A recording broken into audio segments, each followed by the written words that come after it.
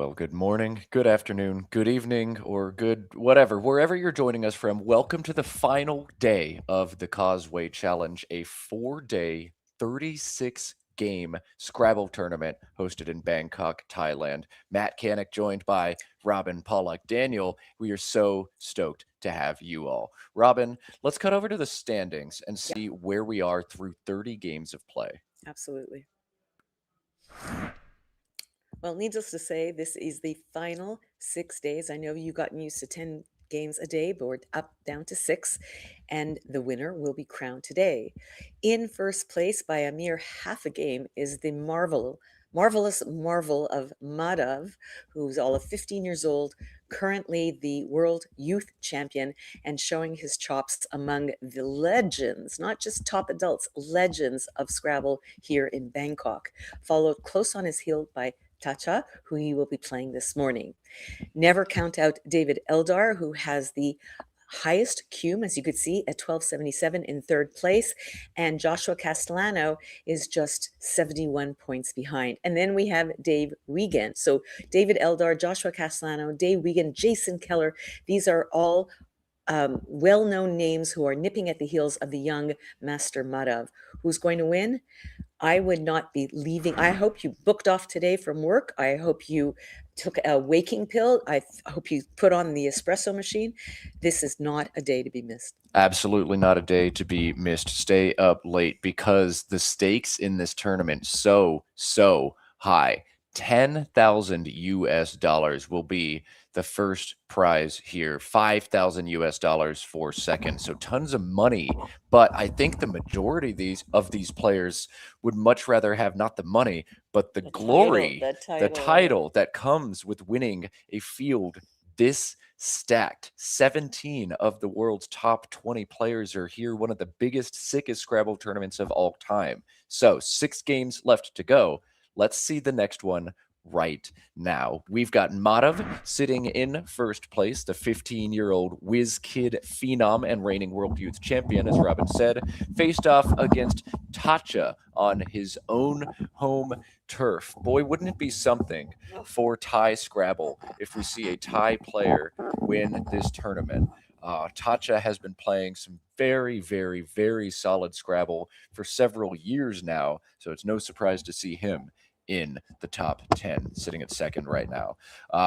For everybody at home, just want to talk about the pairings today. Today is 100% straight King of the Hill. That means number one plays number two every single round. We are going to see a lot of strong players lose games. We're going to see a lot of sick matchups with tons of stakes. So that's what we're in for today. Today, one of the possible fives available to Madhav here, but I think he'll pick Duty. What a way to start off, Robin. Howdy doody. It's the start of the tournament. You would love to be able to look at your fresh tiles and have a blank or an S to start the tournament, as if to say, the gods are smiling on me and this is my day. But not bad. You get to play 28-point turn, get rid of your double O, get rid of your double D, get rid of your Y, score a little bit. The only bit of danger is it opens the O to a possible, for example, X or a J, or just a very easy hooking bingo. But it does everything it needs to do. It scores the 28, and I believe he might be on hold. Yeah, this does look like a hold. Madhav not drawing his refreshment tiles yet, so maybe Tatcha thinking this could be Doodie only. Doodie is actually not acceptable, but interesting. All right, turn one, and we're going to see a challenge here. So instead of 28, we're going to see an additional 5 points for Madhav.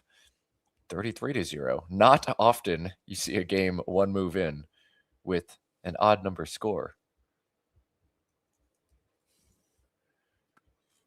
So the screen coming up green, Madhav at 33 now, Tatcha 0. I don't know we would necessarily have seen the challenge if Thatcha had a tile through which he could play one of his many bingos with that rack. It's a very lovely rack. It goes with a few tiles through the T for allotted and totaled. For example, with a B for balloted or a C for collated. Madhav did not give him a tile that he needed for an 8, and so the challenge was made. All right, so Tatcha now with those double L's, no available bingos to him. He's got a weird turn. One option here, Robin, is to just blow it all up, to play through the Y in duty. 22 points is better than he can do anywhere else, but he's got shorter plays that'll keep more of this rack together. It feels pretty instinctive to just drop LOD above the DO of duty as well. Now that's just 15. Alloyed is 22. So are you taking a short play here, Robin, or playing through the Y and Alloyed? You know, I love leaving a balanced rack as much as I can, unless I'm going to be scoring another 10, 15 points, even 8 points, 7 points. I don't see the point of blowing up the rack so soon. He could do something like Alloyed and go for the 6 tiles. So that's another philosophy. Play as many tiles as possible early in the game and try to go for the blanks and S's. Or, hey, I already have a pretty balanced rack. Let's not blow it up too much. And I think something like Laud, although it plays the third D, might be the way to go. And he can also play Allod to it as well. But that would be, I think, unnecessarily volatile. All right, so will it be the short play or will it be the long play for Tatcha? You can see the gears turning in his head. He spent over 2 minutes on a very tricky first move for him. Wonder how much more time we'll see from Tatcha. He's a player I don't know super well, but generally, if you're going to spend this much time early in a game, it's a sign to me that you're one of the slower players. We'll watch the clock factor, as we've seen Madhav play very effectively but very quickly in his previous streamed games as well. Can Madhav put some time pressure on Tatcha? I think he's doing TBD. the right thing to take some time this turn because it is a very, very nice rack. He doesn't really have a lot more points. He could also play load in the same place, Allod, Laud. I think just play slow, play low. He's saving an A to go above DO for ado. He's saving the L and the T that goes above OT. He's actually able to play parallel to, and above Laud and duty very, very easily. Plus, he's gotten rid of the D so he can play through the D and duty as well. So I think this is a very reasonable play. Yeah, Lod just makes a lot of intuitive sense. That leaves so synergistic, and as you said, the ability to stack with Adu next turn feels good. But this looks like a pretty straightforward play for Madhav, grabbing either CAW or PAW, placing them beneath the DO in duty. 30 points. And Robin, it's between those. Are you keeping Cant or Pant? It depends on how defensive you want to be. If you want to keep the board open, you play paw. If you want to close the board, you play caw. The only letter that goes under it to make a 2 is the H, and those could come out at the end of the game. I think Madhav likes a bit more of an open board. I personally like CANT above PANT. So, and he doesn't even have to just stop at these 3 letter words. He could also do something WATAP on top of Laud. Oh, that's nice. Which now it takes an E afterwards as well as the S, and that's fine. But it gets rid of 5 tiles, saves the very synergistic CN, pick up a couple of vowels, maybe an S. I think you're doing real well. Oh, yeah. Watop, the triple stack looks very, very defensive for Madhav here. So that or pawn underneath. He's shuffling between these 2 plays. They're both very strong. And, computer analysis doesn't seem to be favoring one too much over the other, but pawn, Watop, strong plays.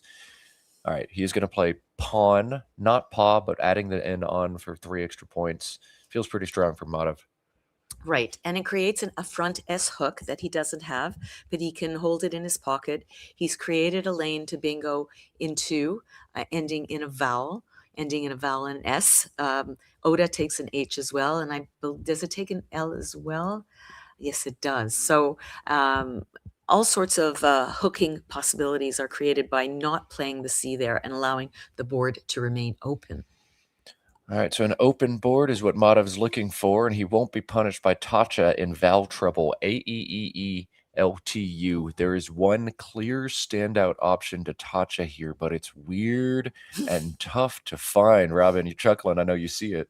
Well, you have 3 E's on your rack, and what are you going to do? And you can open the board way open and just play something like LU8. And to be super honest with you, it's something that I might consider doing underneath pawn. Just blow the board open, get rid of everything. I actually like LU8 a lot, but if he just wants to get rid of a couple of his 2 E's and save a somewhat balanced rack, he could play pawn E, extending pawn to the 2 E's, forcing Madav to now play underneath pawn and open the board or overlord. So you always have to remember when you play your turn, not only what are you doing and scoring, but how are you leaving your board? This is your legacy. Every turn is your legacy. What is your legacy to your opponent, and what shape are you leaving the board in as you complete your play? The play of pawn knee is so good. It is definitely Tatcha's best play here. It's just so defensive. It makes Madov's next turn very, very challenging. Pawn knee knocks Madov's average score next turn down to just 35, whereas longer plays allow 40, 45, even 48. This another defensive option, but this is not as strong as pawn knee. Similar leave, but not nearly as great on the defensive end. But a good number 2 option here for Tatcha, the tough to spot Pawnee. Wow. I think if you have so many vowels, you would do well if you possibly can to keep them along with, because you're going to be keeping 3 vowels with it. So that combination is going to be so much better. On the other hand, if Thatcha had done what I would have done, possibly, it depends on the situation. If he had played Eluate, then Madav would have been able to bingo through the E with Loricate and Erotical, and I don't think Erotical would have fit, but he would have had Loricate, etc. Just Loricate alone. So he did well not to open the board, and now Madav is in a position of having an actually very lovely rack that only makes 8s. And now what do I do with this? Yeah, these are some of the most challenging turns in Scrabble. What do I do with this? Do I play really, really long? Like, he could just play 6 tiles off right now and reset the rack. Saitola and Alod, ALOD, is 21 points. And it goes digging into a tile bag, still both blanks unseen. Saitola also reaches for 6 times into the bag for S's, which are quite important in this game with that dowel hook underneath, a DOWLS, which also takes an E. Or you can play shorter, try to keep some bingo prone letters together with something like loci here. And saving the absolutely lovely art. Loci.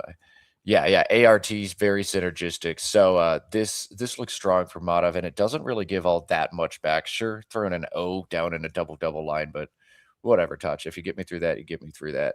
Loci looks like a very fine play for Madav, and we're back on Tatcha. More vowel trouble for him. I think we're going to see a word we've seen already on stream. Atamoya set up on Tatcha's rack. What do you think about that, Robin? I think it's perfect. I think, like, let's move on. The first experiment didn't work. It's time to move on to side B of the record. Unfortunately, he doesn't know that Madav has just picked up an X that will go very nicely under Loki. I love Adamoya very, very much.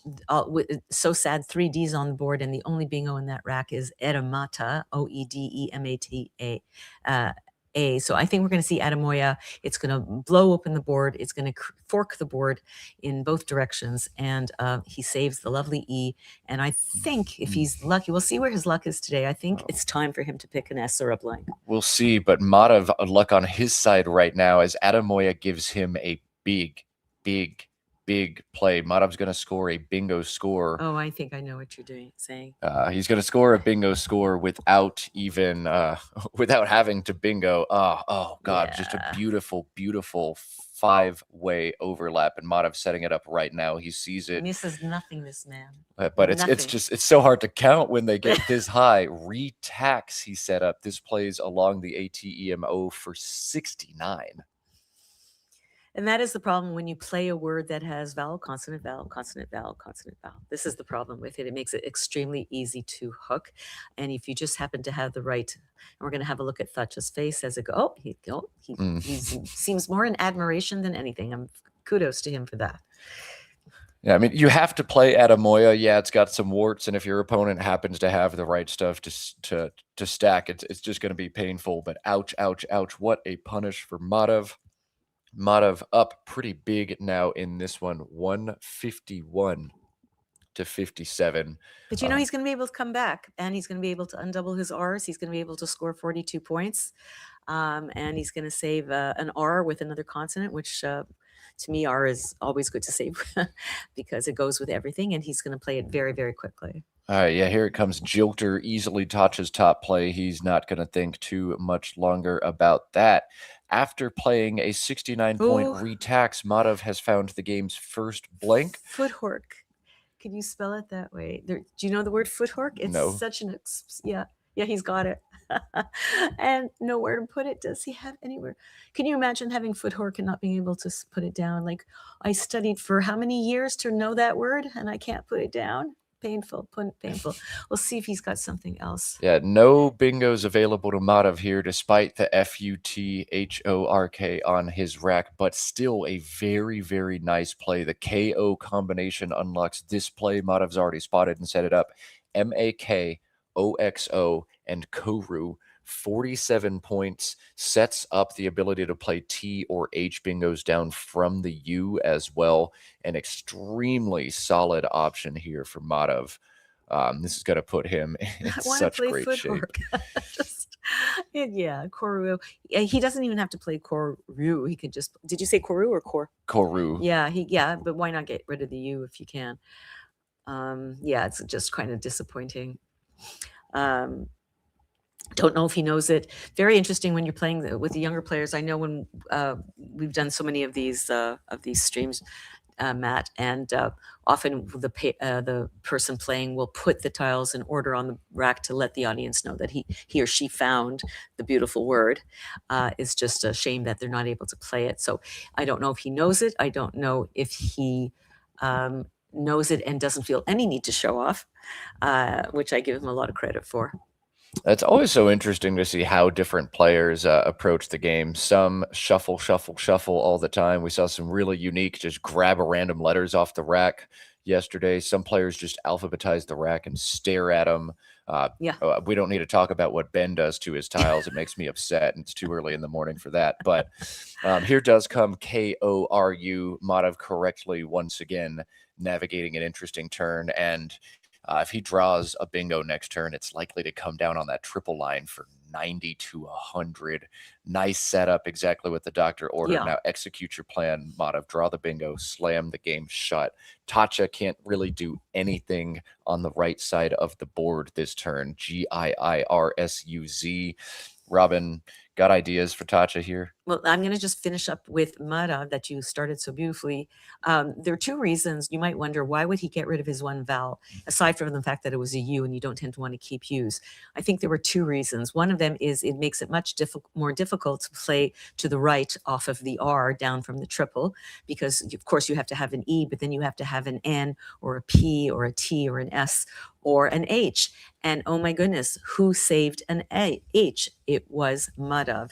So he is setting himself up for the next turn, allowing one more tile to be picked, giving him a chance to be able to bingo down that lane to the right of the U, because he kept the H, and he's now looking at playing shifted using the blank as an F.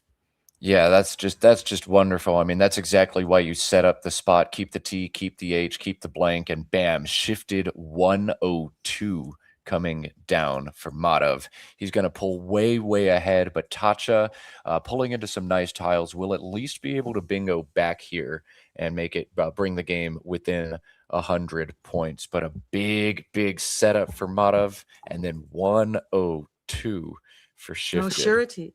Surety'd into the D. Indeed, the bingo for Tacha that we're going to see. It's not an easy bingo to find, and it could just be my own brain that I have difficulty with it. I did find it right away here, and I promise you, the reason I found it so quickly and I didn't look it up is simply because I have studied this rack so many times so that I would find it, because I kept missing it. And good on him for finding it immediately. Yep, Tacha tossing it down, 80 points. Does not give him any trouble. 207 to 300. Now the score, the 15-year-old world youth champion on top of this one.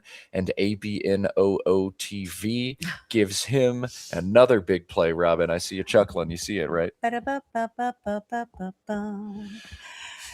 That's the dueling banjo song, in case people they're not knowing why is Robin singing. Yes, he's able to play banjo, scoring 42 points, undoubling his O's, getting rid of one of the two heavy tiles on his rack. Ideally, it would be the V, but you're not going to quibble if you can get 42 points. I mean, Banjo, the one ward against it is it does open the board when otherwise Madhav has great control over that left and upper quadrant, but it's so many points. Madhav going to flex now for a little bit, setting up Ob Ovate into the ET. A cool find, but 15 points and opens the board. There's no universe where Madhav plays that. He has seen another good option looking at Nova at the bottom of the board beneath the IZ of Grizz. Nova is probably Madhav's top play that does not open the board. And we like this. Find Banjo, clearly looks really good, but then also find the best play that doesn't open the board. Compare those two options, but I think Banjo just too much to pass up, Robin. I think you agree. Oh, absolutely. Absolutely. No. You have two options when you're ahead like this, and it depends what time of the game it was. We are way too early into this game. There are still 37 tiles left for anyone to be playing too defensive. What you should be doing is just scoring, because if your opponent cannot catch up to you, all of these, I mean, if you're going to just play for 10, 15 points, your opponent's going to catch up to you. I promise you. If you can keep scoring 42, but you're opening the board, it's still going to be very much more difficult for your opponent to catch up to you. All right, well, points so paramount for Tacha. This play so good for him. I was wondering if he was going to see it. That sneaky eye hook on Maki available. Huge find for Tacha. Put the R up in space at the top line of this board. Score better than anything else. Yes, exactly what Tacha needed to stay alive in this game, and he spotted it so quickly. Well done from him. So right now he's got the B to play through, the A in banjo, to the N or to the N and the letter below it. Very easy to stick an S or a T or even a G onto it for ING bingos are very available to him. Lots of G's still available. There's bingos to the R in Rapini. There's bingos over Laud to the L, or sticking in S, for example, on Oda to make soda. There are 3 S's left. And let's not forget the 9s. There's a TE available. There was until this play, but there's now an ATE, which is a very common suffix in 10-letter words. So all sorts of opportunities for Tacha to be able to score. But if your opponent is going to play the horrible tiles and score 40 points a turn, it's going to be very difficult. Yeah, VAW, the perfect stack Madhav needed, getting rid of 3 ugly tiles and scoring a ton. But Tacha, as he's kept the board open here, has drawn just 1 bingo on this turn. That's what he needs. Probably 2 bingos to catch back up in this one. You got to get 1 down and draw well next turn. But and what were we just talking about? Making an ING hook, right? Indeed. And he's got it in 2 places, does he not? Oh, he has an N already, so he has to play it through the A. See if you can figure it out, and we'll give you a hint. It's a very nice dance. Yeah, you got the dance, you got the ING. You've likely connected the dots on it now. Samba-ing, S-A-M-B-A, ING, down through the A in banjo is Tacha's 1 bingo. That one's pretty tough to spot. You don't often think to go ING with a vowel right yeah, in front AI of is it. terrible. Yeah. And another issue, again, is the issue of English, with some of the Thai players not knowing that a word actually is a verb. And then yesterday I learned a new word. Did I talk to you about this? Do you know that Pluto is a verb? Pluto is a verb. Yes, you learned the definition last night of this one as well. What does it mean, Robin? I think we were well into a few beers at that point. Plutoing means to make obsolete or to remove from a list, something like that. Pluto got the Pluto treatment as it's no longer a planet. Good for you. I am seriously impressed. Like, I'm looking at Matt now with seriously impressed eyes that you remember that. because we went through a lot of definitions yesterday. So that you didn't mix them up with something else is, of course, I don't know if you're making a mistake because I don't remember, but I am seriously impressed with you, Matt. I went to college for 8 years, Robin. I can handle my after-hours play just Oh, fine. you're an infant, 8 years. 8. Uh, You don't want to know. All right, so Samba-ing has not been found for Tatcha yet. What a frustrating turn. But if he misses it, look what Madhav has with my ing that I said was set up. Footling. No, he's got a Q. Look what he doesn't have. Fochtling. This computer's a little far away from me, guys, and I'm wearing reading glasses, so that's not helping me. Now with the glasses off, Yes. I could see. But you know what? He might just be able to keep his finger on the 10.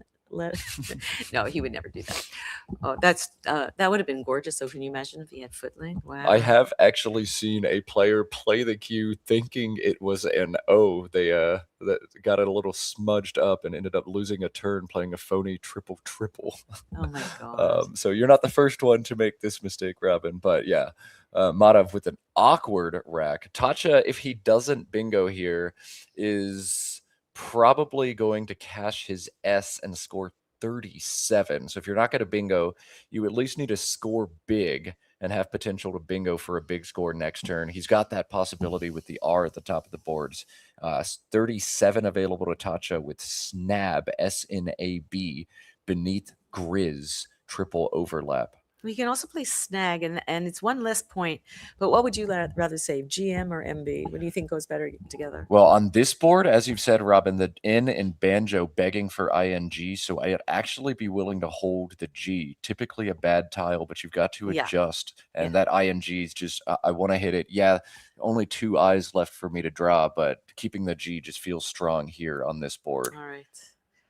Okay, so Tatcha has not seen Samba-ing, and he's decided he's going to hold on to his S, using it to bingo. It is a great bingo tile. So Gambo, the choice from Tatcha here. He trails Madhav by 112. He needs a bingo right now, and he's found Banshees. Oh my goodness, from the B for almost 100. And the okay, H is going to hit the double letter. We've still got a game here. Looks like a great game on board 3 between Dave Wiegand and Jason Keller, just 3 points as well.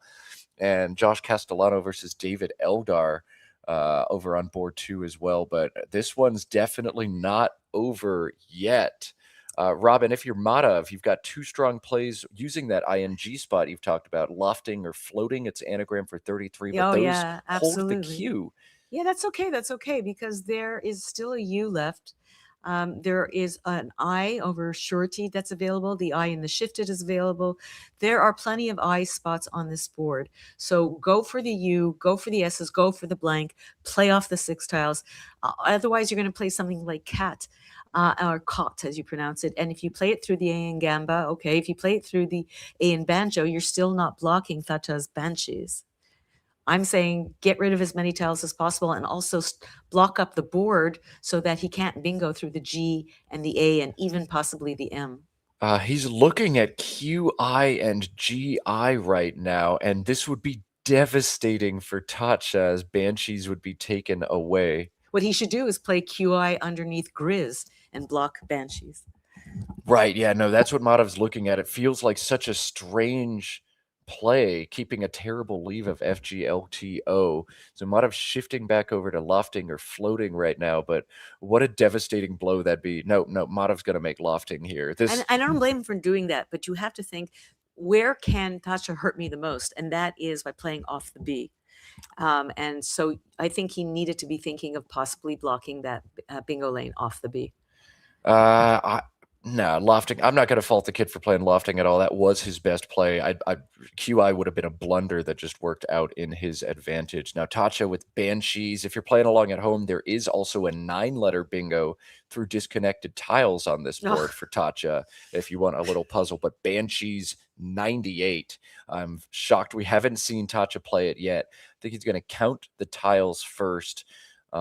Just to consider maybe a line where he wants to fish for like Beziques if he needs a major out bingo in this game. But he's got the ability to draw 7 tiles. If you can refresh the rack fully and draw another bingo, Banshees feels like the right move here. Oh, absolutely. It's only going to put him within 50 points of Madov. I don't think it's going to be enough to win the game, especially since there's so many places to play the queue. But it's going to get him a lot closer. But at this point, with 6 games to go, we're worried about spread always, but now we're really worried about number of wins of games. Um, I give him. I just hope he's seen it. I just hope he's doing the necessary paperwork, so to speak, that's required in order to make sure that you're making the best play. There we go. He's coming right down. And let's watch Madov's reaction. Madov knows he's fine. All I of the think good he's tiles fine. have just been played at once. The only threat to Madov here is getting bingo bangoed. But because you see EESS blank all come down at once, Tatcha's going to reach in and draw a very bad rack. EIAUVY all coming Well, his way. Vicuna with an N, right? Like No, AEISUVY, the final rack, what I Tatcha's haven't going put to in. draw. Yes, So I haven't put in his rack yet. so as soon as Madov does his paperwork and sees, oh, all the goodies were left at once, I can't get hit twice, Madov's got to feel great about his chances in this game. Last question for him is, do I need to play this cue right now, or can I hold off for one more turn in this end game?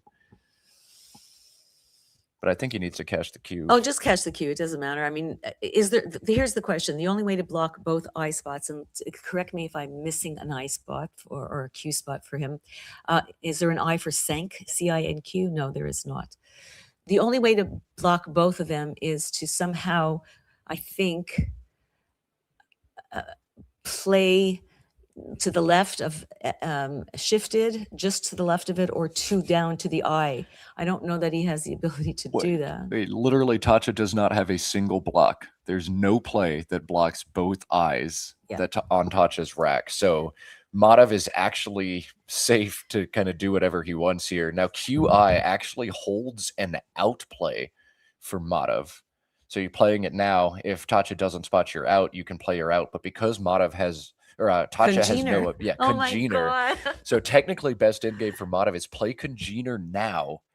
Tatcha can't stop me from playing Yeah. QI. Yeah, And I I love think it. that's what's going through Madov's brain now. Congener first is the correct play, because if Madov plays the Q, Tatcha can block Congener and get an extra turn out of this game. So that's crazy. Crazy. Oh my god. Oh my god. Oh my god. That's just lovely. Is Congener good? I think it's just Congener. Yeah, it's just Congener. This is why you study the eights, guys. You got to know these words. Oh, Gonna win you tournaments. it's a fun definition on congener. Tell us. It has to do with genus. Basically, if you're a shared member of a genus or class or group, you are a congener. Very nice. So our families are congeners? Are our congeners?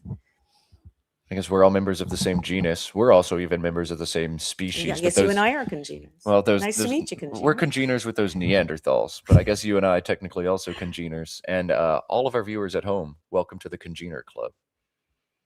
Thanks for joining us, by the way. We appreciate all of you. You are watching the Causeway Challenge. If you missed our intro this morning, this is the fourth and final day of a 36-game tournament held in Bangkok, Thailand. The Causeway Challenge is the brainchild of director, organizer, visionary Michael Tang.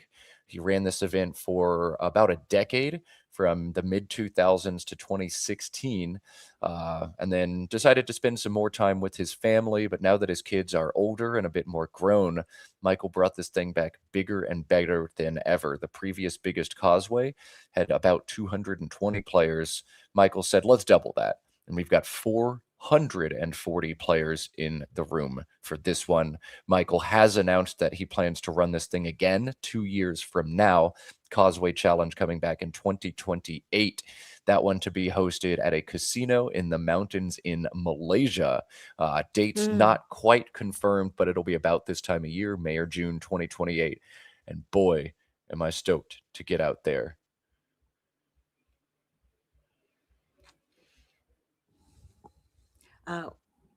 Let's see what he's going to play. I just had this little thing where thoughts to try to block the bottom right of the board by playing AYE and giving him caught to go out, but I don't think that will happen. I just can't believe Tatcha can't block those two eyes that are so close together. Literally, no word Well, it's exists. not that easy, eh? I mean, you'd have to come down with two vowels and a consonant. Can we even imagine one that can go there? Probably. We'd have to think about it. P-O-U-R-E, and something interesting like that. Oh, P-O-U-P-E, that would block everything. Yeah, just Off the top of my head, P-O-U-P-E to the right, to the left of shifted would block everything, but he doesn't have that. He doesn't have that. Congener is a very unintuitive find. He might even find something like kanji or whatever, just anything to score, but you don't want to play kanji because then you open up the triple down with the S that he's got. He's going to take a little bit of time, which is absolutely fine. He should be feeling quite good. He's up by quite a bit, 42 points. And it's just a matter, and he knows that his cue cannot be blocked. So it's just a matter of finding the best play. Congener is not an easy word, not only to find, let alone through two discontiguous tiles, but it's a hard word to just know, just in terms of the level, depth of study you need to do in order to get to a rack like that.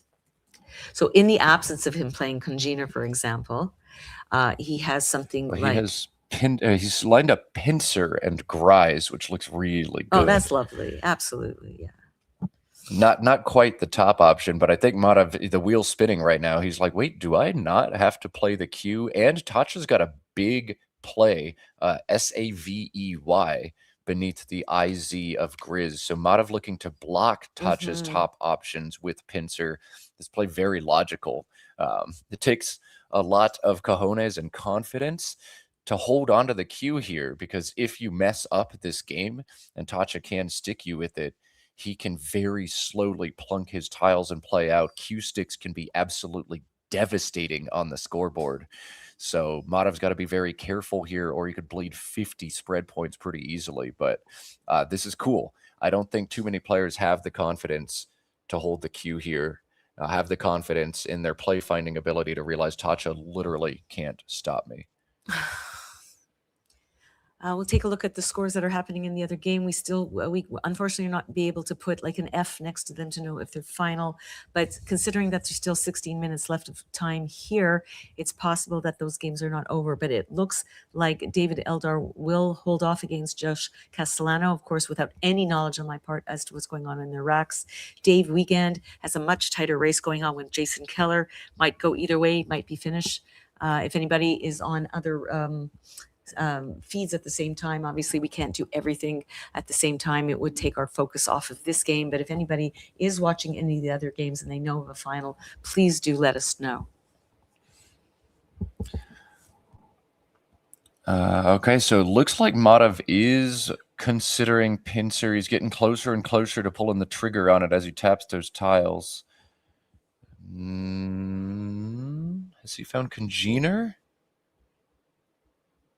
He's found it. He's found Congener. So now Madav's going to look at this and do the math. Is this my best end game? Is this better than Pincer?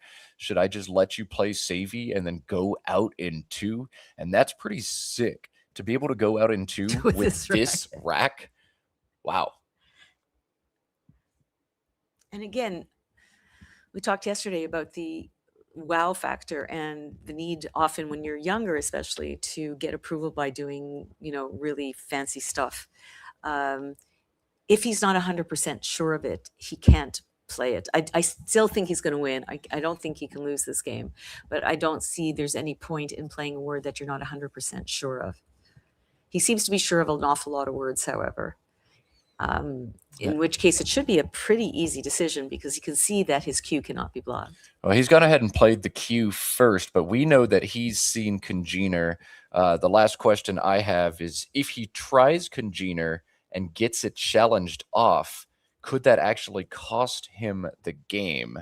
Running that through, no. Okay. If he tries Congener and it's challenged off, Madav would still survive and win by 8. So he's free to try it, even if he's not 100% on it. But we know he's seen it. He set it up on his rack for us. We appreciate you doing that, Madav. Yeah, he's in super good shape. He was, and that was the beauty of playing when we talked about the philosophy behind playing banjo and opening the board, which it did, and it ended up giving Thatcha a very, very big bingo. But the point is, the bingo was just about 50 points more than the banjo play, which never would have happened. He never would have had those 42 points.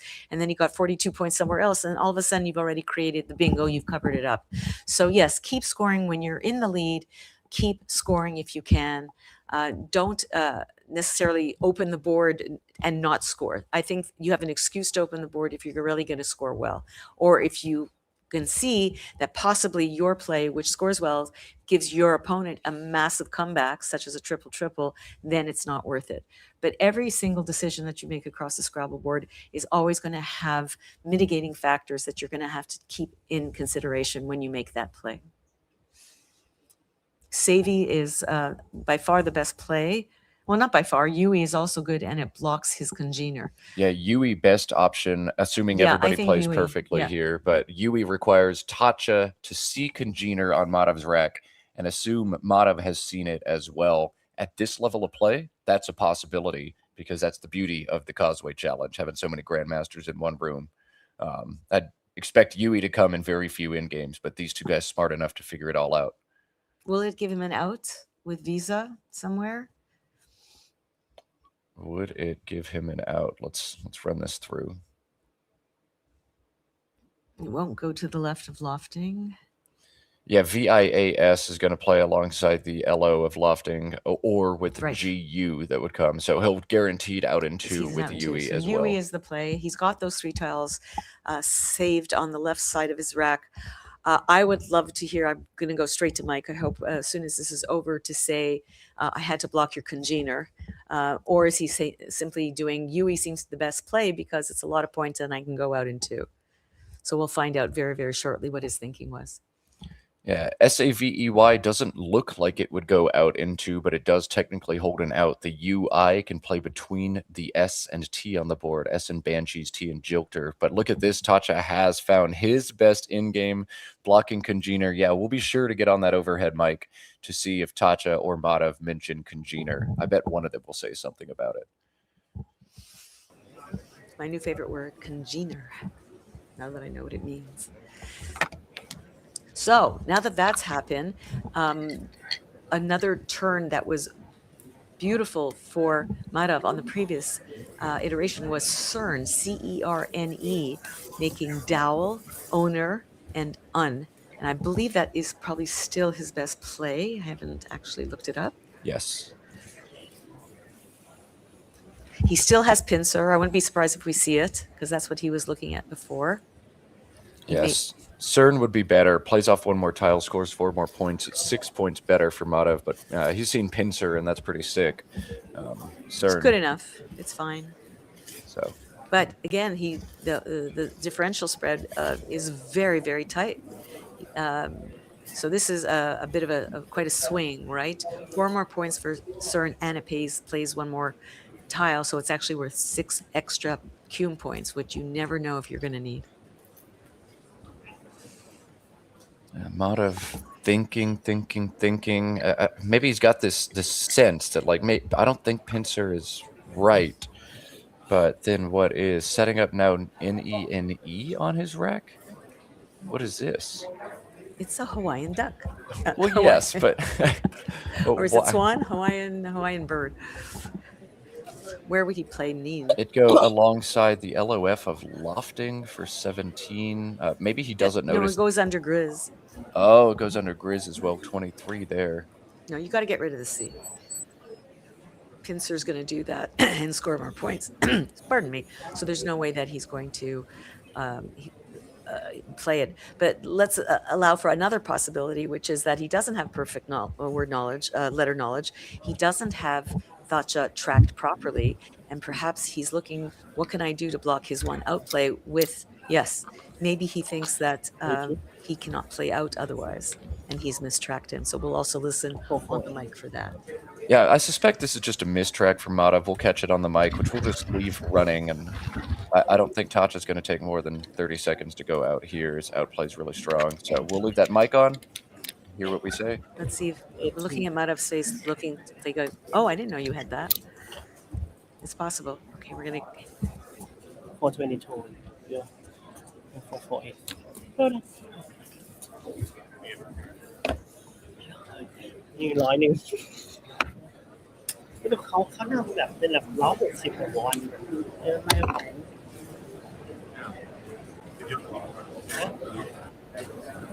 อ๋อใช่ครับพม่าที่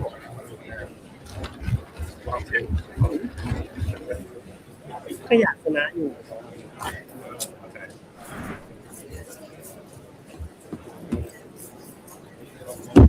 You're right. All right, so not much of a post-mortem at all between these two guys. I guess they're gonna save their willingness or ability to discuss as they've got to use their brains extensively today. Tatcha just tapping the board, pointing at the 102 point shifted, as that really did shift the outcome of that game. I'll be here all day. You'll be here all day as well because 5 more games to go at the Causeway Challenge. I've asked if we're going to have lengthier delays today late in these Scrabble tournaments. Sometimes they wait until every single game is finished to make sure pairings are as accurate as possible. We call that hot pairings. And I'm getting word from Josh Greenway. Yes, hot pairings indeed. So slightly longer delays between games for you guys. Those of you joining us at work, I guess that's when you're going to get your work done because I know you're going to be glued to your screens for most of play. But as soon as we have next matchups, we will throw everything in. We'll do everything we can to let you guys know in chat approximate timelines as well. It looks like games still in progress on board 2. If you want to hop to our board 2 stream, join colleagues Josh and Chloe, your analysts over there, if you want to watch some more Scrabble. We are going to cut to a break as soon as pairings are live. We're going to get back to our next game from Bangkok. So, Robin? Well, I think it might be the Madav show today if he's going to keep playing the way he's playing, but count me in because I'm really enjoying watching him play and how his mind is working. Yeah, today's going to be a bit of a less quick pace of a day, but it'll give you an opportunity to do things in between. And since we're not playing 10 games today, the day will still be shorter and will allow you to get about your Monday. So hold tight, do what you need to do, keep the broadcast open, and we'll see you when we get back. See you soon.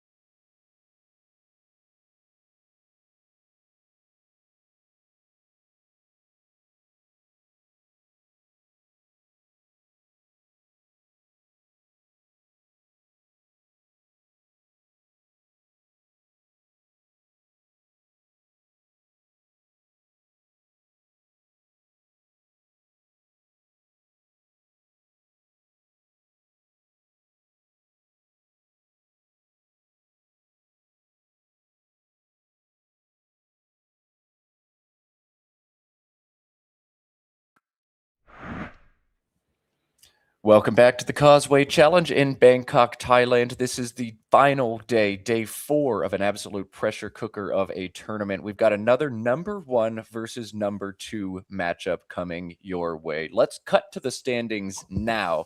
And Robin, I think the magic number to win this tournament is going to be 25 wins. I think it's incredible that we don't have a runaway winner at this point, which makes today all the more exciting for everybody who's out there watching.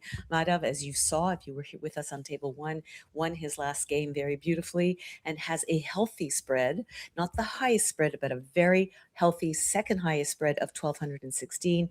David Eldar, who is just a surgical precision on the board, will be playing him at 21 and 10, but he has the highest cum by 150 points exactly. Dave Wiegand, also lethal across the board, also at 21-10, but he's faltering with over 400 points less of cum. Thatcha has that important half game that will very often make him higher in the stands because of that half game win and / loss. Josh Castellano at 20-11 with also a very healthy cum. And Jason Keller is going to need to have a big win, not just a win, but a big win to start to catch up with the cum. Yeah, so a Madhav win puts him potentially 2 games ahead of the pack if Wiegand loses on board 3. An Eldar win makes this thing crazy, crazy, crazy. Let's see who gets it. Madhav, Eldar, ready to play Scrabble? We are going to do it. Welcome to everybody joining us on Me Watch OTT, everybody joining us on the YouTube live stream on the Let's Play Scrabble channel, and everybody watching us from the future. Catching up if you were playing in this tournament or unable to hang with the time zones. Thank you for watching. I hope this is an absolute treat for you. David Eldar, a 2-time world champion. Madhav, a 1-time world youth Scrabble champion. If my intel is correct, Madhav, the youngest ever to win the world youth Scrabble champion. This kid is just 15 years old, and he leads the pack, 17 grandmasters in that pack. AEEMOXY, the opening rack for David Eldar. Robin, I see the 5-letter OXI. Is that what you're doing, or are you going to play a little bit shorter here? No, there's absolutely. I mean, the other word that he can play, if you want to play off 5 tiles, is exome, saving AY, but I'd much rather save AM than AY. He could also just decide to do something crazy like Mixo, MYXO, saving AE, but I don't think we'll see that. Oxeye allows him to play 5 tiles. He's not opening up any double letter words, a double word scores above a vowel. And yes, we're going to see it played vertically, of course. All right, David Eldar opening vertically with Oxeye. Madhav with a rack of 5 vowels to start this game. AEEINOW. Anytime that X comes down on the first turn, Robin, you're looking to stack alongside it. Which of Madhav's stacking options do you like the most here? I definitely would want to play Owie. I think it's an absolute perfect way to get rid of it. Yes, it takes a lot of front hooks, but it is the play. He can play it whenever you have an X on the board, your mind automatically goes to how can I hook onto the X? The X takes the A, E, and O in the back. It takes the I and the U in the front of it. So he could play Owie. Exactly where we're seeing him put it down right now. That would have been my recommendation. It's worth more points than playing it to the left of Oxeye. Yeah, this is the highest scoring placement of Owie, and while it does cede the front hooks, as Robin mentioned, it's pretty defensive because XI has no front hooks, so Dave can't just easily stack on the other side. This looks very, very good for Madhav to open this game. ACGKOOM, the next rack for David Eldar.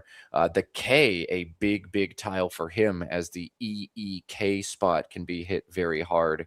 He's got KAGO there, mockage into the E of Oxide if he wants to go way longer, but Kago looks so good to me, Robin. Kago looks absolutely perfect. That EE with that K hook is absolutely perfect.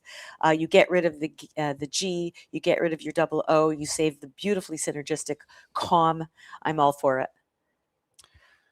All right, Kago looks very, very good. This does take a back S, a Kago defined as a Japanese sedan chair.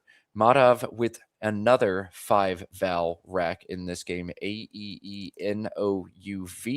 He drew none of the front hooks for Owie, so he can't play there. Ew. Looking at the options for Madhav, I don't like anything here, Robin. Is there anything that Okay, anything you like? I just walk away from the rack and just hope it changes when I come back. Yep. One important thing I do want to add is that eek in this spelling of the combination of eek does not take an s, so that is not an s hook. Now the question becomes always like, am I going to play my game? Am I going to be aware of my opponent's game? I know this is David Eldar. I know he has fantastic word knowledge. Do I want to like completely open up the board and play Avenue to the right of Owie, making OU and OWE, but I open up a very dangerous double-double with the E slotted in the 6th position? But it gets rid of everything, right? You have a ton of vowels. You have a U that you don't want. You could do a shorter version. You could play Evo again in the same position, making OO and OWE. But once again, you're opening up a double-double. You've played off both of your E's and saved a U. I'm not a fan of that. Or you could be very defensive.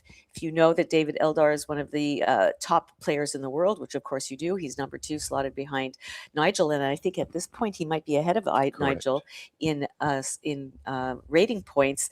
You might want to play VOE, making OO and OWE. I might consider playing that one. It saves AEN. Yes, it saves the U, but it does save AEN. It blocks the board. It forces your opponent to open the board for you, which is always what you want to do. Robin, you've got TWL brain. VOE, not quite the best blocky play because it takes the front E. We You're set right. up a big You're double-double right. spot. Yeah, no, it looks so defensive to us, but Evo being present. Now, VOE actually a good play for Madhav still. Only, 6, 7 unseen E's. So he would set up his E, but he says, no thanks, I'm just going to play long and get rid of a lot of these tiles. Avenue, what we see from Madhav. VOE would have been pretty fun. We see Dave does not have the E he would have needed to punish that. Now he has the E. He wants a double-double available to David Eldar, a non-bingo, but no bingos for him. Located is 40. Insta-play, right, Robin? Insta-play.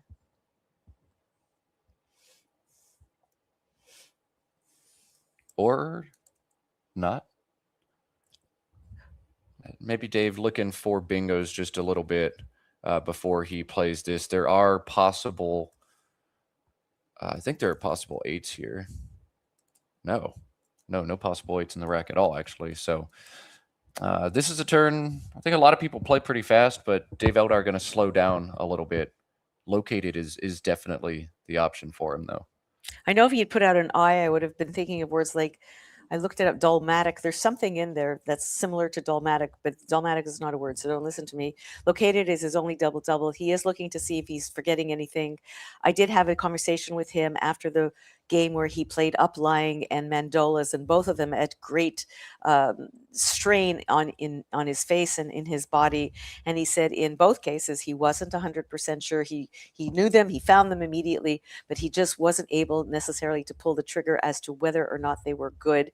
He did eventually do that, but we're seeing that there are some cracks in his recall, and we'll see if we're going to see any of that today. He's not going to be able to afford to have any if he's going to win this tournament.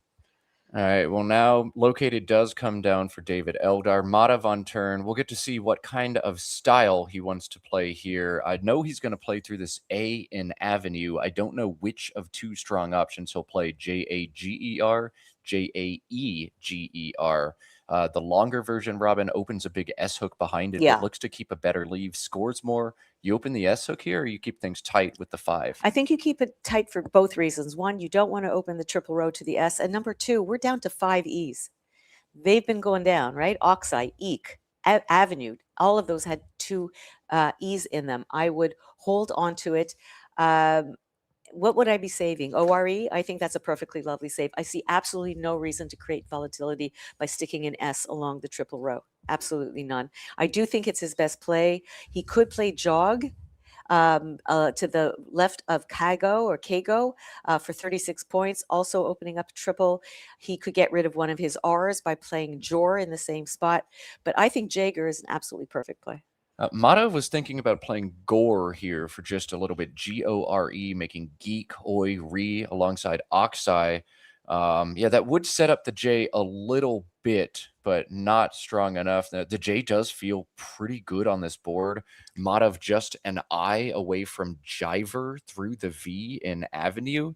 So I think that's the thinking here for Whoa. Madhav. Play Whoa. Gore, try to draw Jiver, but I love that we've seen this consistently from Madhav. When he gets a JQ, X, or Z, he really slows down and takes his time, tries to figure out how to set them up. Shades of Nigel, who's so infamous for making those setups. But we are going to see Madhav do this. This looks very mathematically correct, though huge respect to slowing down Gore, very creative. Madhav deciding, though, not strong enough, and he's right on that one. I would like to stop this broadcast for 1 second, if it's okay with you, to make a note of whether Master Madhav is chewing gum. And I don't believe he is. And I think we have a correlation between chewing gum and winning and not chewing gum and losing. Yeah, I think the R value on that correlation has been 1 on stream so far. Madhav, I think, undefeated when he's chewing gum and absolutely winless when he's not. We need to go back and check the tape on day 1. Was he chewing gum? But a great point, Robin. I don't think Madhav can win this game, though he did have gum on the table available to him yesterday. Should Madhav pop a piece into his mouth, I think that would be the highest simming move. Well, he's going to bingo on his next turn no matter what. So let's see what happens with Mr. Eldar and how he can balance his rack. He would love to be able either to play off the QU and score some points, or perhaps get rid of the clunky MMB in some way and save a very synergistic QUE. Even QUEM would be better, just getting off the MB. Yeah, this looks like a very straightforward queen to me for David Eldar. He's going to slow down and take the extra time. JQXZ, you always want to do this, but queen just feels too much better than anything else. Play the Q, score 32. And block the S hook. Indeed, block the S hook on Oxeyes, and it comes just in time as Madhav ready to pounce with Corby's. Corby's and Oxeyes was 90 some odd. Now Corby's and Kagos instead just 77 is Madhav's top bingo. And he does have another one through the R, which I'll leave it to the audience to figure that one out. It's a very pretty compound word. He's also got 52 as a non-bingo, BEVOR through the V in Avenue. Let's continue to watch that spot because something is going to come down for 50 at some point. Look at that play. That is stunning. And if he didn't have 77 points, I would say go for it. Or if he was going to blow a blank for 25 points, I'd say go for it. So everybody try to look at that spot between Bevor and the double letter and double word, and try to fit in the tiles on his rack. This is your puzzle. And what word can he play there in order to hit both the A over to the E in Jaeger, the A in located, make a 5-letter word and score a ton of points? Oh my goodness. So look at David Eldar into BM blank. He's drawn ALTU. I don't see any bingos available to Dave after Madhav plays Corby's except 9s possible. There are 2 9s available to Dave Eldar already on this board. Chat, you can start looking for him. I wonder if we're going to have an absolute wow moment. David, definitely the caliber of player who can find things like this. And I believe he's studied 9s. Madhav playing Bevor. I'm not sure if this was uncertainty on Corby's or if this was maybe just trying to play some defense. We see BEVOR, though. That's got to be a mistake, right, Robin? I think it is. I think I found one of your 9s. I think, is Mouthable good? Mouthable is not good, but that is the spot. Oh, you know what? Mouthable is, excuse me, Mouthable is good. Mountable, 2 of the 3 9s. Sorry, I misread that. 3 9s available to Dave, all in that spot. Mouthable and Mountable, 2 of them. Yeah, I think it's a mistake because especially if he plays Corgis underneath Kagos, he's not really creating a very dangerous spot. And in fact, he's blocking up the board pretty well. So I have a feeling he just missed it. All right, so Mountable, Mouthable, and the last one, COLUMBATE. The 3 8s or 3 9s, excuse me, available for David. And look at him. He set it up. He's got MUT blank ABL.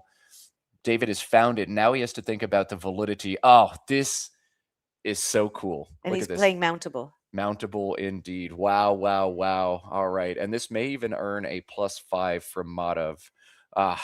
So cool. Disconnected 9. Welcome to board 1, everybody. I love it. I love it. Is unmountable good? Dismountable. Ooh, I like dismountable. That's nice. Let's have a quick look. Dismountable valid. CSW only. It is. He's going. You can see Madhav going, oh, okay, what the hell? Let's just challenge it. Yeah, 5 extra points now coming for David Eldar. Wow. Sick.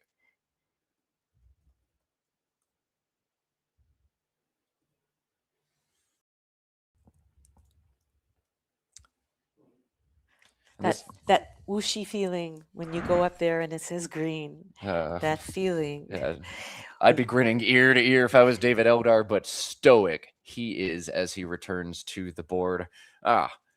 Okay, a little bit of a smile from him as he restarts Madhav's clock. 2:15 to 1:39 now the game score after the 5 extra points from the challenge. Madhav on ACFIRSS.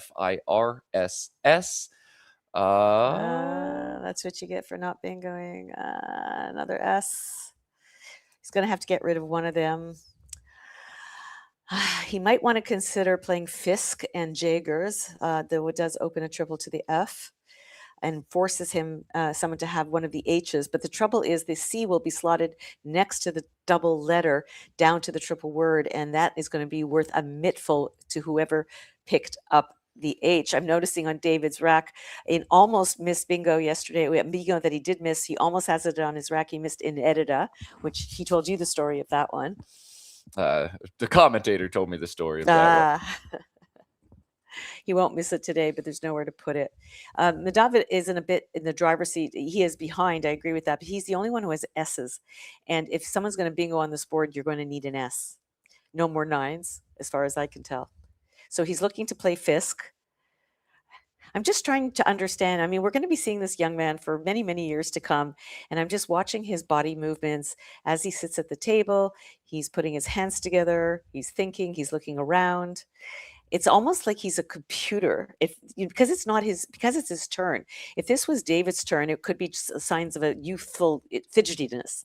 But in this case, he definitely moves his head around, his eyes around, which is a kind of a neural pathway thing that people do when you're thinking. You'll notice that your eyes actually move as if they're reading, even though they're not reading anything. So he's weighing his options. He's deciding, is it safe? And he's making the choice to make the board a little volatile. Yeah, this play just makes you hold your breath. Oh, God. And look at David now, just cocking his head back. Oof. Is that a setup? Did you just set up your C? Is there anything I need to do about that? David, a poker player before coming over to Scrabble and an incredibly good one, now has to play that poker psychology game in Scrabble. Oh, God. Is Fisk just a play that was good? Or is there a huge threat in CH plays I have to cover now? He's being held for Fisk.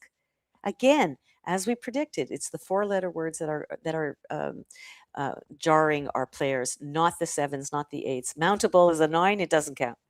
All right, getting confirmation. This is just a courtesy draw. So David Eldar holding a 4-letter word.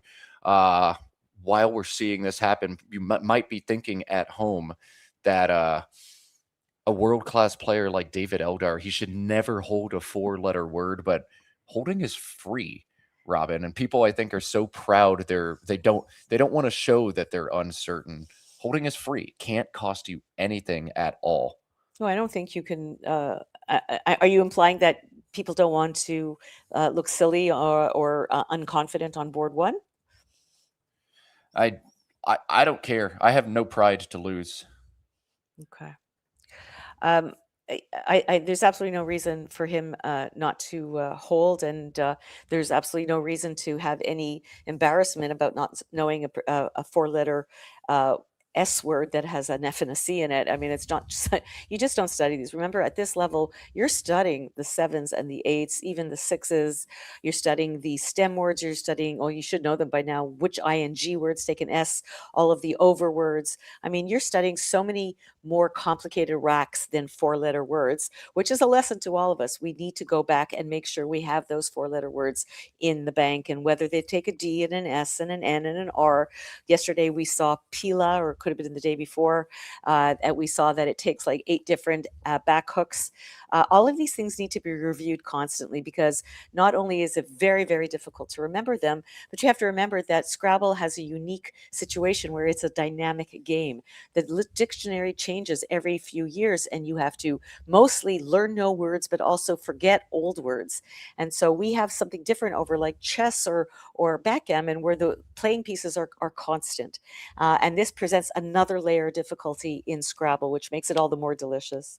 All right, David, just now accepting the play after I did not notice exactly what time this turn started, but David thinking for 2, 3 minutes and now still shaking his head. Okay, I've accepted the word, but what does it mean? Are you setting up an H? Are you just trying to open the board and be annoying? If Madhav did indeed hold an H, oh God, it's so bad. So what David is going to do is That's what I hit would have that done. with another setup, now setting up his N and keeping a very bingo-prone leave. Should he get hit by the H, he's likely to hit back very hard. Cool idea Oh, there. did he? He just gave him a hook for Soapers, a better hook. It's funny, while we were waiting, I was thinking I would play DI to set up my I and my N underneath, because he had an unplayable indicted. But now he's given Madhav Soapers for more points by hooking it onto Chi. Oh my God, several big swings. Yes, now Soper's going to play with QIS. Way more defensive to put it there and way more points. So Madhav fortunate, but David very fortunate on this draw as well. Into DENIT, he draws the H that was just set up by Fisk. David can't bingo next turn, assuming Soper's comes down, but David can still hammer that spot for 53. What a pull. He actually, and we were playing clabbers, he actually has a triple triple, not with the F of that position, but he has a bingo with that rack of hind feet. Ooh, Ugh. wow. That F just not quite in the right spot. So I think with Madhav, I mean, I checked Soapers again and found it very quickly, of course, but is it good? It's just, it's such a silly word. Foamers, soapers. I mean, one who soaps. Okay, yes, it makes sense, but is it actually a word? I think he's just looking to see if there's anything else he could play. There really is nowhere else to play on the board. He has to play it there, and it's just a matter of, do I know it? And now, is his youth showing? Is it, here I am on table one against the a legendary David Eldar, who knows so many words. He just played Mountable. And am I going to look like an idiot playing a word that, I should know? Much harder to find than Mountable, but he's going to go for it. And All that's what right. he should do. Yeah, the hesitation there for Madhav, how long it spins. It's probably not about how this play exposes a triple word, but just some trepidation on whether or not this is a word. But yes, as you said, Robin, every other option is so much worse. Roll the dice. And David looks like he's holding again. Oh my goodness. Now chuckling again, crossing his arms. Giggle, giggle, giggle, David Eldar. Giggle, giggle. I think this is his Achilles heel, this tournament. We're showing many, many times now where he's had not 100% sure of the words. And I don't know what did you have a chance to talk to him about how much he's been playing or not playing? Or he's just had a child, right? He's a new father. That's Has my that understanding. has that impacted his ability to study? Has it made him softer because now he kitschy coos all the time, And it's not just when you're alone. It's all about you. When you're married, when you have I assume he's married, he's partnered up, and he has a child. Your whole world changes. You're a different person. Indeed, you are. But also, when you play 31 games of Scrabble across 3 days, now they're going to recount the play of Soapers. But yeah, when you have 3 games of Scrabble or 10 games of Scrabble across 3 days, your brain just kind of starts to turn into mush. Things that you used to know just kind of disappear. You can develop, the yips, as we've called them earlier on the stream. things like that. So I don't know what this is, but David accepting the play again. Madhav gets to show us those courtesy tiles, and yuck, yuck, yuck, they are. Here comes hinted for David. Not going to bingo, but is going to score 53 points there. And boy, we've got a close one. 285, 258. FIORTTV, the rack for Madhav. VIFF. 51 in the top corner, Oh my comes down God. This instantly. And Madhav takes the lead Ah, once again. back Oh, and forth, just the way we love it for a finals. are we not entertained? All right, David, big last tile here, an A to round out the rack. AENOPRT. Dave's got two different areas his eyes are going to go to, but first, the triple word at the bottom. Yes. Many plays down there, but also a nice play of Aroynt, AROYNT. End of the T of Mountable. Aroynt, actually the highest scoring play here for David of 39. But Robin, are you playing on the bottom to take the spot? Well, this is what I was going to talk to you about. So, right now, there's only one place to bingo on this board, and that's to the left of hinted. In which case, whoever's behind is going to have to open up the left side of the board. Aroynt will do that beautifully for 39 points. However, it will leave the very dangerous Soper's area exposed. He has no W. The W is the worst tile that can go there, as far as I can see. It's you see that E and that triple letter below it. It's just like glaring at you, like take me, take me, take me. I think he scores enough by taking the spot like yawn underneath and leaves a very balanced rack of AEPR. I don't think there's a need to blow up the rack and play Aroynt just now and open it for Madhav. What's your thoughts? Yeah, Jan holding that APER combination synergizes so well with ILNT. So many of those in the pool. Jan feels strong, but 39 and prone at the bottom of the board Also as well. great, yeah. I do think I'd be taking away the triple word spot. That just feels like the right thing to do. But I feel like playing Jan. You feel like playing Jan. Another reason to play prone is that there's still a blank left and an S left, and you're going to increase your chances of picking it up. Oh, yeah. Additional turnover could be very big for drawing that last blank, indeed. He's going to play, though, Jan. AEPR just so synergistic, and a big draw for David Eldar. If he pulls a bingo here, which you do a lot of the time, that would be a huge, huge swing in this game. So let's watch the draw. HAG. Oh dear. So that's not quite what he was looking for, and that creates a whole lot of suspense for us at home. Madhav with another kind of yucky rack, DORRTTU. Now he gets to decide how deep he wants to reach into the bag. Several longer plays are going to get rid of a lot of his letters. The one that jumps out to me is gut rot from the G and K goes. Or it feels pretty natural, too, to just grab DUR and play him off somewhere, Robin. Play long, play short. What do you think? Okay, so right now he's 9 points behind, and he's got a pretty bad rack with nothing to develop. Gut rot gets rid of a lot of stuff, goes for the blanks, goes for the S, and prevents a 7-letter word to the left of hinted. On the other hand, now it allows for 8s, and there's an argument that made that top players tend to know 8s more than they even know 7s.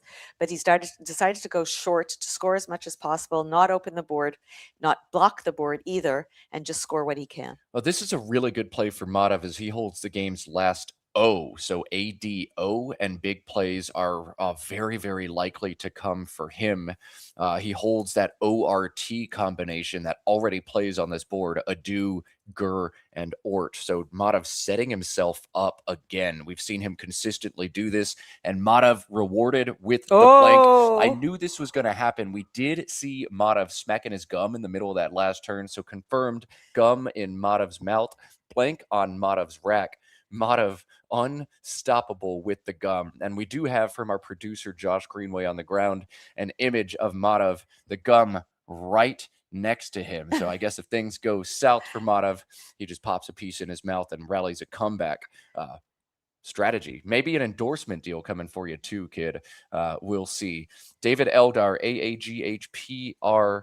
AAEGHPR, the rack. No bingos for him, but big scores available alongside DUR. He's going to cash in PAH for 31. PEGH was 43 there, Robin, but keeping AEGR with I's, ins, T's to come. Do you like this for Dave Eldar? I'm not going to second guess him. He's trying to save bingo prone tiles to go to the left of hinted. He has no way of knowing that Madhav is about to take that position. I would have just gone for the points. I understand there's still two A's in the bag, so that's another reason to not do it. But PEGH just scored so much more. I would have gone for it. So Robin says, I would have taken the points there. David not taking the points. And we see Madhav now, NORSTT blank, threatens as much as 71 with a bingo here. Best he can do is Rottens, ROTTENS, along the ED of hinted. Close this board up, take a big lead, and boy, it's going to be hard for David to win after this bingo comes down. He thinks he's got to enlarge next turn, and he has another think coming because that is not happening. And because the left side of the board was not open with Aroint, now he's going to be in a lot of trouble. So what I think we're going to see is Rottens come down from Madhav, and then David realizing he's in very bad shape. He may try to front hook mountable with an A. A mountable makes some sense, and general plays with a mountable. So I think... Wow, that's a thought, eh? Yeah, I think we're going to see David desperation try general, as that's probably his only way to catch up after this. Wow. We'll see if that's indeed what happens. I think he may not have a choice. We have to see what's in the bag. There is the Z and the W. There's an L and N, but there's lots of I. So I don't think whatever Madhav picks up is going to Z stick him. God, it's better. Z stick sounds so much better than Z stick. So I'm going to just go with Z for this one. But there are not a lot of places to play the Z. So this is going to be very exciting. It's not quite over yet. All right, so Madhav now setting up in torts. This would also play just 68 instead of the 71 for Rottens. I don't see a rationale for playing this. It seems like you're actually more likely to get bingoed back on after in torts. It's the same thing like when you're in the end game and you can go out with KEY and suddenly you wonder whether KEY is a word. Okay, it's that kind of panicky thinking. He, I'm sure, knows Rottens. He's seen it before, but suddenly you go in your head, well, Rotten's an adjective. Does it really take an S? Or Rottans, ROTTANS. Just go with take 3 less points and go with the word that I know 100% is correct. Oh, okay, so he's going to try to play here instead. I get it. This limits potential perfect overlaps. Rottens in torts alongside hinted could get bingoed back on, and Madhav saying, you know what, secure the win. Play here. It is a 6-point sacrifice, but he feels unless Dave Eldar bingos back in this game, he's likely going to win. So the 3-point sacrifice now to limit the nightmare situation. David is going to have a situation now with 4 tiles in the bag. AEEGLNR, his rack. 1 of 2 lines here makes sense. Either try general and a mountable if you feel that your straights are dire, or GLEY above queen looks to be a good 2-tile play for David Eldar. But GLEY keeps bingo prone tiles. So what? Can't bingo on the board, but... Oh, look what he picked. He left the Z in the bag. I just want to take a moment here to realize what Madhav has just done. Everybody, most people would have played to the left of hinted and gotten the 3 extra points or 5 extra points, whatever. I think he gave up 6 points as much as he got 65 instead of 71. He recognized the fact, as my colleague so astutely said, that there might have been a possibility of parallel plays to whatever he played. It would have been extremely difficult, but if the possibility existed, why take the chance? The only reason not to do it is that 6-point deficit, which could play in the end. And it may end up being a mistake that happened, that there was no possible way that David could have made a parallel play. But kudos to Madav for actually thinking of it, and because you saw he had in torts, he could have played it off the D very, very easily. And I think probably that would have been safe. I don't think it would have been very, very hookable. But such maturity and such forethought in such a young man is highly laudatory. Rottens would have also potentially given back big four-letter plays on the triple word score in the bottom right of this board. Something like maybe WAIT or WAIL could be a big punish. So that, a little bit of it as well, but I think Yeah. also bingo defense. I agree, Robin. Commend Madhav. We've seen Will Anderson make this one of his patented hallmarks. If he's got bingos late in the game, he very often makes a point sacrifice to play the most defensive bingo as possible and secure the win. We've seen Madhav do it here as well, and it just makes so much intuitive sense. So I like the choice. And David Eldar now with a tough choice here. He's likely seen the Desperation General and a Mountable. He's weighing, how often do I win after that? Probably 60, 70%. How often do I win after anything else? If David feels like it's 10% or less, try the bingo. But if he thinks he can surge a comeback, if he thinks maybe drawing the Z and doing damage with it could be a path back into this game, then playing conservatively here instead of rolling the dice on a Mountable is going to be the move. So, Robin, are you seeing like any things David can set up or any lines that might work out for him here? Yeah. So the problem with having not developed the left side of the board is that it just becomes a magnet for Madhav to go and block as best as he can. The question is, with what's left in the bag, does Madhav have the ability? He almost certainly has at least one or two I's. In fact, in the bag is AI.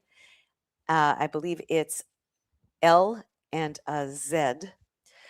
Which David doesn't know. It's actually quite nice what he has there. Is there, for example, a Z word available to either of them to that T? If you and that needs to be blocked or developed. What can I do to open the board? That what happens if Madhav picked all four eyes and he has nothing to hook onto? What can I do, or what can I put out there that only I could hook onto? And would be very, very difficult to block. But I think this is going to be a very, very uphill battle. I'm wondering, what can David draw into that Z of Mountable, or into the T of Mountable with the Z? Zelant, actually a threat if he keeps the Aeln, Zelant, Zelant into the M and Mountable. That would be 48. So a good score on the bottom of the board, GLEY, then drawing into Zelant. That Wow. could do it for David. Two plays, Lovely. 26 and then 51. If Madhav doesn't have the Z, he's probably got a bad rack. AAIIIIW, all unseen. So David wondering, is that a way I can get back into this game? Well, you got to think that Madhav is going to block anything to that T. Make it, because that will be the trouble with Glay. I love your thinking. I absolutely love that sequence. The trouble is then it becomes incumbent upon Madhav to block any possibility of hitting to that T. And I think, and which he should do, because he really has nothing else to play. Right now, he has to control the board to prevent David from scoring. The best way to score right now is to that T. What can I do to block it? And frankly, he doesn't have a lot to block it, so it's not going to be an easy thing to do. David thinking. He set up GLEA off to the end of his rack. Maybe thinking about playing Gleam here, GLEAM, into the M of Mountable. This would set up a Gleam as a front hook. David would probably need to draw AA and draw a bingo for this to be a line forward.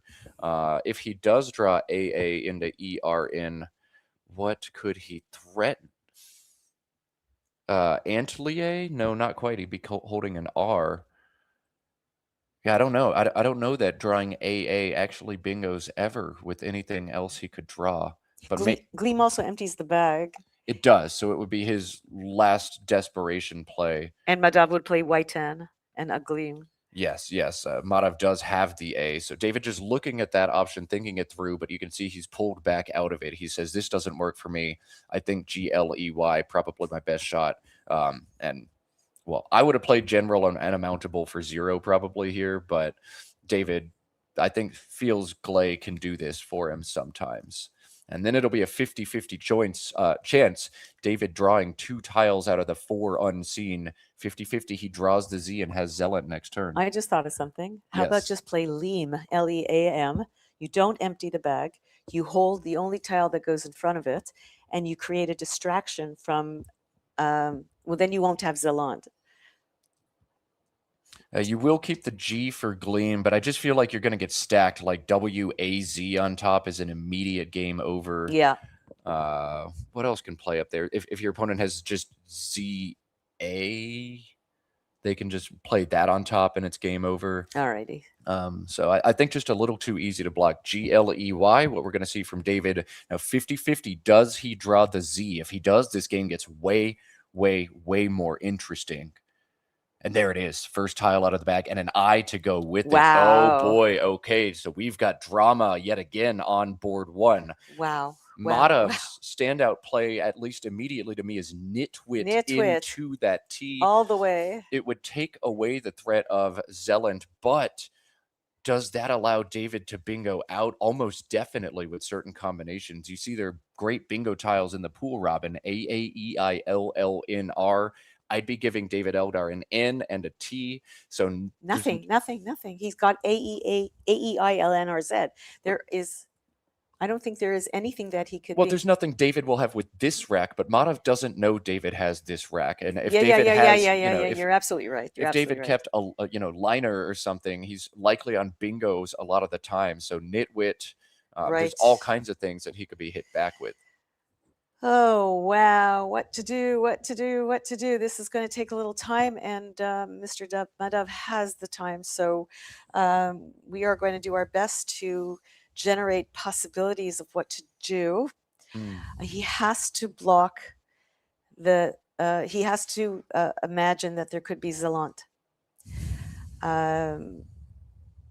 He's only up by 18 points. Even a play like Zit will score more points and put him in the lead.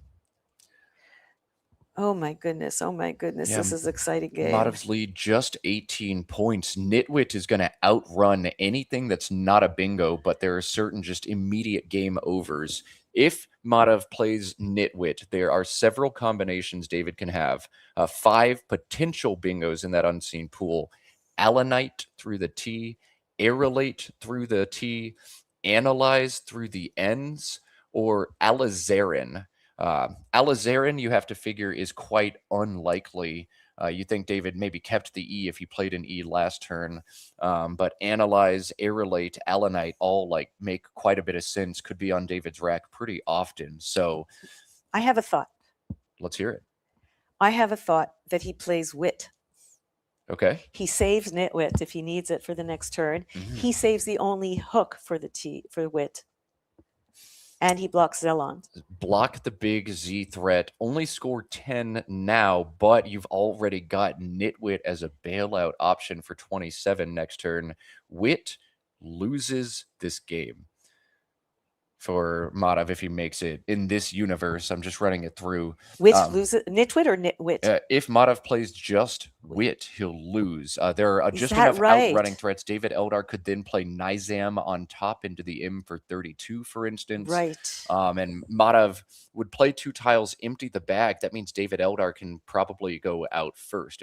Out in 2 sequences could win for David. So cool idea, set up the T, but it just scores so little that Madhav's not up enough to make a defensive play like that. A very complex turn. Madhav looking at Nitwit now. I mean, this probably wins the game 90% of the time or more. But yeah, I think he might have to do it. Just hold his breath. But it's so difficult. Oh my God, my heart would be pounding right now. Now Madhav looking at Inwit, INWIT. This is 12. But by playing 2 extra tiles now, Madav will only have 5 next turn instead of the 7. He gets 2 extra points now as well. So he's trying to figure out, does this win like 80 or 90% of the time? If I don't give you the T, can you bingo? If I don't give you the A, you can't hit Alizarin. So Inwit, this is pretty cool. What has he left in the bag? He's left an A for sure, or no? AL. He's left AL. If he plays Inuit, then he has AAILT. And then what does he do with that? Latina won't fit. Antlia will fit. Inwit for Madav is also a loss in this universe. Again, David will be able to play Nizam and score just enough to outrun him, as AAILT's not going to go out on the board. Should Madav make this play, he'll lose by 2. Now, again, Madav doesn't know what's on David's rack, so I'm just telling you what the outcome is going to be, not what it looks like. But Madav has to decide now. Nitwit probably wins about 80 or 90% of the time, maybe even 95. David needs one of just a handful of racks. Inwit, though, does this win 100%, or can I get outrun after it? And yes, Madav can get outrun if David has the perfect rack. And indeed, David has a perfect rack, leaving an A and an L in the bag, getting as much flexibility as possible with 7 unique tiles. Wow. I can't take this. What do you do? What do you do? What do you do? I think at some point you just have to go with the percentages, which is why Scrabble is such a mathematical game. You know, the thought of putting out an N or a T into the universe to be able to bingo through willy-nilly is just so scary. But he's playing Inwit. Okay, here comes Inwit. And again, if everybody plays the end game perfectly, and I suspect that's going to be the case from Dave Eldar, even though he's only got under 3 minutes, he can probably figure out there's 2 winning plays, either Nizam into the M or Zein, Zein, through the I and Inwit. Eldar's got to do some pretty quick math here, but it looks like Zein and Nizam, both pretty straightforward paths to victories here. He needs to block Latina through the N and Inwit, and he needs to be able to go out in 2, but both of those plays do the trick. So I think David Eldar going to knock off Madav by 2 points here, and that blows this tournament wide open. We see Dave Wiegand score final. He wins, so we'll have 3 players at 22 and 10 with 4 games to go here at the Causeway. Boy, if you like drama, you want David Eldar to survive this game. And here he is. He's found Zein. Now he's got to do some math in under 2 minutes, but this play will win for Eldar. Unbelievable. What a game. All right, Will Anderson. We got our first game. So this we have a document we're preparing for Will every day where we rate games 1 to 5 stars. This one definitely at least a 4-star, if not a 5-star game. But boy, Robin, do you remember just a few minutes ago we were lauding Madav for sacrificing 6 points to play in would that have won them? He would have won the game with now it? he's going to lose by 2. Oh my God. You see? Go for the points. No, we were just calling him a genius a few minutes ago, Well, but my, what a freaking game this has been. Well, these are, I mean, he can't be perfect this soon. Okay, he's gonna have to have a few lessons along the way, And for all we know, and we can ask Nigel, we can ask other people. And for all we know, he did the exact right thing. But because the game was so close, I think he needed to go for Nitwit and hold his breath, because he had to, allow for the possibility that Zein would have won. So still a little bit of thinking that needs to be done. Okay, so we're going to watch Madav now. He trails by 3. He cannot go out. And Madav's going to try everything he can in this end game, but he's going to slowly realize, oh my God, nothing actually does it. He cannot go out here. The best he can do is just TALA and ZA. That's 19 points, but gives David a 16-point RIAL back as an outplay. This is David's game by 2. Again, assuming they have scored correctly. If, though, there is any scoring discrepancy because we're on a live stream with no delay, it is against the rules for you to notify these players. So everybody watching at home, do not text David, do not text Madhav, not for at least 5 minutes after this game in the event of any scoring discrepancy. By the way, there was also a 5-point challenge.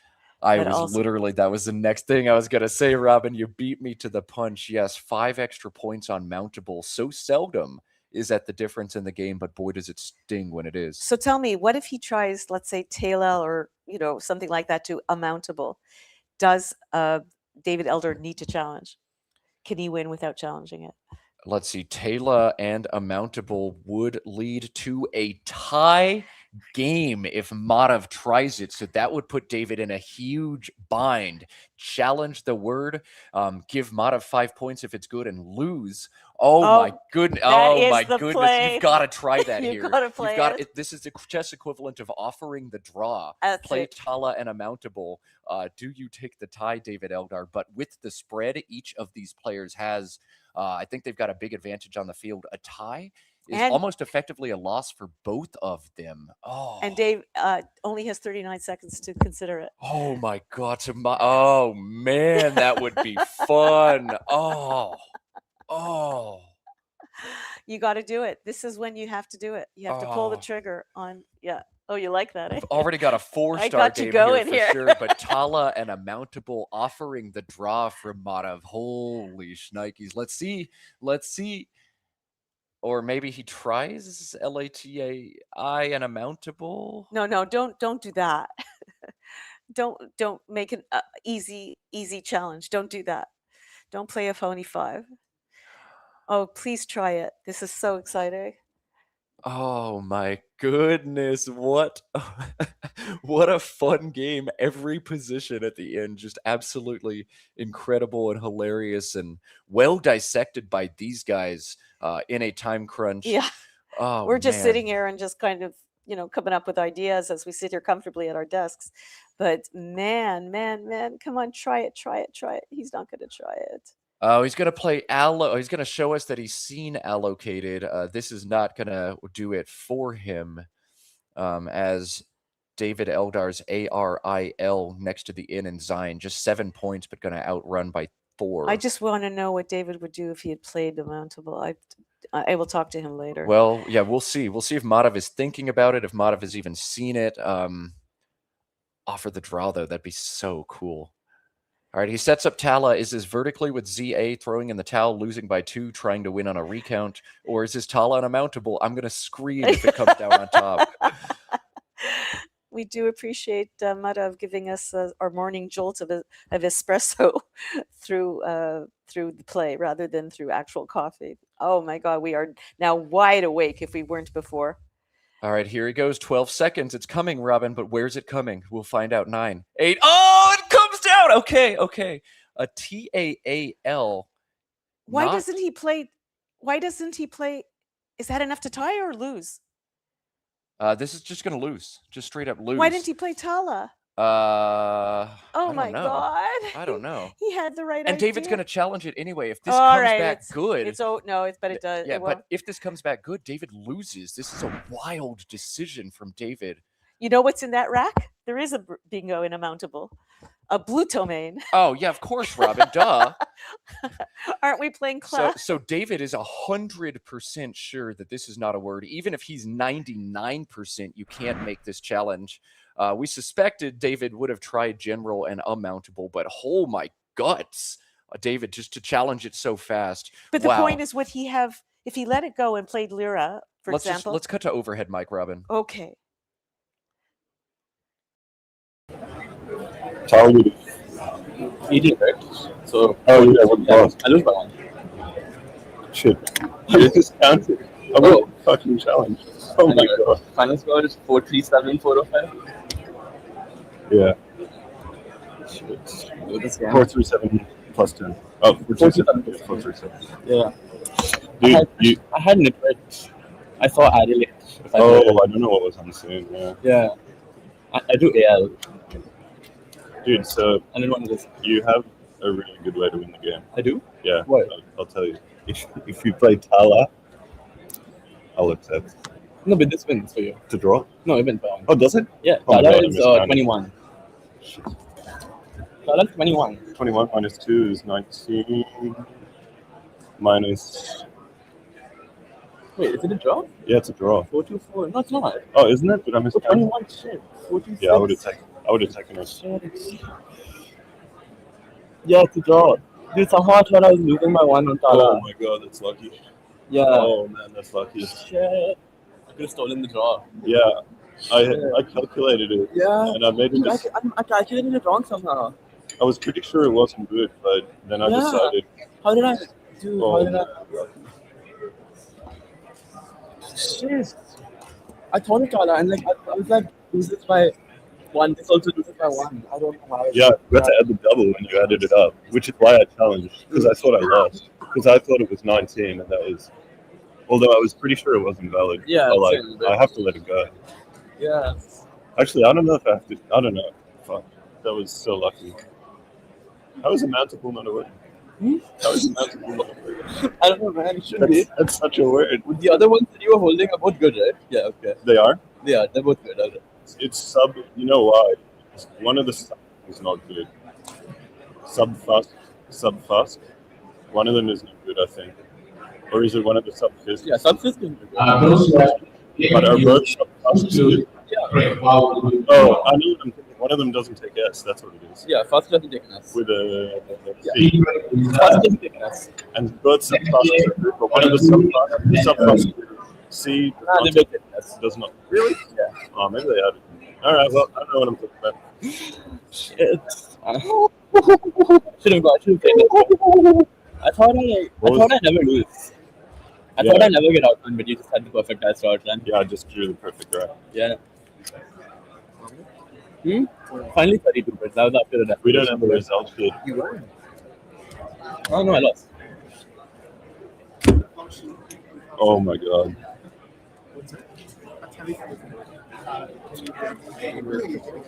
Dude, I played this holding ORTT and I drew NS blank to that. Yeah, I thought there was a pretty good chance. I drew enlarge. I thought there was a pretty good I chance played you're this not to shut strong. everything down. If I Dude, that was crazy.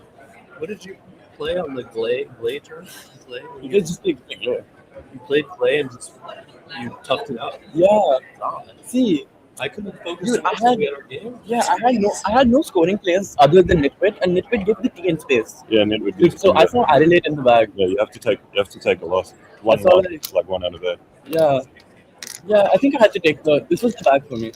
Yeah, because I was close to playing Gleam, setting up that Gleam. I'm not sure you'd know. I had a name. I knew it. I know. Yeah, see, I learned, played- dude. I learned from Dude, last if you time. empty the bag, I'd just play Nitwit and score Yeah, him because out. last time I thought, oh, this guy doesn't know stuff. This time, yeah, I don't do that. To be anymore. fair, I hadn't studied Broadkins, but I knew Broadkin. Yeah, So but dude, what was I thinking? That was so dumb. yeah, you I should never play like fucking that. You should doubted never play like I that. should never doubted you. Yeah, I'm not. I would, Oh my god.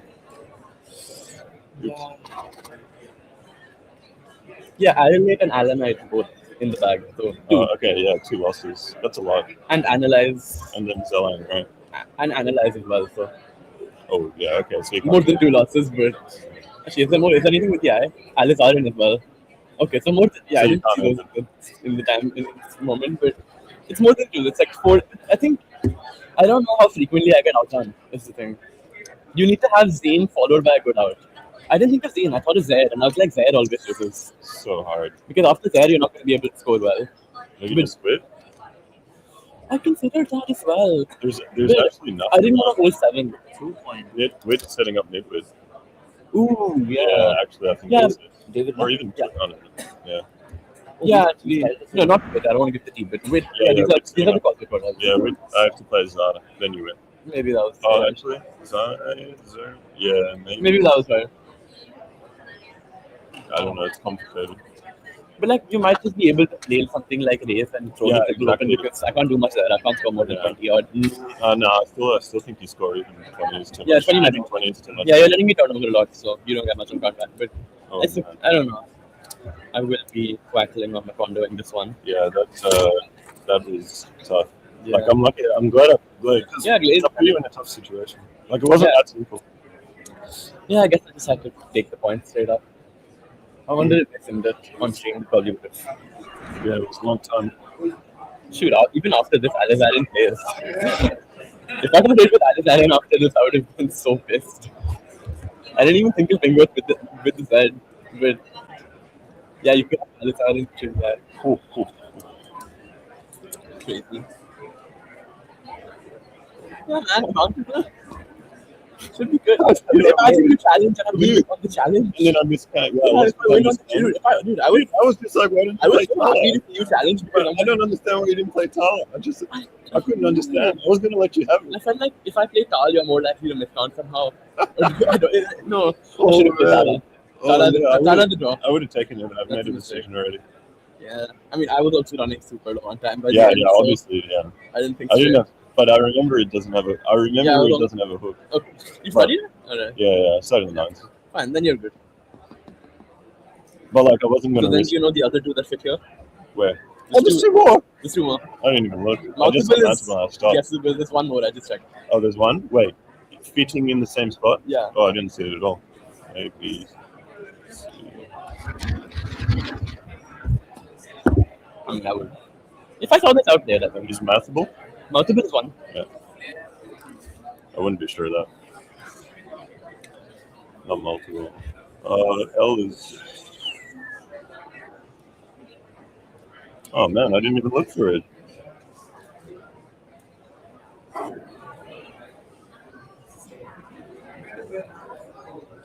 I've just been What's the told. letter? C. I've just been told Tala loses by 2. Is that correct? Really? Did we misscore something? Someone It just would have been messaged me maybe it and would have said been a that. recount. Is it 8, 14, There's a 21 C for here? Tala, What the hell? 46. Yeah, Kolam bait. Oh yes. Okay. Wait, how much is rail? 14, 15, 16, 17, 18. Oh, dude. I think I miscounted. No, it's right? not 18. It's 16. Oh no, 16. Yeah, Yeah, it's okay, 16. okay. Yeah. How does it lose? How does it lose by 2? Is there something better? No, than it doesn't. I think Is there it's a something draw. better? Unless we miscounted something. You don't have anything better than that, right? No, I don't. Oh, unless I missed something. I mean, I could have. No. I had some high score somewhere. Where was it? No, I've lost it. What did you have? Reality? Oh no, that's useless. I look over. No, nothing. Yeah, it loses. I don't know. It's this person probably. Maybe we miscounted somewhere earlier. Yeah. The stream has a different score on. Alright. That is. Yeah. I passed up Corby's when I had Bever. You passed up. Corby's. Spell Corbies. CORD. Oh, Corby's. Yeah. Oh, whoa! Don't know about that. That's wild. Yeah, I don't know. Yeah. Okay. I just felt like this spot was so That dangerous. was huge. Yeah, I couldn't touch it. Yeah, with this I figured not, but I feel like if you draw anything there, I Yeah, don't know, it's it was a huge. 25-point sacrifice to hold CIS. Too much. I wanted to block it. Yeah, I almost fished for Jiver with this stack. I kept EOR. So No, I'm always gonna. yeah, I play kept EOR and like so many draws give me a play here. That's the end though. I should probably go get this. One sec. Take a Wow. I think both players realize how special that was. And yes, what a special game indeed. That was just round 2 of 6 today, but that Madav loss means this tournament has been blown wide open. 3 players on 22 wins atop the field now. David Eldar takes first place with the win, Madav and Dave Wiegand. So boy, are things getting interesting. Because of the lengthy postmortem there, I suspect a very short break before pairings are in. You guys at home, don't go anywhere. Do click the like button if you're watching us on YouTube. You are watching the Causeway Challenge on Let's Play Scrabble. Yeah, don't go anywhere because the 3 people who are at the top are some of the best players that have ever played the game, and the people who are just behind them, including Nigel, who continues to win, is coming up. So this is just the next 4 games are going to be mind-blowingly fantastic. Don't go away.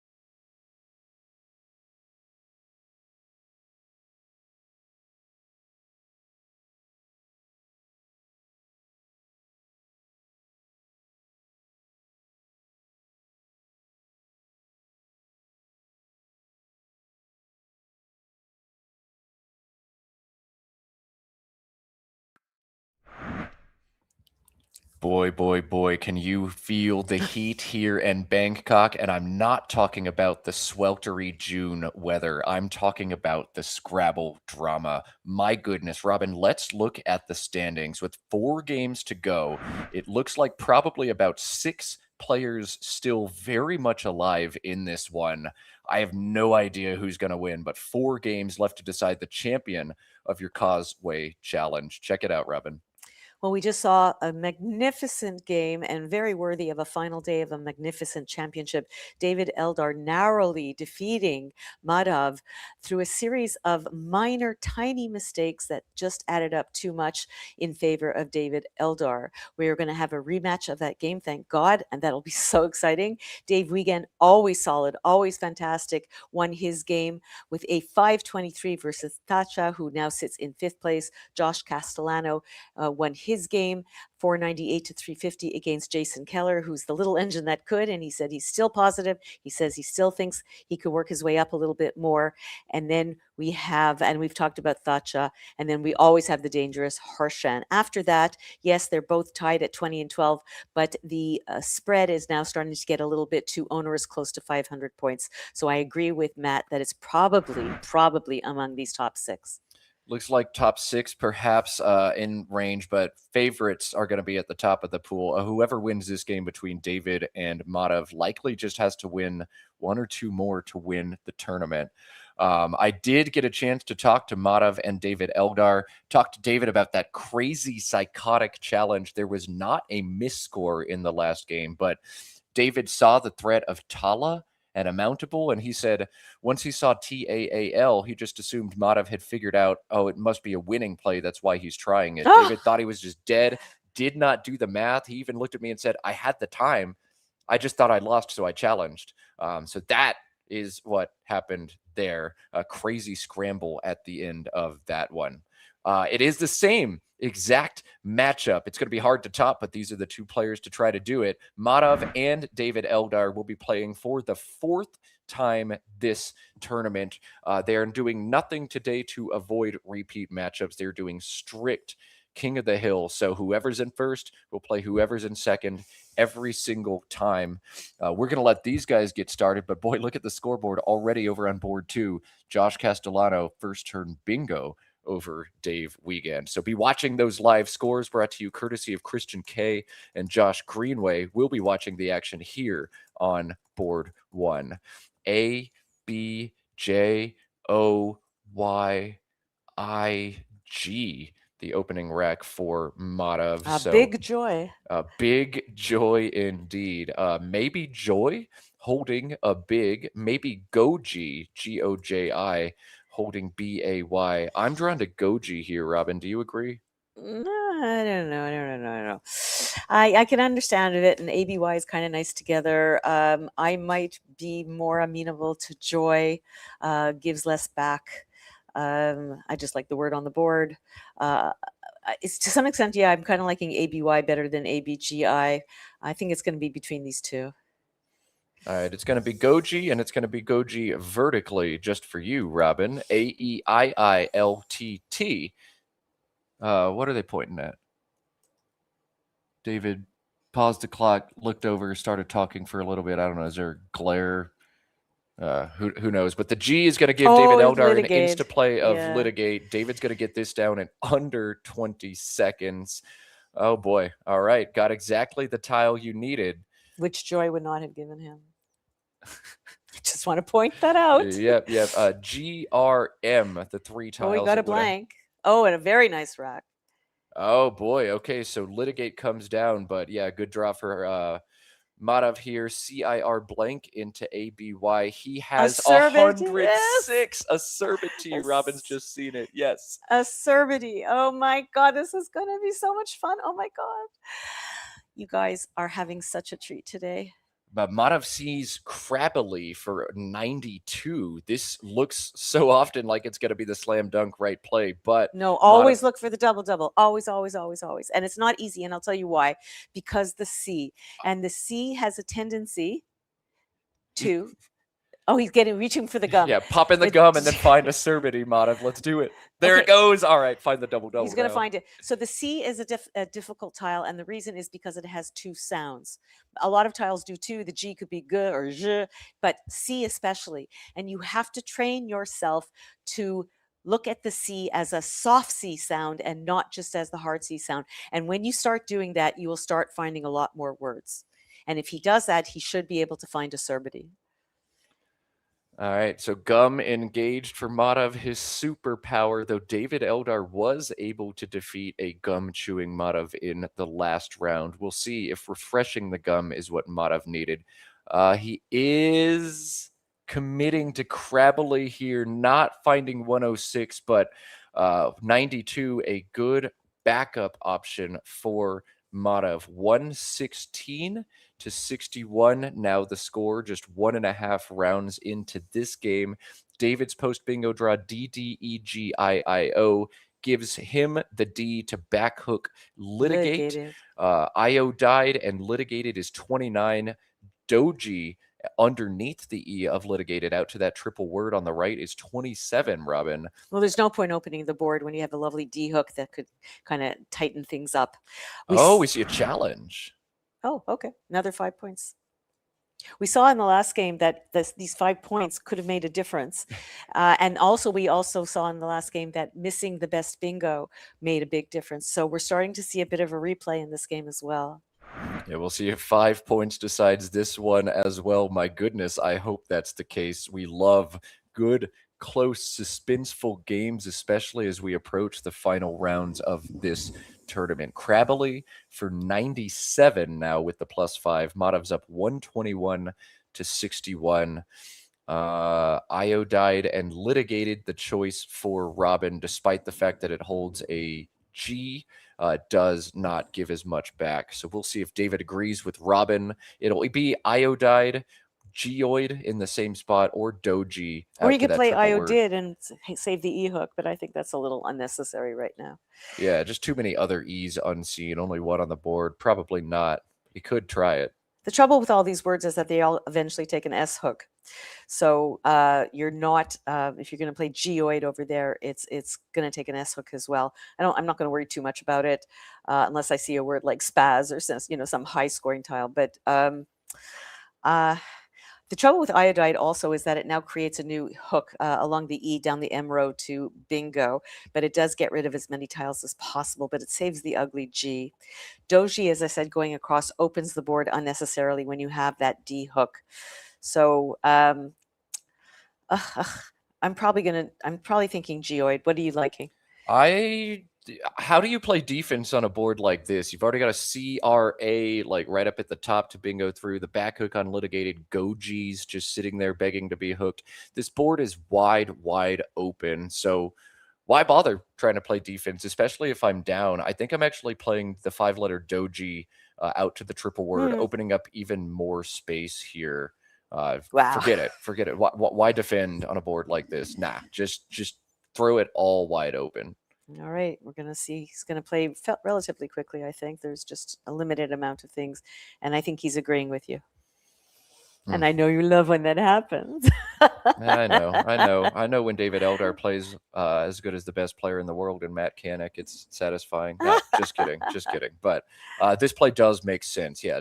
Don't take the defense, not while you're losing, not while the board is shaped the way it is. Roll the dice, take the shot. If Madav hurts you, he hurts you. But Madav not going to hurt you, at least in the line that you've opened up, though. MAZY for 51 points, or ZAZA along Crabbly, both good options. But I expect we'll see Madav slow down again, as he's done so frequently this tournament. See if there's a way to set up the Z a little bit better. See if it's worth playing something like Maraca through the R and Crabbly to set up Z plays next turn.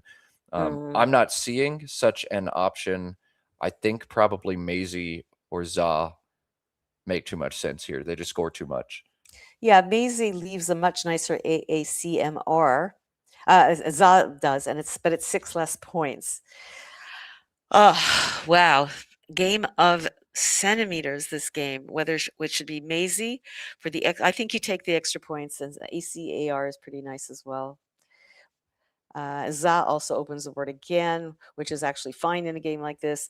Another thing about playing only Za to the left of Crabbly is that it saves the M to hook onto the Y, along with the A to hook on to the Y. But if you want to start with a consonant, you have the best one in terms of malleability of letters. I like M's better than F's, for example, or K's, for example. So I think it's a little tomato, a little not. Do you go for the score? I think you go for the score. Take Maisie, take the extra 6 points. Yeah, I think so as well. That M just doesn't help you all that much. So Maisie looks good, and looks good next turn for David Eldar. DEEIPRU gives him bingos through the G and the I on this board. You're not looking to bingo through an I with this many vowels, but the beautiful Purdue Is that available? Yes, it is. Oh, yeah. Oops. He needs another I to play through, and he's got it. He's yeah, got- yeah, and he's two of got it them. in 2 places, and there's no way he's not going to see this. I hope. I mean, I don't know. I looked at it, just jumps off at me at Près Dieu, but I'm also from Quebec, and I know a lot of French words. So certainly David Eldar knows and will see this word. I think what he's deliberating is where to play it. He can play it through the I in Goji, through the I in Doggy or Doji. Both of them 71 points. So how does David Eldar want to construct the board? Well, he's still going to be losing after he makes this play. But he he's also gonna- has to consider where it ends because it takes an X hook, and is it setting up something huge? Oh man, and both of them end one space short of a huge spot. You got to know your French if you want to play English Scrabble. So playing through the I and Doji would end one short of a double word. Purdue takes both a back X and a back S, 4 S's and the X unseen.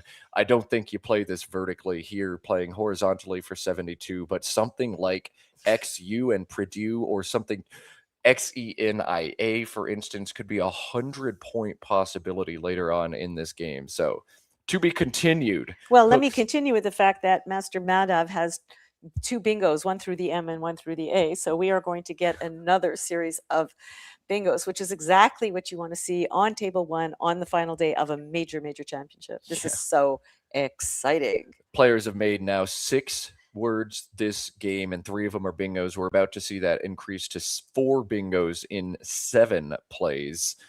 So this is what you love to see, world-class Scrabble being played. Through the A, Madhav has Caraunas, Karaunas, 74 points. Through the M, he's got 65, but 74 way more. Madhav showing off some great word knowledge. 3 A's.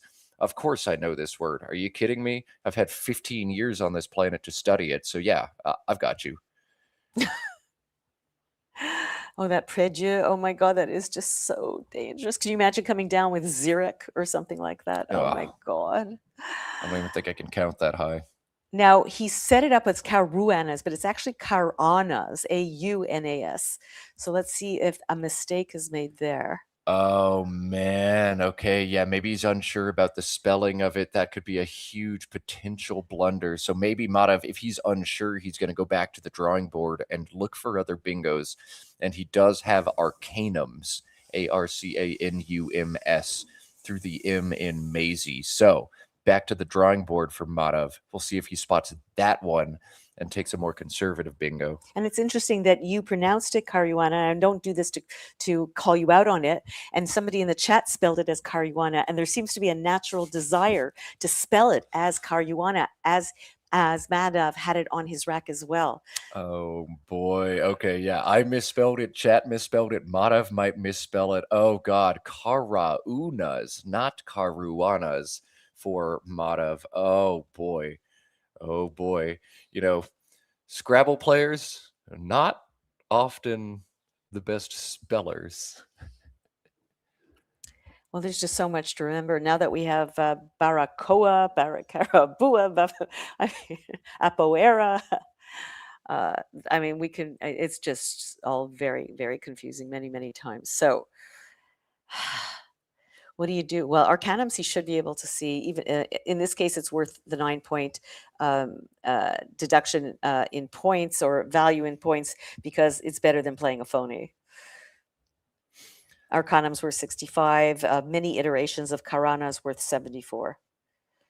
But Arcanum kind of looks like it might just pluralize to Arcana. That's a word that if you've ever played like any dorky video game ever in your life, you're well aware of Arcana. So is it 2 plurals to Arcanum, the S and the Arcana, or is it just 1? A lot for Madhav to think about here. Oh boy, and he just stares off into space, stretches a little bit. You can see the gears just ticking away in his head. Oof. And I think here's an easy way to remember that it's not Caruana because Aruana is a good play. So Oh. it doesn't take that front C hook. Oh, okay. So Arguana, Karauna, no hooks, 2 different words. Hopefully you guys at home will keep it straight. I know if I'm ever faced with this rack again, I'm just going to misspell Karaunas. I think he's missing the bingo. Yeah. I think he's just not sure enough on Karaunas. I don't think he saw the Arcanum possibility, but a big bingo miss here for Madhav. Oh boy. Okay. That does give us a more interesting game. And David has 52 points with this Swith. Oh, you better move that it right. Yeah. There you go. David glitching for just a second, but 52 points. Bam. David Eldar in the lead. Now it takes an E back hook, but I don't think you're really going to see anything there that would eventually block that X. So that X is going to remain open, and it would just be somebody's luck to have it and never have an I or a U to go afterwards, because that's going to be a much easier to hook it that way. Okay, so Madhav after Curran draws into AALLOSV. La Voltas is the only bingo in that rack, which well, everything is blocked it, so it really doesn't matter. Oh, it's still a very close game, but doesn't it feel to you a bit like a more tilting the ice towards David Eldar? I think it feels a little bit that way. Yeah, the bingo miss and then the 52 points and then the not great draw for Madhav. It definitely feels momentum shifting in favor of 2023 world champion David Eldar, but this is certainly still a wide open game between these 2 players. Madhav's got several lines here that make sense. One is through the eye in Crabbly, playing Voila for 24. The other, as he sets up now, Vaisal. This plays for 38 at the bottom of this board. Div, Eta, EHS. So that's a lot, Robin. Are you cashing the S and playing that Vaisal? kills the X hook. I'll tell you, there's something to be said for that. He's not that far behind. The best S hook has just been taken away. I'm kind of liking it, and it also doesn't take an S itself because it's an adjective pertaining to veins, Vaisal. But it does set up now hooks underneath div, but those are ones that he's more likely to have. He's going to save. He's not going to save an A, but he's going to have an O, and of course there's the E and all that. I'm liking Vaisal a lot, and it kills that Prédieu hook largely.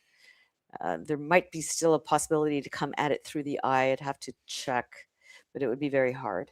Yeah, I mean Jinx or Minx or something maybe, it. but much harder.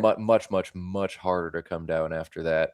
How worried are you, Robin, about that X hook as David's just played 5 Oh, I'm very, tiles? very worried. I'm very worried because there's another 60 points, without even blinking. Ha ha ha! He's got blink on his rack. I didn't mean to do that, but and he's not going to be able to play blink. Another possibility is there something that he can play to play Dieu itself with the S, and then like veils, right? And that will kill.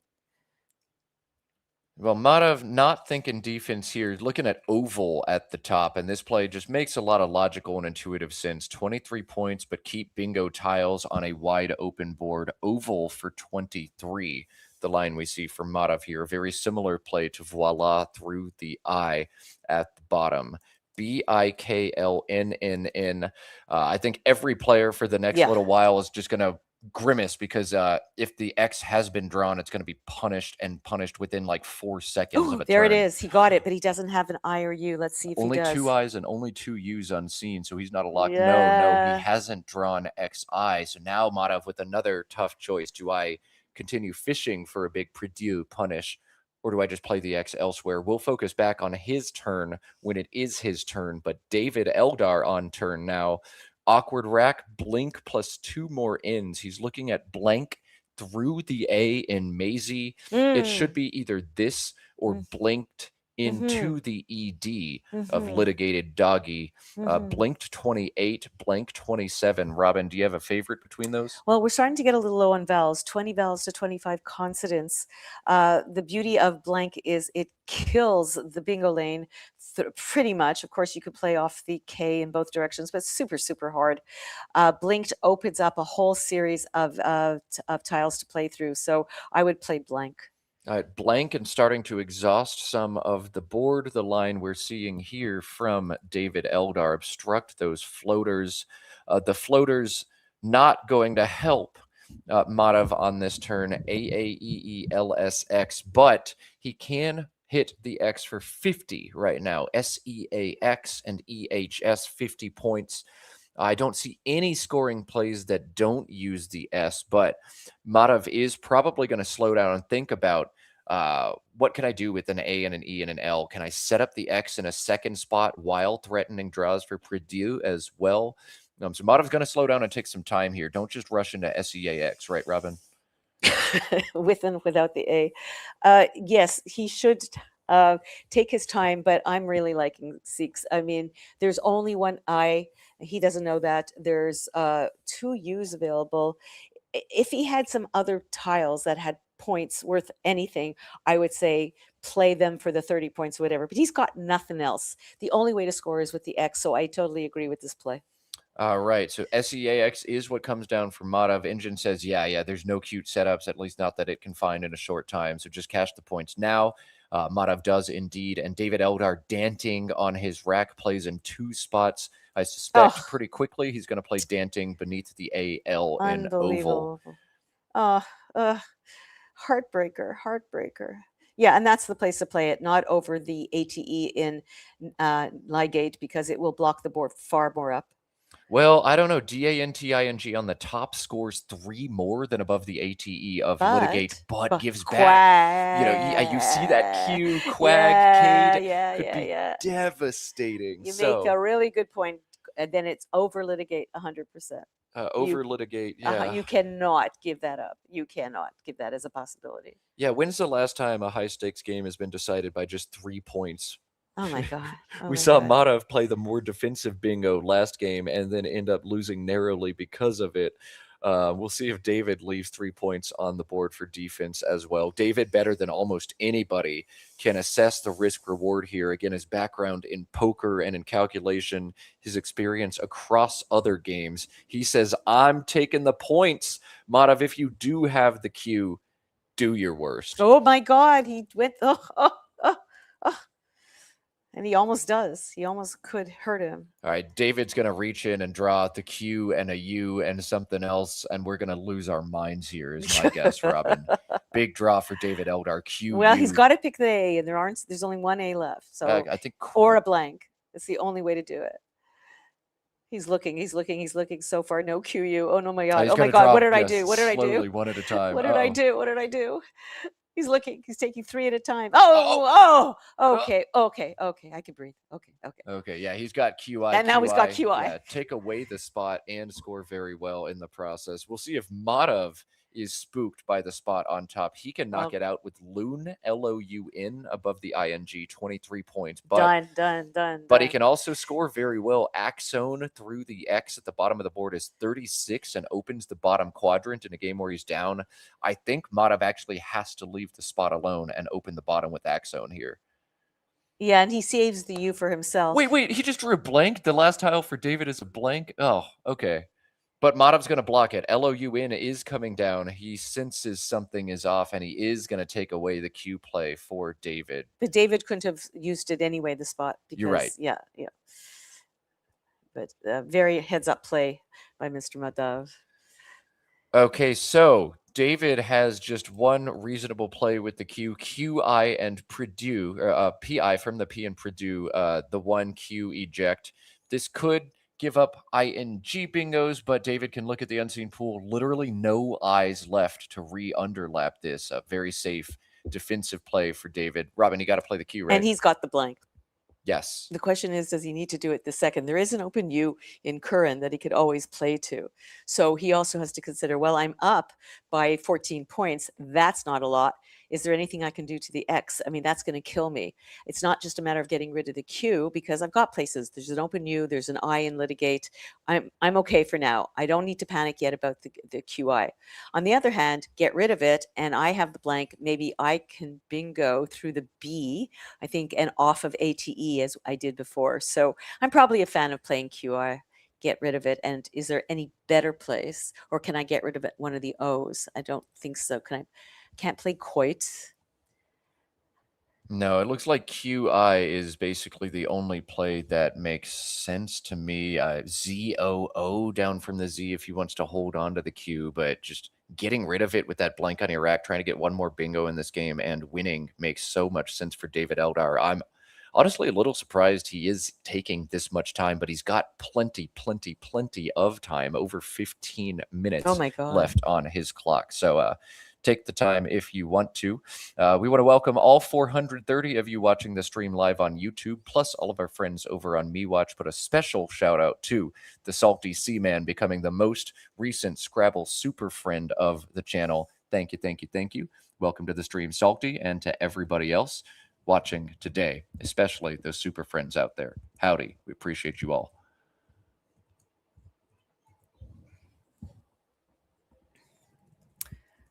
So these gentlemen have played very quickly and very well. Very smart of them to take their time. There's no rush. See all the possibilities on the board, and do your best to score for yourself and prevent your opponent from playing anything worthwhile. And there we go. The QI comes down. I think that's absolutely fine. Yeah, no, this is it. AEENUVY now for Madhav, trails by 50. Yucky rack, but pretty strong play in AYU underneath the EAX of SEAX. That looks so good to me. This is going to be the move for Madhav pretty quick, if I had to guess. Yeah, I like it because I don't have an S and I don't have a blank, and this is giving me a very easy hook, at least with my N right now that I'm saving. One other fun play is this, YEVE. It takes a back N. Madhav holding the last N in this game. It does also take 2 back S's, but Madhav, a bit of calculated offense here. All right, this looks really strong from him. And creative stuff from Madhav. Worth a lot of points, and sets himself up with the end hook. Very nice. 320 to 341, the score. David Eldar with the blank and a lead, feeling good, but now seeing that Yves or Yevon hook at the bottom of the board can't feel quite as good. Oh man, Madhav narrowly missing Sandburr through the B and Crabbly. Looks like no bingos available to him on a rack that looks like it could do some damage. He needs a G for Gernards. That's the only other bingo, I believe. No G for him, no bingos for him, and David on turn EEOOTW blank. Does he want to block the Yevon hook? Yes. Can he block the Yevon hook? No. How about Wove? I mean, that seems the intuitive one. It's not necessarily the smart play, but that's the one that's going to get rid of everything bad and score the most. Yeah, it's definitely the straightforward play here. It doesn't block the Yevon hook, but nothing does. And at least Wove allows you to play down from the W and muck up the spot a bit next turn. So that feels quite good to me. We might also see OWO or OW. No, we're going to see Wove. Yeah, just you got to do it here. So Dave's lead now 49 points, DURRANS, the rack for Madhav.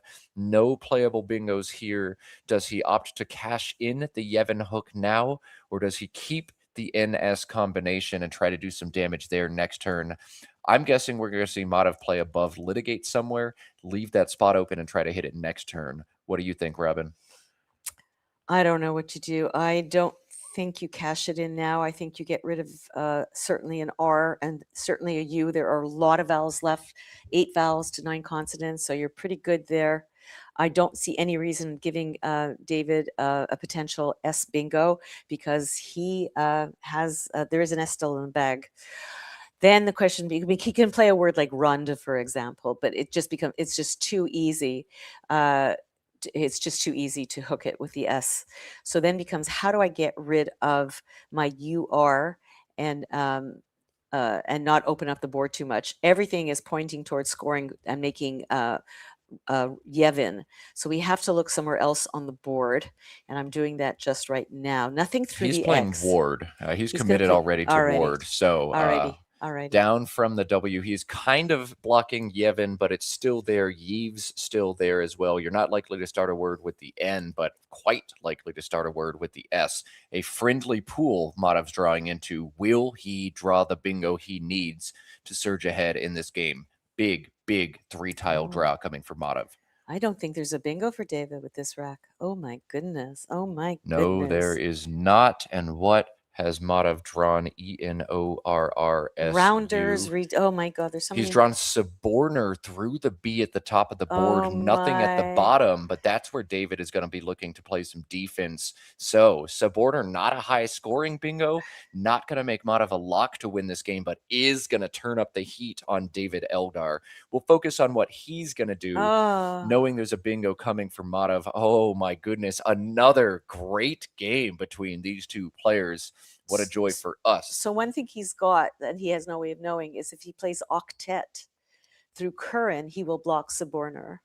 Octet is a pretty reasonable play here for a few reasons. One, it scores better than almost anything else. Two, it does play a little bit of defense. Three, the pacing is very good. 8 tiles in the bag for David Eldar. He's looking to play about 4 or 5 on this turn if he can. He does also need to keep scoring pressure on Madhav. He's only up by 25, and there are spots of plenty to score on this board. The Yevon hook could yield big plays from the R, the X, and SEAX, asking for 40 points to come down. Opportunities to stack underneath Danting. Bingo opportunities. So David needs to score some points. Octet would be a huge swing in this game, but I think a more natural human play is maybe just foot above litigate, FOOT, though 3 unseen E's. I don't know that you want to keep one here, Robin. I don't know if you want to necessarily play 2 vowels. Oh my God. Oh yeah, I guess maybe you could play foot, but it doesn't do anything and it doesn't score. Where are we at? Dave's ahead. You want to keep scoring, preserving the blank. Octet will do everything except play the F. And you can't have F blindness. You have to be willing to hold on to it because ultimately it's also a very good scoring tile, which you might need a 24-point play in the end game to win the game. So don't be afraid to hold on to a high tile like an F, even though it's not your favorite. It's not the most bingo prone, but it might be all you need. You might not need to bingo in order to win this game, especially when you're only up 25 points. Bingos are not necessarily going to win you the game. Oh my God. I think Will Anderson is talking about, can we just have a blowout, please? I think no. Anybody with look at Madhav, just like I'm gonna issues. clean my glasses. Nothing important happening right now, so let me just take care of some of my grooming. We're gonna put on Lady Gaga poker face because if he sees it and he knows it, then he's got to be sitting on very hot coals right now. He's looking at foot. He is looking at foot. He's thinking about it good and hard. 16 points. What does it do for him? It does absolutely nothing. The problem, Robin, is every play just sucks. Yeah. Every play for David Eldar sucks this turn. So if foot's not great, David knows that, but what's better? Well, nobody suggested FE underneath seeks saving toot. He saves the T hook as a possibility. I mean, it's not great, obviously, but it scores 22 points, 21 points, and 22 points, and saves a T hook. But it makes an S. It makes an S hook for Madhav. This is of an exquisitely interesting point. And I think we're going to see foot, and we are. All right, so we're going to see foot, we're going to see Suborner, and we're going to have an absolutely crazy game now. David Eldar going ahead by 41, Suborner to score 61 Oh my goodness. So a huge draw here for David. I think he's still more likely to win than not, given the flexibility of his ET leave. And oh, look at this HSAM. Oh, What a draw for David Eldar. oh Wow. my God. And he doesn't empty the bag though. There's 11. Well, again, once again, we're in a position where Madhav has to be aware of a not exactly easy bingo. The one, Karana's, very, very difficult bingo. Now he has to know Suborner. He should. These are low point tiles with one higher point tile. He should know it. But, he has to know it and he has to be able to play it. He may not know it, and he might do something like play off an RU somewhere to keep a perfect rack. It still, however, will not empty the bag if David bingos right away. But David does have playable bingos at the bottom of the board. AEHMST blank gives him Smeets and Schmatte, Schmatte. SHMATTE. Schmatte. It means a Yiddish word for a rag. Yes, it is defined as literally rag. So David having 2 bingos on the board. If Suborner comes down for Madhav can't know this, but he's just going to get hit back with an out bingo. And Madhav stretching, knows his odds are kind of dire. He sees that unseen pool, AEE, HMPST, all of that is really good. But I don't think Madhav can justify passing up on Suborner here. I'm not sure, though, that he sees it. And that might actually work out really well for him that he doesn't, because this way he will not empty the bag and maybe he can come back with something even better to win. I don't think so. He's going to be down almost 100 after Schmatte, so he would need to draw not just a bingo, but like a 90-pointer to go out. I don't think Madhav can win if he passes the bingo here, but we know that with David's great pull, Madhav also can't win if he bingos here. So it looks like David Eldar is going to beat Madhav for the 3rd time this tournament and for the 2nd consecutive game. I'm peeking over at Dave Wiegand. If Dave beats Josh Castellano, then Dave and Dave will each be a game up on the field and will playing next. If Dave Wiegand does lose this look game, at those scores. David Eldar is in sole possession of first place with 3 games to go. So, whoa. I think what we're seeing is Madhav not knowing Suborner and thinking of Ikru, which will take 3 of the last 4, which is a really interesting situation. Yeah. I think that is actually a more winning play than is Suborner. Yeah, if Madhav has magic see-through glasses and can see exactly the letters on David Eldar's rack, then Ikru actually might make the most sense here. But I think it's got to be Suborner most of the time. But emptying the bag is the real problem. That's the real problem. I think not bingoing. Somebody's asking on chat, shouldn't you bingo because you have a bingo? But the point is that it's going to empty the bag, and if David has an out bingo, the game is over.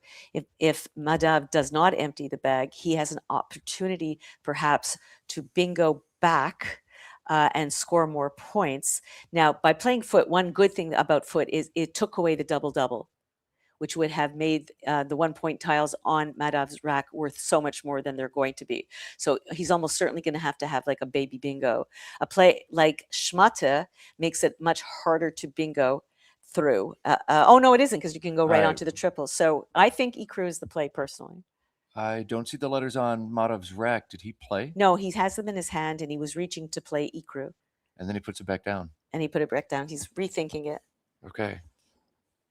Yes, David could pass after Ikru. He could do whatever he wants. Okay, Ikru is committed for Madhav. Now David's got some math to do. He's got the bingos at the bottom of the board, Schmatte or Smeets.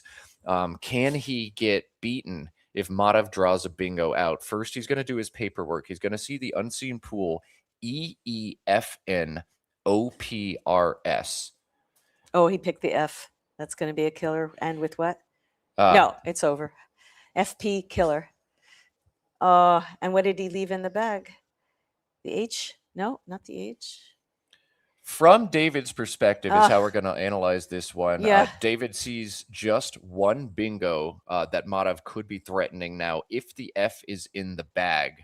several 7-letter words in that rack. And if David bingos right now with Smeeds at the bottom of the board, openers would play Right. back. But even if Madhav has openers and plays it, David is going to win this game by 5 Okay. points. And we know Madhav doesn't have openers, but David's trying to figure out, am I 100% to win if I play this bingo now? He's going to do the math, I think, this time instead of just derp and play really fast. Derp. And David gave him 5 points when he challenged Scrabble.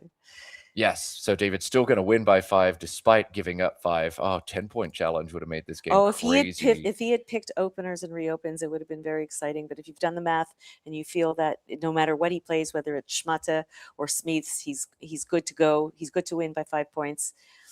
Then there's nothing you can do. Openers would not have played through the B as a double-double regardless, which would have been his only way to win. And nothing off the D. If David happens to derp and not see Smeets, if he only sees Schmate, or whatever that word is, Schmata. Okay.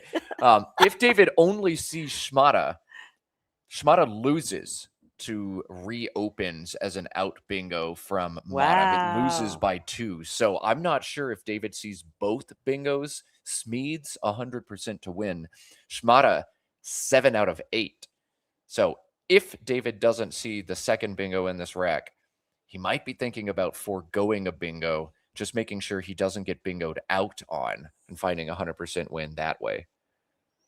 There are 514 people watching, and I know at least 500 of you are enjoying this. So please, please hit that like button while we're waiting. It'll give you somewhere to put your energy. Smash it, because I know all the excitement is coursing through your muscles. Smash that like button. Help us out. Thank you. And smash that subscribe button while you're at it. Subscribe to the Let's Play Scrabble YouTube channel. So much high-level Scrabble play will be live streamed on this channel during the rest of the summer. The weekend of July 4th, the Boblin Superstars in Albany, and then the SPC Scrabble Players Championship, plus the Word Cup, all coming on the Let's Play Scrabble channel. Thanks to those who have already liked, to those who have already subbed, and especially to the super friends out there. We appreciate you. Also on the Let's Play Scrabble channel, just before the Let's Play Scrabble stream, or the Albany July 4th stream, we're going to have an Adam Logan versus Nigel Richards best of 15 cage match. So subscribe to the channel. Why would you not want to watch Adam Logan and Nigel Richards repeat the finals of the 2025 World Championship? Are you kidding me? I will book off the week. I swear to God, I'm going to make no appointments. I'm going to just sit in front of my computer, and I'm going to put a walking treadmill underneath it so I get some exercise so that I can keep watching. We love that. Yes, yeah. Exercise a little bit and play. David confirming he has seen Smeeds. This 100% win for him. So David's going to do the math one more time, check his paperwork. But Smeeds, even if the F in the bag and openers hit, should do it for David Eldar. And we see Madhav doesn't have it. But what another crazy back and forwards game. The key moments here, Madhav, who has played so well all tournament, missing or chickening out of Karaunas, Caraunas, then either missing or strategically bypassing sub-orner. Madhav has been running up to me in between rounds and asking how he played, if he missed anything. I don't know that I'm going to tell him. If he approaches me, I will, but I'm not going to seek him out after this one. He's played so good all tournament, but David able to capitalize on a couple key blunders in this one. And that just seems to happen, Robin. The very best players in the world make the fewest blunders. And if you have a tournament as long as this one, 36 games, it just always seems to feel like the players who err the least end up at the top, doesn't it? It does. And I have to put somebody out of their misery online. They keep telling me to mention the fact that he's got bushmeat, and bushmeat will of course I think win the game no matter what. No chance of openers, reopens, and anything like that. So I am saying it out loud. Thank you for finding that for us. There was another one through a B, but it doesn't play. Bathes, I think it was, but it doesn't play right now because of Ecru. So bushmeat, I think, is even if he doubles it, I don't think it's going to be. Yeah, of course, it's not going to be enough if Madav doubles it. Oh, 'cause- yeah. yeah. Yeah, so Bushmeat 100% to win and can't be bingoed out on. Smeeds also 100% to win and could be bingoed out on. It costs David to lose by 5, but also Okay. 7 out of 8 times going to be the better option as it scores more. So David now probably doing the math. On average, which of these plays nets me the most spread? As spread could be so important in this Oh, tournament. completely, because we're starting to get people in the 1100s, 1200s. It's just going to be, it could be a matter of less than 50 that's going to determine the champion. Although I have a feeling someone's going to win by 1, at least. That's what I'm feeling. The other bingo, it is Embase, is playable off the ease in Wove and Yves. So all sorts of bingos available that will not be as dangerous to David if he fears that Madev has openers, reopens, Perrions. And Perones and Ribones. And I think I ran out. Oh man. Okay, so I'm running this through. It looks like actually David Eldar just plunking a foot and at wins this game 100% of the time. Bushmeat wins this game 100% of the time. But Smeeds at the bottom wins this game 100% of the time. It looks like, yeah, several lines forward. Bushmeat for 67 on top if you're conservative. Smeeds on the bottom if you want to roll the dice. Somebody donated, donated 5 gift memberships. That is so generous and so on point. Thank you so much for doing that. Very, very much appreciated. Yeah, thank you, MM2008. Appreciate you and appreciate everybody tuning in to our stream of the finals of the Causeway Challenge this year, hosted in Bangkok, Thailand. I am pleased to actually announce for real. We've teased it, but Michael Tang has given us the green light to announce. Actually, let's let David bingo first. Yeah, now he finally. Now's not the time. Now he commits to the play. Smeeds winning this game. Madav's going to need some time to solve an end game. So let's go ahead and do it right now. The 2028 Causeway Challenge is going to be a go. Michael Tang hopes to run this tournament every other year, the years where there will not be a Westpac or World Scrabble Championship. Causeway Challenge 2028 will be in Malaysia, next to Kuala Lumpur at the Genting Highlands Casino and Resort. Robin, I know June Southeast Asia sounds challenging, but Genting up in the beautiful mountains. Yes. Michael says high temperatures in the 21s, beautiful resort. So book your calendars early. Causeway 2028 coming your way. Madav is going to play Foxers here, and this is not a word. All right, so going to be actually a huge spread mistake for Madav. Yes, but I like the fact that he's trying. I just wish he had tried a few of the bingos that he saw and then didn't pull the trigger on. So he's got to reverse that. Be more willing to try the ones that, for some reason, in the back of your head, like Corby's. You've studied it. Otherwise, why would you have seen it? All right, let's cut to overhead mic now as David plays out.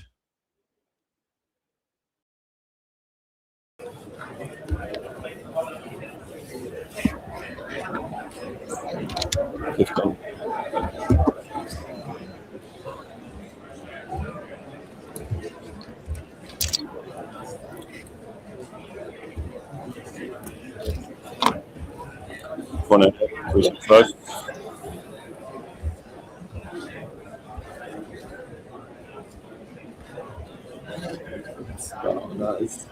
Sorry? I had Caronas this time. And I wasn't sure if it was Caronas or Caruanas, so I didn't play it. You watched too much chess? No, I was more sure of Caruanas for some reason, and then I watched too much chess, I guess. Arcanums. X, I think. I know, I didn't have. Oh, you didn't have it? I had AEL with this.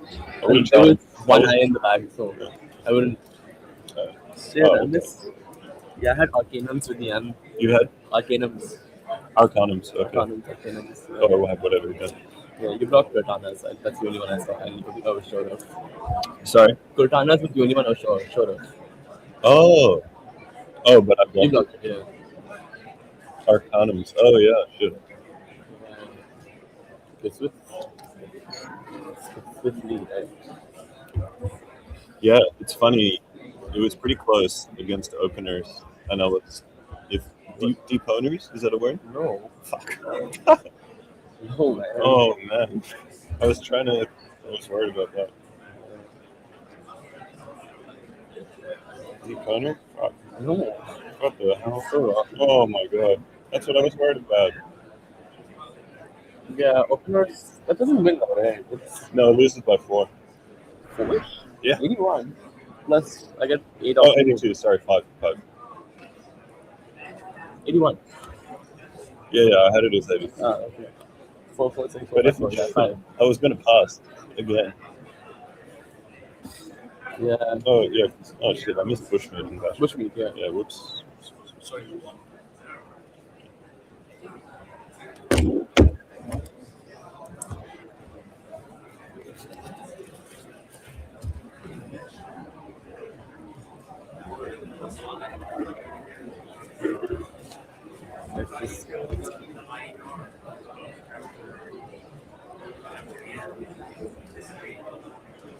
Okay, so we've seen Madhav play very, very, very good Scrabble, but he's realizing after that game, Caruana, he says he wasn't sure, realizing he missed Arcanum, the double miss Acerbity earlier in the game, Oh, yeah. and Suborner late. Madhav, you got to just try to shake it off with 3 games to play, but Madhav bringing his sloppiest game at the worst possible time for him. David Eldar doing what he needs to do to get away from that game, and the final score doesn't reflect how close it was, but an Eldar victory by 130 is what we see at the end of this game.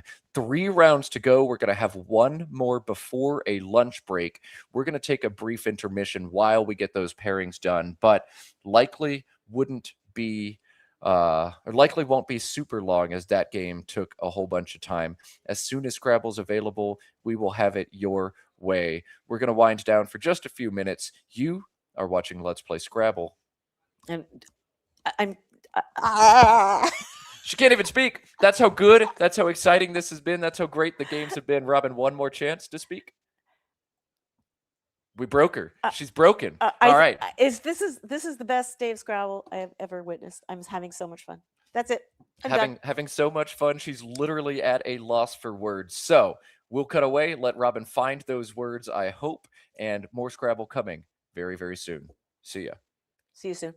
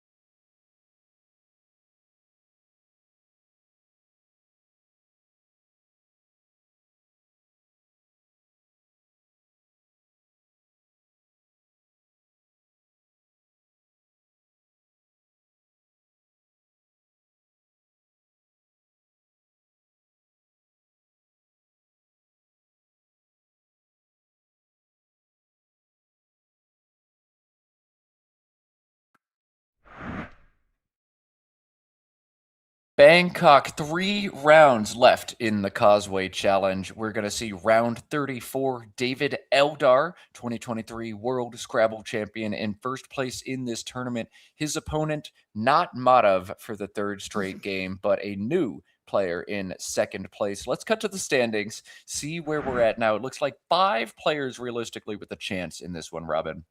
Yeah, we were just going over it, and we think that anybody who has 21.5 or more, which would take us down to Thatcha in 5th position, has the possibility of winning. Remember, there's only 3 games left.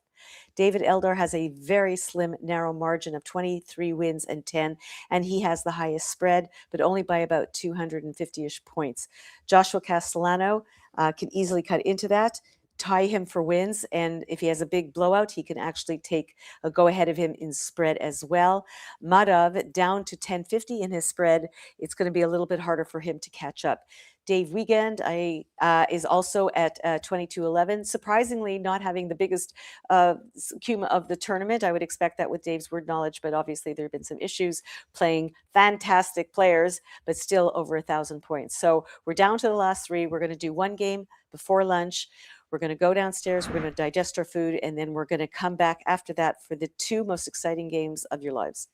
Yeah, it looks like the mission for David Eldar with that massive cum, all he really needs to do is win 2 of the next 3, and he'll take this thing home. What he doesn't need to do is get blown out. A big Josh Castellano blowout would mean this thing, again, is absolutely anybody's tournament. So if you're a fan of David Eldar, 1 win here and he just wins 1 of the next 2. If you're a fan of absolute chaos, you're hoping Josh Castellano wins this game by about 150, 200. We'll see what's going to happen. Let's cut over to the board. We've got David, we've got Josh, Australia versus USA here in Thailand. Going to be a great one, Robin. I'm going to predict chaos, because that's the way it's been. Sorry if I'm making noise, guys. I'm just moving my mic. Thank you. Chaos, chaos, chaos. We love a spicy ending to a tournament. So we'll see. And Dave Wiegand versus Madhav over on table 2. Watch those scores all round. The winner likely going to jump onto table 1 and try to knock off David Eldar if he wins this one. The loser almost effectively eliminated from contention. So that's an elimination game. Keep a close eye on that score. Tatcha can keep his odds alive, but only if he beats Jason Keller over on board 3. All right. David Eldar, A-B-E-I-R-T. Oh, so close. All right, Robin. Some players I think would be inclined to throw back you or BU. Some would play long here. The 6-letter ABITUR 20. Are you breaking up the nucleus? Or excuse me, 22. Are you breaking up the nucleus and scoring here? I'm going back to my early days of being tutored by the great Joe Edley, who taught me to study words. He says, if you want to be one of the greats, you got to study words. So I went back and studied words. And he also taught me, take the points, take the first turn. I don't know.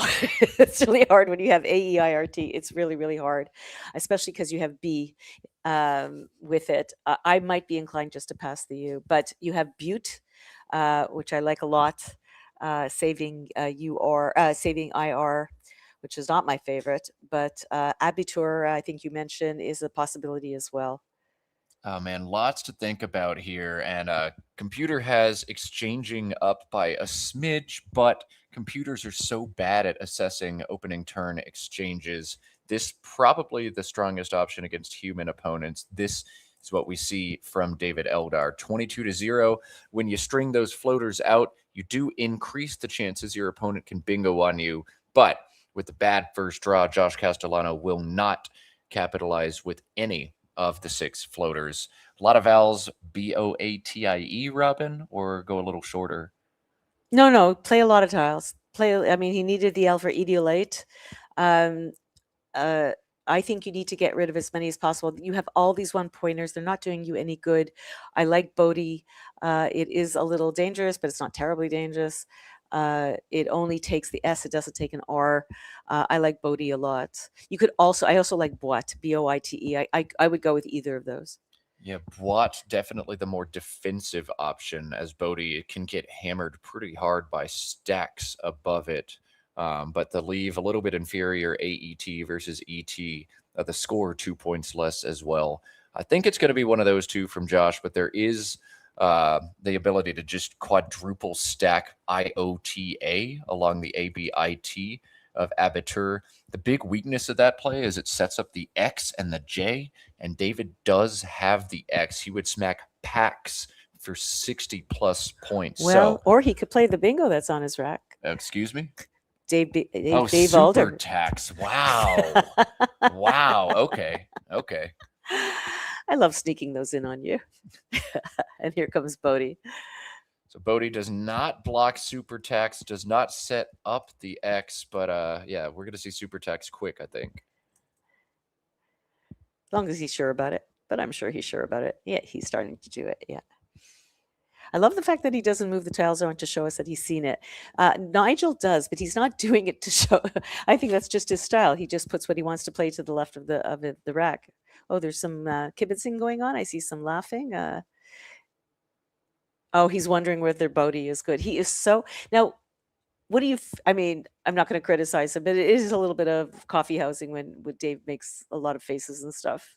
But I think you just have to ignore it and just accept his uniqueness.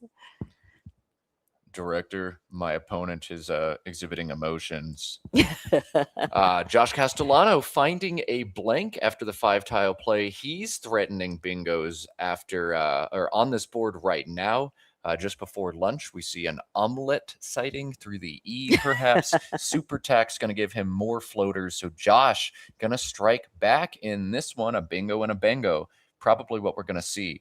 Though the longer David spins on this turn, the less sure I think he is on super tax. Looking at XU alongside Abitur. Robin, do you think if you're 100% on super tax, is XU still worth thinking about here? No, darling, no. It's never give up the bingo. We saw that with Corby's. He saw Corby's Madav and he went against it. He went for, well, although I think he wasn't 100% sure. If you're 100% sure, no, pay. I mean, would you? I mean, why would you give up 40 points? No. AEPST is nice, but I don't think this is a tactical decision in as much as it's coming from a place of unsureness. Yes, I agree with you. Now, he's not giving him an S hook, so he's made it a bit difficult. You had mentioned omelet, although I don't think it's playable. The T would have to be a bit lower, and now he's just played through the other T. So I don't know. He's got Era team, which he could play to the right of Ur. Oh. Yeah, just a one bingo now. Era team, EROTEME for 64. That can get absolutely hammered by counter bingos, but I think Josh just has to do it anyway. Take the bingo, right, Robin? Absolutely. He's got to go for it.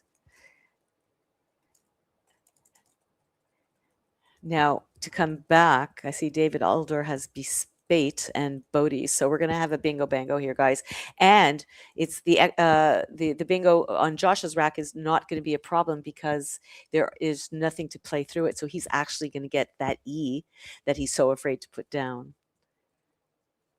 Now, it's not worth a lot. You put your R with your blank R onto a double letter, so you're losing those 2 points. Everything about this is one of the it's quite a baby bingo, as we say, not worth very much.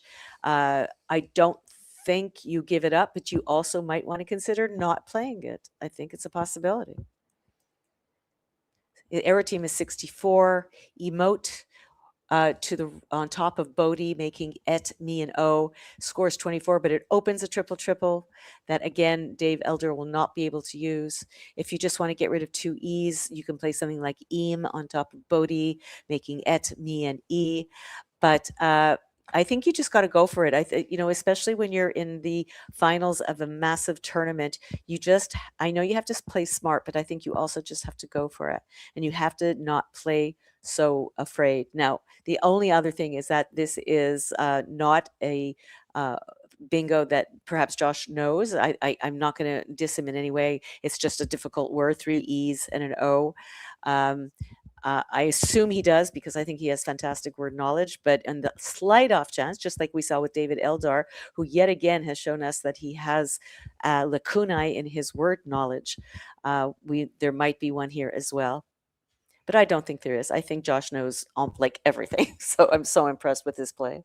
Yeah, Josh, I'm sure he saw this several minutes ago, and he's just like, God, this just, but simulation suggesting this is what he's supposed to do, about 4 points better than any of the non-bingo options. 64 versus 20. Just got to hold your nose and do it and hope you don't get smacked too hard. So Josh has to do this, but be spate on David's rack, playing it immediately 95 points to counter. Ouch. Ouch, indeed.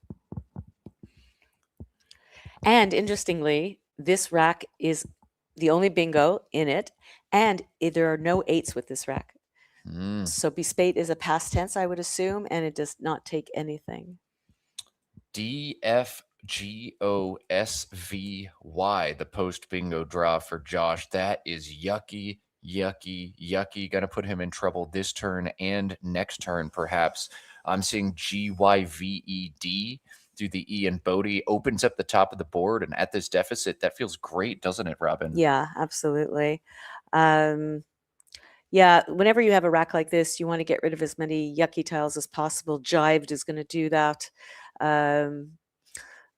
Or you could just play jive and save FODS if you want. It does force you to open up the triple, or you could just play it down to the E and bespate. So, but if you want to get rid of that other D as well, which I would play GYVED. I'm not going to worry too much about opening up a triple with the G in the sixth position.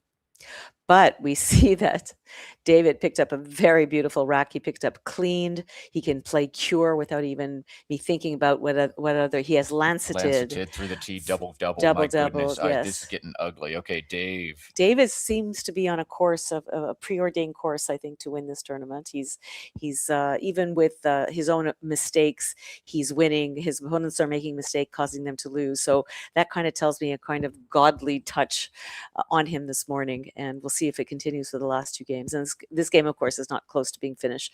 But is there a way for Joshua to play something unbeknownst to him, blocking all of David's bingos? Maybe defog. No, that doesn't even block it. That just makes it worth way more. Defog through the E and arid teams would just make Lancet score. Oh my goodness, even more. Right. So miss super tax and draw the bag. Great strategy, David Eldar. Now, another thing, if he did do something to block everything, what might happen would be David might be tempted to try cleaned or enlaced or elanced and be spaded, because that sure sounds like it takes a D. It kind of does, yeah. I bet these 2 seasoned players know that it does not, but we'll see if it comes up either in desperation or in confusion.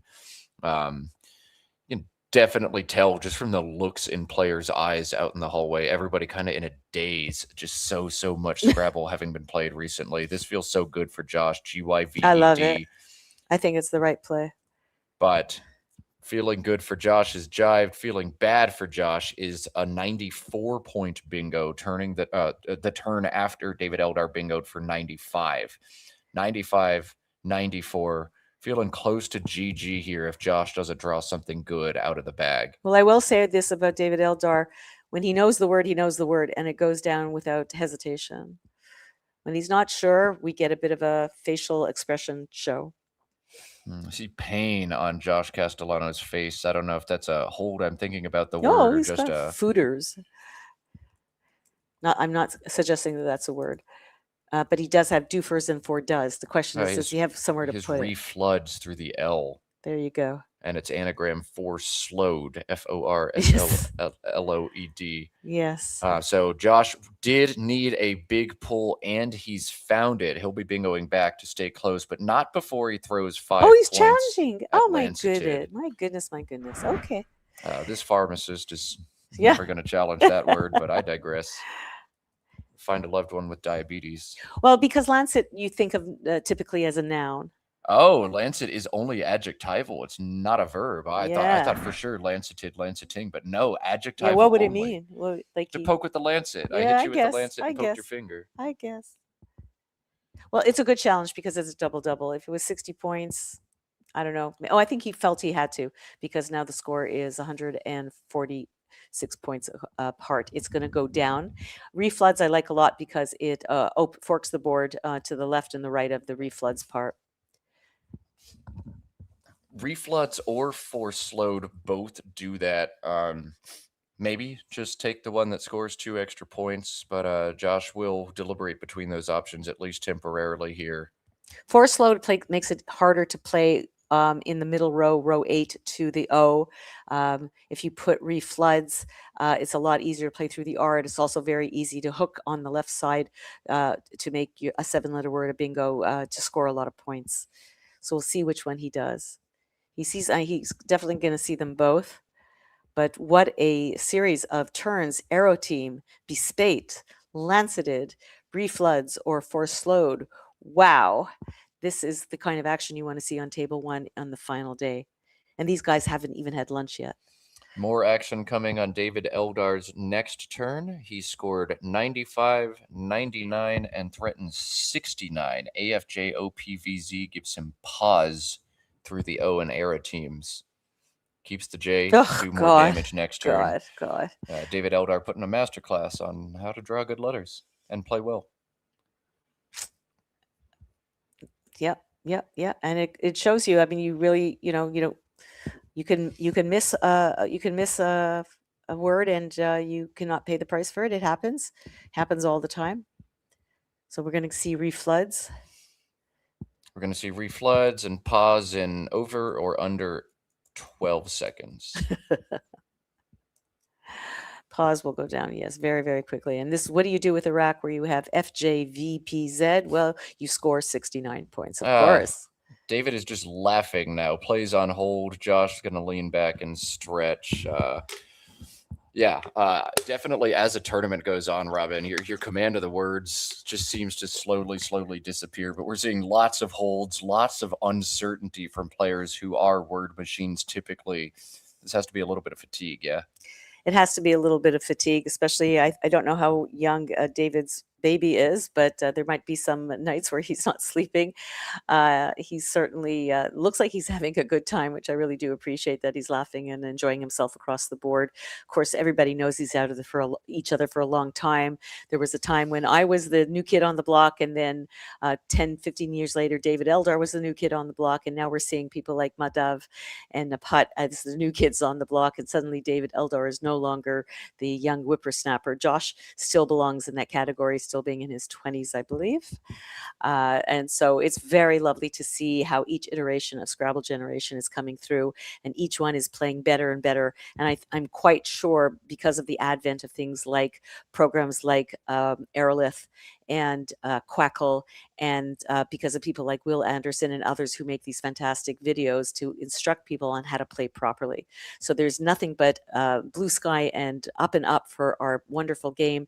People like Josh Greenway and, of course, Michael Tang putting on, and Lupkamin as well. We talked to him last night for the president of WESPA with plans for us for the future. So nothing but great stuff coming up for Scrabble. We hope you stay along for the ride, and we hope even more so if you're not a player that you're going to join us, be part of the family, and learn a game that is going to give you rewards for the rest of your life. Oh yeah, no, the younger guard coming in and looking so solid in Scrabble. I do feel like the future of this game is very bright. This would be a great time if you've never heard of competitive Scrabble to take the plunge as the game continues to grow and momentum building, probably at your local area and definitely on the world scene. The best time to start playing Scrabble maybe yesterday. The next best time is today. And hey, if life is busy right now, you're stuck with school or starting a new career, hopefully Scrabble's going to be around for your whole life. And as you're looking to add a hobby onto your plate, Scrabble, such a good one. We're going to see pause from Eldar. We're going to see Trank from Josh Castellano. He doesn't want to block the G in the triple line, but Trank just too much to pass up. Next best option was just caught through the A and Abitur. And that's a big point sacrifice. So Josh reluctantly taking the points here. He trails by 100. And look at that. David Eldar has played 2 tiles and drawn a blank. And I think I'm going to see the joys that I would have liked this morning to prevent litigate. Yes. Joys into the S looks like very, very straightforward play for David Eldar. It's looking like he's going to coast to a victory here. Over on board 2, looking like Dave Wiegand up pretty big on Madov. Now, I don't know the shape of their board and what's left, what's on their racks, but that could be a closer game if you want to pop over to the board 2 stream, where we've got Josh Sokol and Chloe Fatzes doing analysis on that one. Or you can just hang out here and watch David Eldar. He will probably win here and just need to win one of the next 2. What's pretty incredible about David Eldar being where he is right now is just a couple days ago, he was pretty far down in the standings. So supposed to play against Nigel Richards on board 9. And we were like, hey, both of these guys kind of out of contention, but it's Eldar versus Nigel, world's number 1, world's number 2. Let's just show that. If you had told me one of those players was going to end up winning the tournament, I'd be like, Nigel did Nigel things, but Eldar going to do Eldar things here. He has not won. This victory won't give him the tournament, but he's in commanding position to do so now. No joys, Robin, not again for you, but FAVS instead. Well, worried about all those bingos that end in J. No, I'm just teasing. I think he finds it more synergistic to just have JOY on his rack than the FV. Absolutely fine. I don't think it really matters. There's no worry about any tiles going across from the A like a Z, because the V will not tolerate a 2-letter word. It doesn't exist. And I think he wants to keep it as power tiles. He could play Joy to the left of Refloods for a lot of points. So why not get rid of your clunky tiles? Yeah, no, makes a lot of sense. Just kind of navigate to a victory and avoid the disaster FVVWW draws or something. So Josh now down 130 points, rack full of vowels. He's going to play Augur here, open up an R at the top of this board to bingo down and unclutter the rack. This looks very appropriate for him. I will say, however, if I'm picking correctly, if he had saved Fave, oh no, did he pick another A? I'm trying to see if he had played Joy, and the only bingo in this rack is Pop and J. But if he had saved FAV and he picked up INA blank or INA, he would not have had a bingo to come down. He would have had Avifana, actually. Oh, no. Avifana would not play because there's no A. And he, yes. Avifana to the A and Abitur, actually. Wow, yeah. That's crazy. All right, Robin. Yeah. You've wanted Joys twice. And I didn't haven't gotten it either time, and the player would have been immensely rewarded if they had listened to you. You've got to put some joy in your life. I'm telling you, you got to manifest it.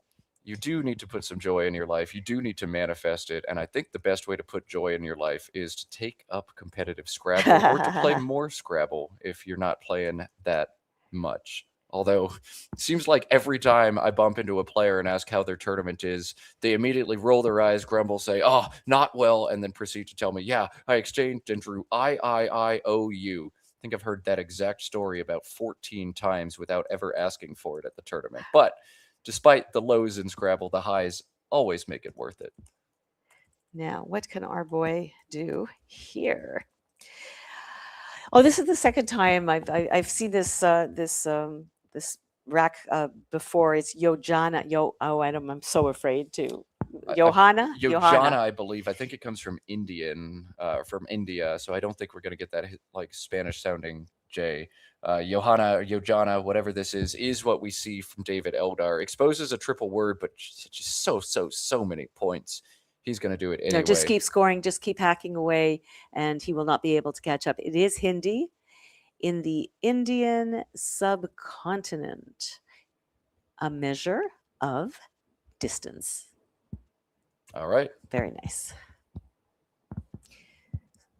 So I think you could play just Yojan and Yojans and Yojana and Yojanas. Very good. Not very good. It's Josh Castellano's rack.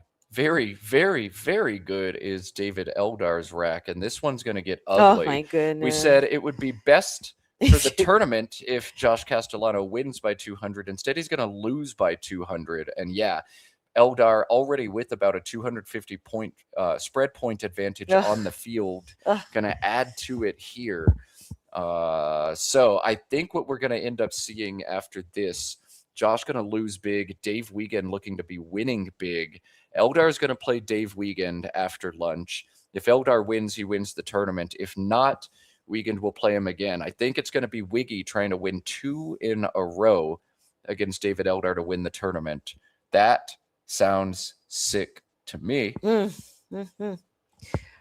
Joshua playing the highest rated point without doing any word, without doing any kind of sim, but like yeah, that's pretty ugly tiles. Yeah, you just kind of do that out of a terrible rack. And if this is going to seed Hedarim, Hedarim for 82. David's got bingos galore all over this board with a nice flexible rack. He'll drop whichever one of them he chooses. Well, the trouble with Hedarim though is it takes a front C hook. So the way You're he's picking, you know, he might want to play it anyway, because who else is going to get it if not me? But I'm just wondering what else he might. Well, he has he can have things like Miss Here to the left of Refloods or Mashy or stuff like that. Yeah, Miss Here, 81 to the left of Refloods or 80 to the right of Lawlog. That may be a little bit safer option for David, but yeah, the way he's drawing, I bet he's going to play Hedarim, draw the C, and bingo one more time. Somebody had mentioned, I think, Chimera as well to the A, I believe. Yeah, to that Abitur, A. yeah. Sick. And there is nothing that he has from the R in Augur. The only bingo with that R is Marshier. And I give these guys a lot of credit. Then nobody has attempted to stick an S or a D on B-Spade.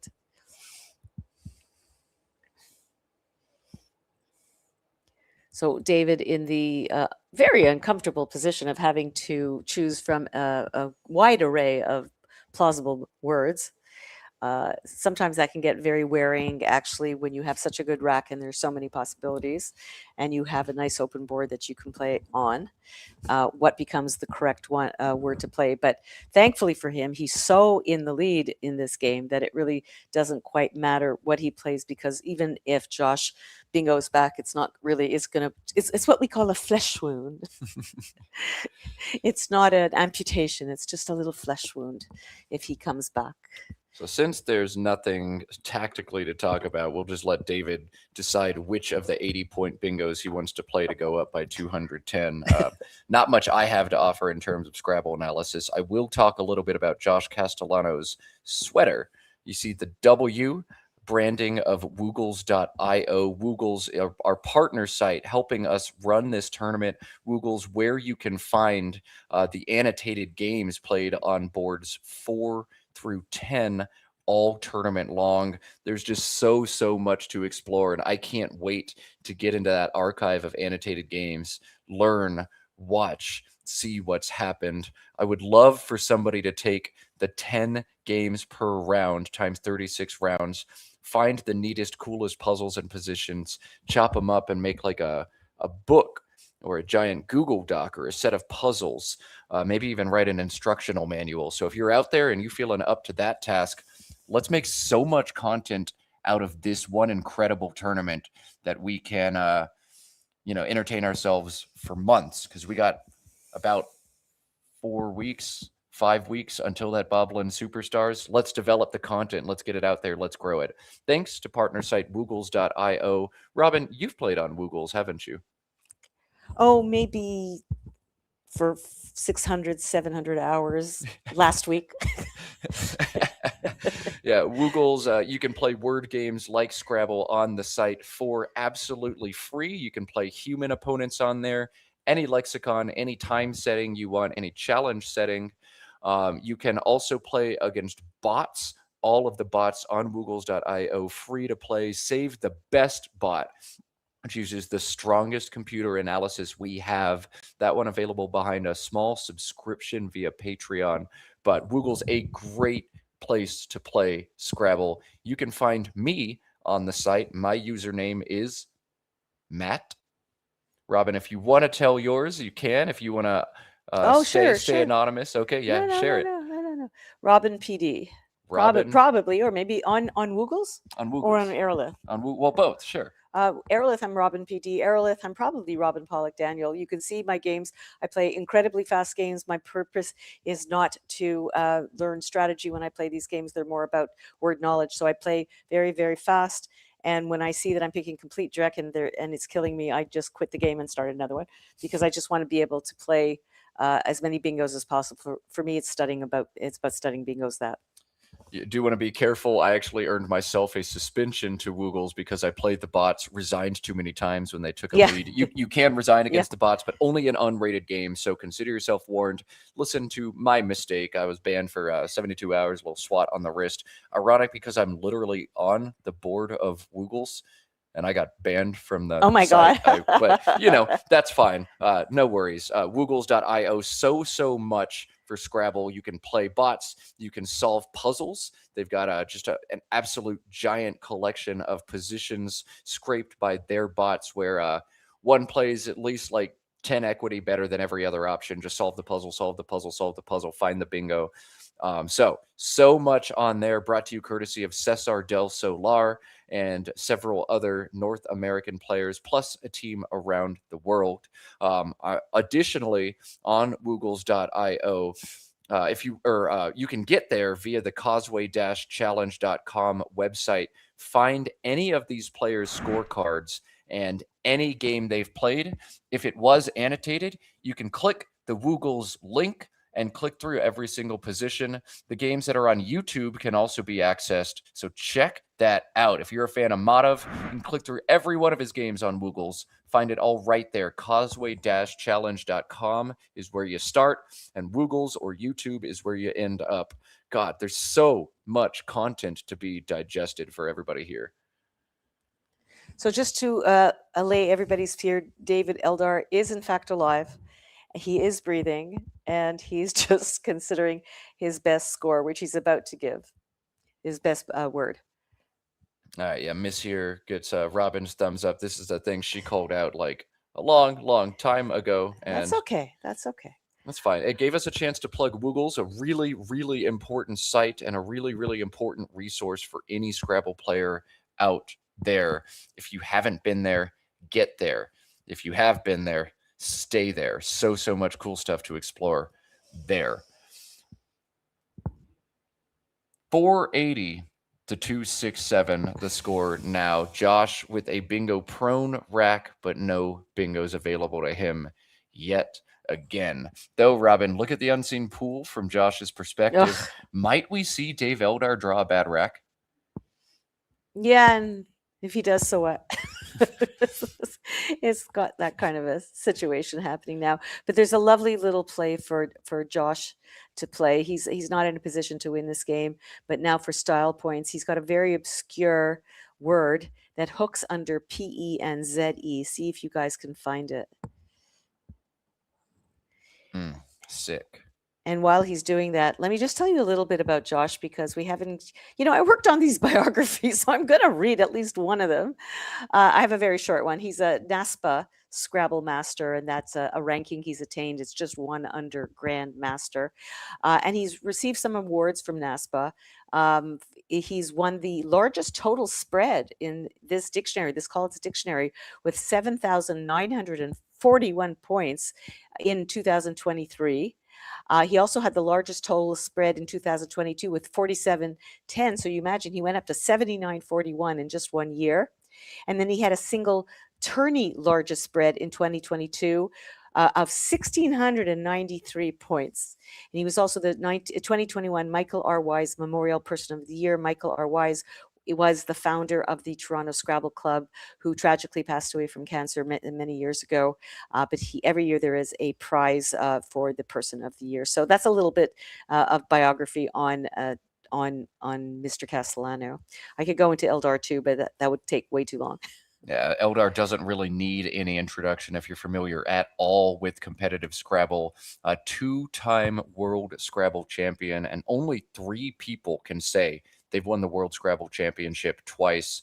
Of course, Nigel Richards, David Eldar, and Adam Logan won his second world championship just last year. So in very elite company. And I think this is basically a lock to happen now. David Eldar was ranked the world's number 2 coming into this tournament, but the run of misfortune for Nigel Richards, plus the strong performance here for David Eldar, David's rating is higher than Nigel's right now. David will almost definitely be the world's number 1 by rating, at least for now. Robin, do you think David Eldar is actually better at Scrabble than Nigel Richards?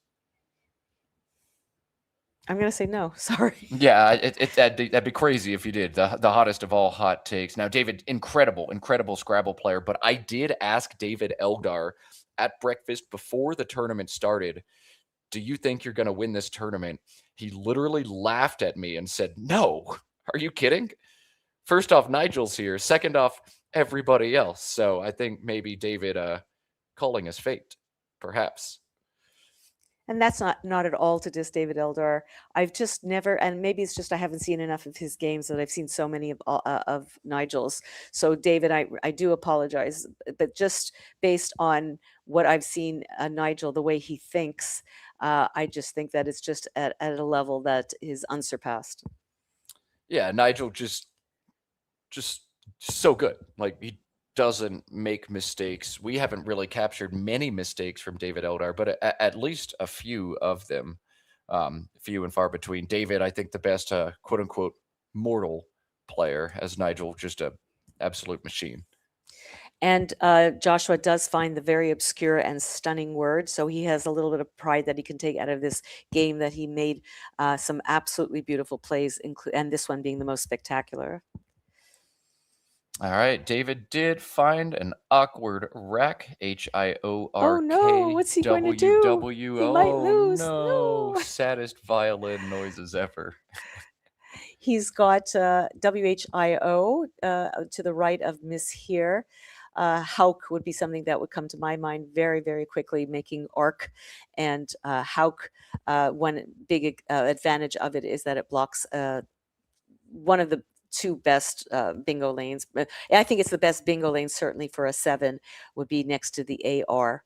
And it doesn't open any triple, not that it would really matter. But again, these gentlemen do have to be careful about spread. All right, yeah, blocking the bingo line makes a lot of sense here, playing Hauk, also just a good equity play. Josh does threaten bingos in that line. He's drawn in Isled and Lindy's, but in Isled does also play way off to the right side of the board, making DI. So Josh will bingo next turn, no matter what he does. It will be far too little, far too late, but at least some sort of pity prize for Josh Castellano in a game that never really felt close. Thanks to everybody hanging out with us. You're watching the Causeway Championship on Let's Play Scrabble or on MeWatch OTT, our 2 media partners here. Special shout out to Nick Ivanovsky for becoming the latest Let's Play Scrabble super friend. We appreciate you. Thanks for investing in Scrabble and helping Josh Greenway and the LPS team do even cooler things with their stream. I got really excited when I saw that name because I thought I read it as Nikki Yanofsky, who's a jazz singer who originates from Montreal. But then I saw that not only is it Vanovsky, but it's Nick Ivanovsky. But you have a very similar name to a very wonderful jazz player from Montreal. So we're going to see, as Matt ably put, no matter what happens, Joshua is going to bingo. The play of ANEI is rewarded by his own set of gods with the ability to bingo in 2 separate places on the board. What is David thinking Yeah, about we can't. We have to give David less time, because when he's got a lot of time, he really takes it, which is fine. He's totally entitled to do it. But come on.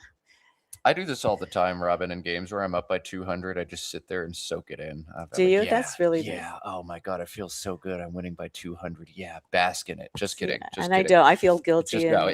But it's not bad sportsmanship to take the extra time here. Like, every spread point could matter, especially with Dave Wiegand just behind you. So, and not surprisingly, Mr. Eldar blocks the best bingo aisle and forces Joshua to bingo on the right side of the board, which will be far more volatile and allow for David to come back with some nice little play to increase his spread even more.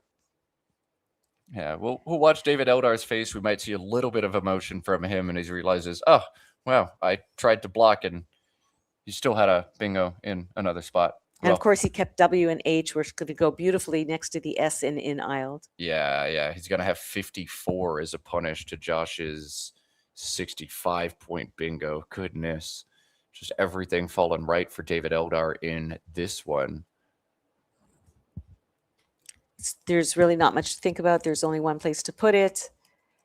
If you want to play it, there's absolutely no real reason not to play it.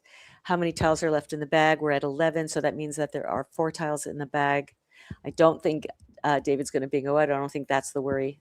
But there are some beautiful tiles that will go against that S. Just how alone. I mean, I don't see his rack, but I know he's got HOW on the rack. SHOW or HOW, how 49, show 54. And Josh Castellano is going to reach into the bag and draw GIIT. Of course. When it rains, it pours. GIIT. Was there an A for a Tiki? No. Okay. Let's see. Well, how much damage can... is there a D for digit and a Tiki? Those are the only 2.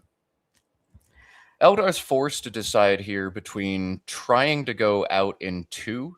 He knows David Eldar can't, or Josh Castellano can't go out with GIIT. So if he can go out in 2 moves, he'll get the last play of the game. But he can't crush the SH spot and go out in 2. How holds CNRS show? Oh, yes, he can. Listen to this.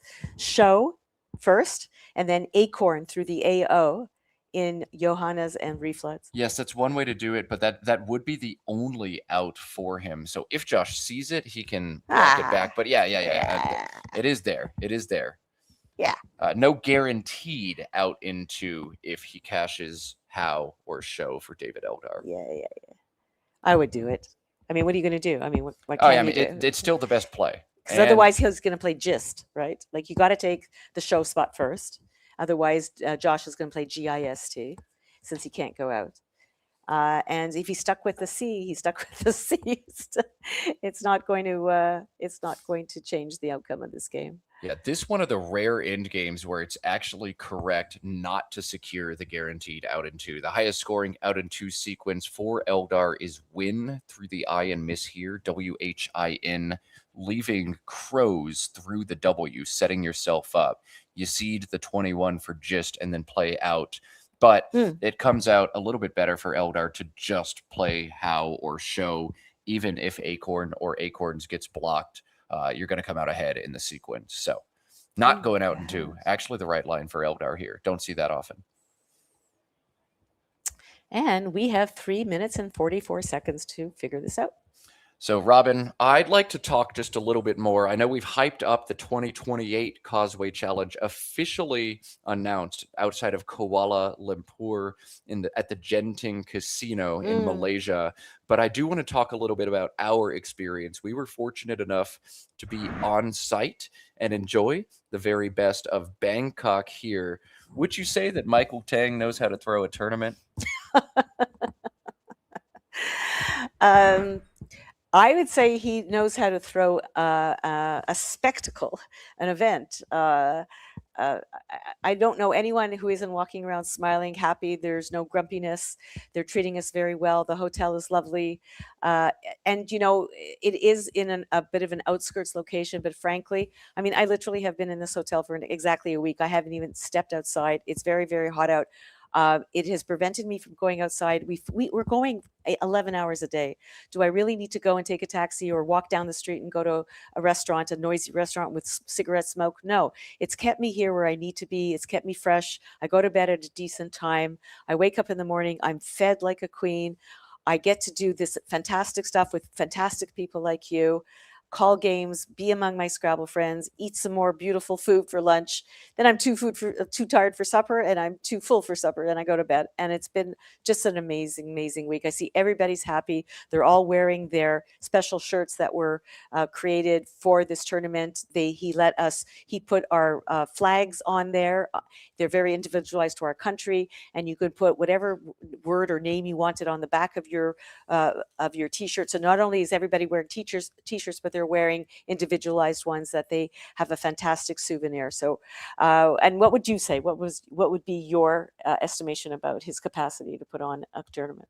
Goodness. Next time you see the name Michael Tang, just register and register fast because my goodness, yes, Robin, we were fed breakfast buffets every day for every player, lunch buffets every day for every player. I literally cannot even open the front door here at the Miracle Grand Convention Center and Hotel because the staff here have been so kind, so amenable, bending over backwards to do whatever they can.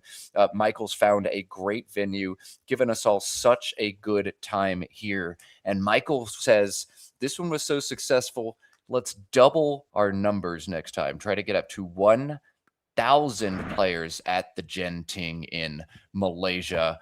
So that's going to be sick. I've also heard, and I don't know how close or true or correct this info is, but it's looking very, very likely that the 2027 World Scrabble Championship is going to be back here in Thailand. And I'd be remiss if I didn't say some insanely nice things about the Thai players, the Thai contingent, the Bangkok Crossword Club, and just how insanely big Scrabble is in Thailand. If you're joining us from North America and you've never seen the scene over here, my goodness, it's opened my eyes up immensely. Thailand is a beautiful country, the kindest people I've ever been around, the greatest food I've ever been around. It's also really cheap here if you're looking to travel on a budget. 2027 Worlds in Thailand, in Bangkok is what I'm hearing. Going to be a huge time. And then 2028 in Malaysia. Boy, everybody book your calendars, save up your budget. See you in Southeast Asia. I would come back here in a heartbeat. Yes, it's warm. Yes, it's hot, but so are a lot of places in the world. Just the level of hospitality from the hotel. He's played show just as we expected. So I think we've hyped it enough. I know it's a big trip, but it's totally worth it. Come here. Don't just come here for the tournament. Stay an extra week if you're able to do it. Take advantage of where you are in the world and just turn it into a whole family vacation if you can. Yeah, bring your family, bring your kids. There's so much to do in Bangkok. I did bring my better half out here, and it's just been so much to do in the city if you're not into Scrabble, but bring a loved one. And I'm hearing the next Causeway, the intent is to have 45 games, but only 9 a day gives you a little bit more time to get out and about and enjoy either the Genting Resort or the city of Kuala Lumpur, Malaysia. Tack on a few days before or after to see it all. Gonna be such a good time. Yeah, it's going to be a cold spot, as they call it. So when you're up in the mountains, you don't have the humidity. You have much crisper air. Even if it's warm, temperature-wise, it's still going to be far more tolerable. And because it's in a casino, I'm not a betting person. I'm not a fan of casinos, but I always have the best time at casino tournaments because there's just so much going on. Not only do you have a plethora of restaurants to choose from, but you also usually have a bunch of shows to go to as well. You never really have to leave your tournament location. There's always something to do. There might even be bowling on hand, different kind of games rooms. So I like the idea of having it at a casino. And I'm looking forward to actually doing some research on this place to see just how excited I'm about to get. It seems like some of our viewers are quite familiar with it and saying, oh my God, I love it there. It's incredible. Oh, great. I'm not super familiar with casinos in Southeast Asia, but everybody who's reacted to the news here on site has been like, oh my God, it's there? Wow. So look at this.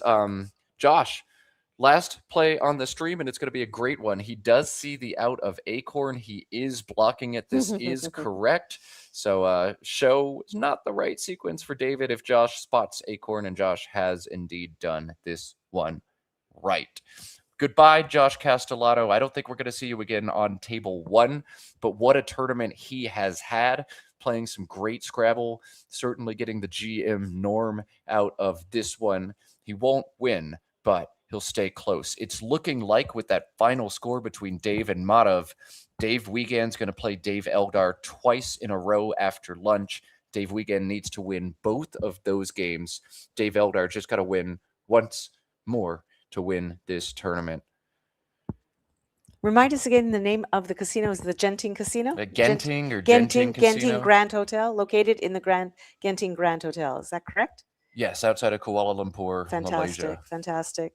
So it's easily enough found online. Even if you just type in Casino Malaysia, you'll find it right away. All right, the lunch break will be about 45 minutes, maybe a little bit less than that. We're going to have the final two games kicking off in about math. We're getting some information. Lunch is 45 Lunch minutes. is 45 minutes, so about 45 minutes from now, perhaps maybe 41 for us. 56 minutes? No? We'll be back when we're back, but it should be 45 minutes or a bit more. Yeah, we'll clarify call time with Josh, put it on the stream when we know, but let's cut to Overhead Mike. Great game. It's too early for congrats. It's getting close. Super tech. I like it. Dude. Yeah. This is only like It's only like 10 points, 8 less, points just worse. sacrifice a few percent. I'm pretty sure. Well, check me on it. Yeah, that's good. It is? Yeah. Yeah, so You slow hold me. You just soaking in the moment? no, dude, I'm looking for better. What are you kidding? Dude, I won the spread. I thought you knew what I had. Is header in? Which? Head in? Yeah, dude. Headering? Yeah. Dude, there was all sorts of shit. There was M, there was E, there was I. Oh, were you looking through here? Yeah, man. Oh, you were actually looking. Okay. Dude. I thought you were just like, rolling. I thought you were just Like looking around. super cunt. Be like, oh, this is fun. Oh man, my life is great. You're fucked. I wonder if I had a better bingo with this. With what? The This- other team? What was on the board? The Mine- T, it was the T's. You blocked the geometer. Oh right. Yeah. Oh dude, my play was great. Well, I mean, Oh my Super god, Tax you also probably blocked wouldn't it. even got a bingo down if I played Super Tax. What are you talking about? Where would it go? Arrow teams at the very least. Oh, Stereo. right, yeah, that's okay. Those might be the only ones. Is there nothing with B? Stereo? Is that a word? Or is it stereoma? No, stereo. E.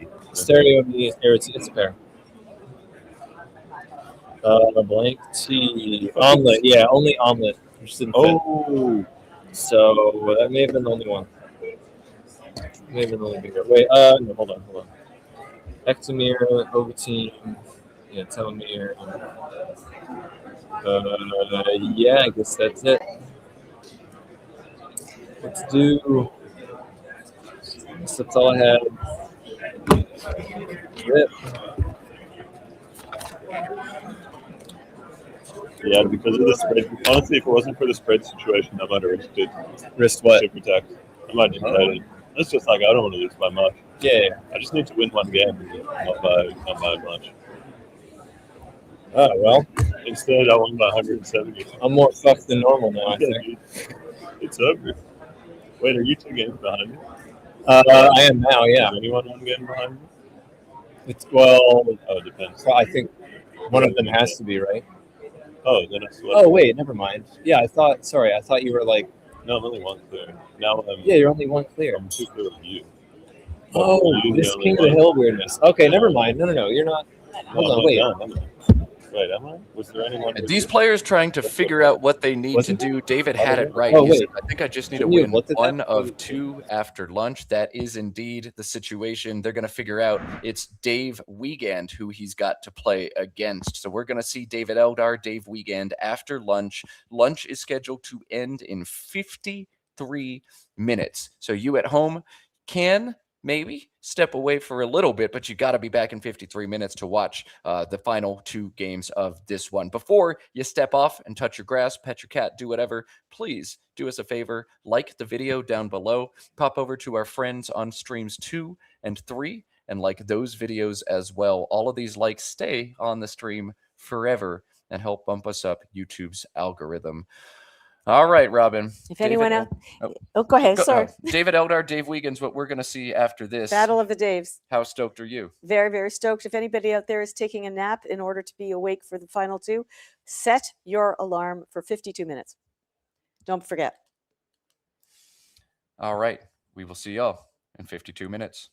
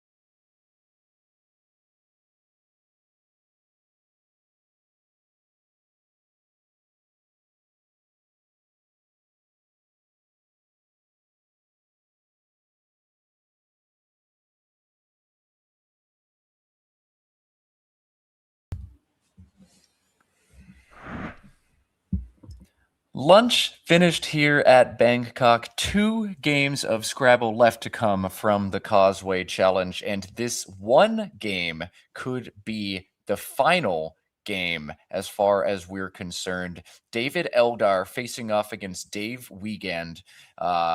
If Eldar wins this game, he clinches the Causeway Challenge with a game to go. If Dave Wiegand wins this game, Dave and Dave will play again next round for a winner-take-all championship bout. Dave will win this game. I know that. Scrabble likely wins if we see a weekend win in this one. One game winner-takes-all stakes would be so fun, wouldn't it, Robin? Oh my God. Obviously, we don't have any preference about who wins. We just like putting on a good show, and we know that if we have a final show game that determines the winner, it would be much more exciting. So, but we wish both of these gentlemen, they're absolutely brilliant players. Both of them deserve to win, frankly, as far as I'm concerned. Thatcha as well. What a showing, has been in the top group for such a long time. Josh Castellano, almost relatively new to Scrabble. I mean, just in the last 10 years or so, and look where he is in 4th place. And the beautiful Madav, I think he's become the favorite of the tournament. He's got an incredible future ahead of him. It's not possible for him to win, but my God, winning World Youth Championship and then finishing right now in the top 5, unbelievable. So very exciting 2 hours coming up. Yeah, indeed. All right, let's cut over to the board. We've got David Eldar. We've got Dave Wiegand. We have what could be the last meaningful game here at Causeway. Again, the stakes here, A, $10,000 for the winner of this tournament, and B, infinite bragging rights to say you've won what is probably the biggest, strongest, deepest field ever in competitive Scrabble history. So which Dave will it be? The tiles will tell us in the next 2 short hours. I like the look on Dave Wiegand's face. He looks zen. He and at does. peace. Quite zen, quite at peace. We'll see. Eek! Ika! Cake. Let them eat. Ace cone. All right, so no cake is valid. NOCAKE. This looks like a great 34-point opener for Dave Eldar. God. Keno, KEENO, also 28. But Robin, 34 for no cake? Just to be able to say you played it once in your life. Yeah. There it comes. All right, no cake indeed. Here it comes. I find this especially ironic as literally the staff here goes head over heels to take care of you. They literally delivered cheesecake and it's sitting right in front of Robin. No cake, says David Eldar. No vowels except for one A for Dave Wiegand, ACFLNRT.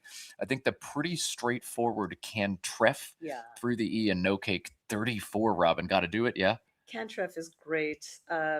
I also like Flack if you just want to save NRT, because if you pick a couple of vowels, it's also very, very good. But Cantref is 34 points, gets rid of 6 tiles, blocks that S hook to no cake, which could score a ton, especially with that triple letter score 3 away from where you would stick an S. So I'm a big fan of Cantref.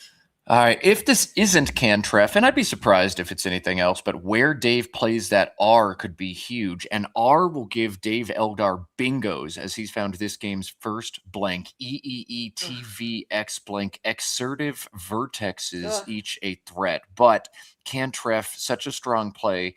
Dave probably just going to Dave and make his top play here. I'd be surprised if we see anything else. Yep, Dave doing what he does. Cantref, best play. No bingos now for Dave Eldar on this rack as well. That would have been worth so much too. Wow, cantref. What a great, great word. So, EEETVX blank. Once David realizes there are no bingos available, Robin, this looks so obviously like Vex, right? Yeah, I don't think there's anything. The only trouble about it is that it does block. Cantref does take an S, however, and there is still the double through the A, although he will be saving 2 E's. But I don't think there's, I mean, you could just play EX and save the V hook on top, but I think that would be kind of silly. Yeah, just put the V down for 8 extra points.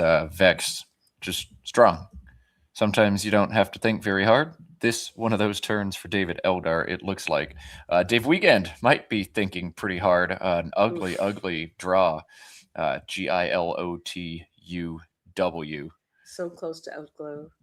and yet so far. Odd glow would be so nice. He could play it if he left the O open and just to get rid of everything. Not that he would do that. He does have an IG to go through the ING and no cake, but it's not his turn, and that will not be available in about 5 seconds. Dave just looking to see if there's David. I'm going to say David for David Eldar and Dave for Dave Wiegand, especially since that's their name, so that works out well. He puts down Vex for 44, holds on to the blank, and must be feeling pretty good. The one sad thing about Vex here is like A, W, O, W, A, V, O, V, all that kind of stuff can, or O, F, can just stack very easy, very brainlessly. And that is exactly the play that Dave is going to have now. G, L, O, W, T, O, W, L, O, W. But we're probably going to see a play with O, N, E and Wox. So which of those do you like, Robin? You playing the G here? I'm thinking all about that stuff. So toe obviously takes an S in front of it. Low, L-O-W, takes up, all sorts of different letters that go in front of it. I don't need to go through them, F, G, etc., etc. Low, also, glow, sorry, if you do glow, you have the A hook and you have not saved an A. A glow is good. If you do low, it takes a lot of stuff, F, G, etc. So, which one do you take? Toe leaves a much more satisfying G-I-L-U on the rack. They tend to go a little bit better together. Glow saves 2E, but it leaves the A hook. And just OW, you might consider that saves guilt. I might just say OW. But just OW. But then it creates a very easy bingo lane. So low also takes the S in front of it. Oh, it's really, really hard. Yeah, no matter what you play here, you're seeding some kind of front hook, so might as well just take the most points and get rid of that G. Glow, winning a computer simulation, winning in the eyes of Dave Wiegand. Yet again, Dave gonna Dave, make it his top option. 78 Eldar, 67 Dave Wiegand. EEEGIT blank looks scary at first, but bingos here for Dave Eldar. Well, without looking it up, I see 18 right away, so that would make me very happy. I think it does everything I want it to do. What am I missing? Am I missing anything else? He's got 18 and exegetic. Exegetic. Okay, very, very good. But exegetic doesn't hit the double word score, so I would go with 18. Yeah, 18 is 66, exegetic 62. He's going to play it. And I always feel like when you play a number, Robin, you should get the value of that number added to your play, right? 18, 66 plus 18, right? I think that's... Anyhow, he strikes first with the first bingo, but luckily for Dave Wiegand, it's only a 66 pointer. Unfortunately for Dave Wiegand, however, I think unless, oh my God. No, he almost has gwit. Do you know this word? This is such a great word. Oh my God. Yeah. GUIT. Oh my God. That would be like an amazing bailout. But Dave, exchange 6 or exchange 7. It's got to be that, right? 3 U's. Keep TIU, draw GIU, and then one more U just because sometimes Scrabble punches you in the face. There's just nothing to think about. To me, it's an automatic pass of 7 tiles. Nothing to think about. Would you keep the T sometimes? No, I would not keep the T. Just go deep. There's, although 2 have been played, and yes, it's a good tile and all that, but like, if I've been given that rack by whatever Scrabble tile gods there are, I deserve a really, really nice 7-letter replenishment. So yeah, that's got to hurt. But the board is not that open for a lot of stuff, especially because of the Vex. So let's see what David Eldar is going to do to too many Daves, or is going to do to open the board, or is he? So ADJ. Okay. Oh, he's going to do Hodge. That's that easy. Yeah, that's straightforward. No question about it. So he's going to play Hodge through the A in Cantref, doubling the J, doubling the H, and scoring 54 points, I believe. 56. Yeah. HADJ. I mean, yeah, you are putting the J in a triple word line, and okay. at a lower level of Scrabble, oh no, my opponent's going to score 36 or maybe 42 in that spot. Well, that's how much Dave Wiegand scores on average, like every single move. So, yeah, HADJ, just take the points. Very strong for Dave. Oh, and it's not looking good for Dave Wiegand very early in this game. Oh, he's going to get Adjuan. He's going to get Adjuan. Oh, that's huge. Okay, thank God. Make this, and we would like this game to be a little bit more competitive, so it's interesting for everybody. What an absolute bailout for Dave Wiegand. He has a really, really awkward rack, and then magically Ajowan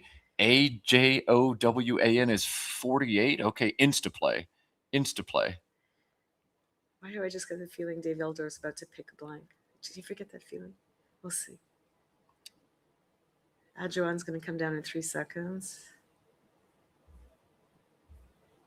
And how awful to pass 7 tiles and you're picking up AAWO.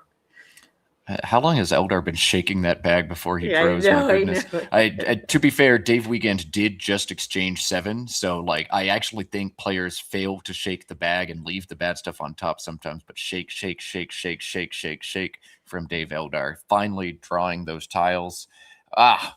No E for Yeastier, unbelievable. So close. Satire With doesn't a- often God. stay on your rack, but yeah, doesn't quite draw You're a trying bingo. to win a tournament with 1 to go and you're picking satire and X's and blanks. Oh my. But no spot for it. We're probably going to see Dave Eldar grab his Y and his A. He can play him for 21 between Cantref and Adjuan, making TAW and RYA. Now, EIRST is a very, very strong leave. Not as strong on this board, but still right to fish here, isn't it, Robin? Yeah, and most people would be very, very tempted to fish the Y off. But because there's an A on the board through no cake already, he's got his satire rack. So I would definitely fish off the Y. I mean, first I would look to see, do I have a 35-point or 40-point play somewhere where holding onto the satire rack there's no point to it. He doesn't have that situation. So he can play off AY, as Matt mentioned, between Ta and Raya to make Ta and Raya. He can make Yad just to the right of Hajj. And he can play AY if he wants to open the board a little bit and create another lane for himself, which there's a lot of merit to that one. I actually like that one.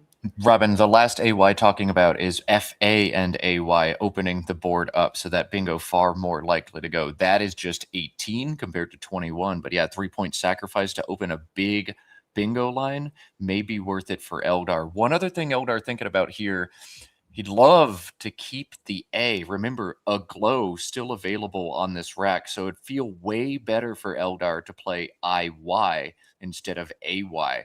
But there's no good place on this board to play IY. Curious if he makes any kind of sacrifice to hold onto the A. I'd be a little bit surprised if he just drops his Y tile down and keeps satire here. You just don't score enough with FY for 9. A tough turn for David Eldar and a big draw for Dave Wiegand. He's drawn Umiak and Mank, Manque. Those each play along the EI of 18. So satire on Eldar's rack, but Dave Wiegand threatening the bigger play. Look how Monk plays along Yes. 18. I love it. Making NEQIUGNEH. I love that play. And I think he's going to get it. Oh, yeah, Dave doesn't miss. Dave gonna Dave, but yeah, Monk is a 54 or something like that. Love it. Big draw. And Umiak also in the same. Yeah, I know. I think Monk is a little bit better. How scary if Dave Eldar puts down AY underneath the F. In a game where he's already leading, opening lanes cannot be a good piece of information for Dave Wiegand. You would expect him to start to protect the lead by scoring and not opening the board. Yeah, I mean, if Dave opens the board, then that's bad news for Dave Wiegand, as generally you're not going to open the board unless you got really, really good stuff. If you're up 85, the MO is always to close. So it would be bad news, but Dave can't afford to start blocking while he's behind. He's just going to have to ignore it, hope Dave Eldar draws something really bad and doesn't actually execute or connect on the bingo he tries to set up.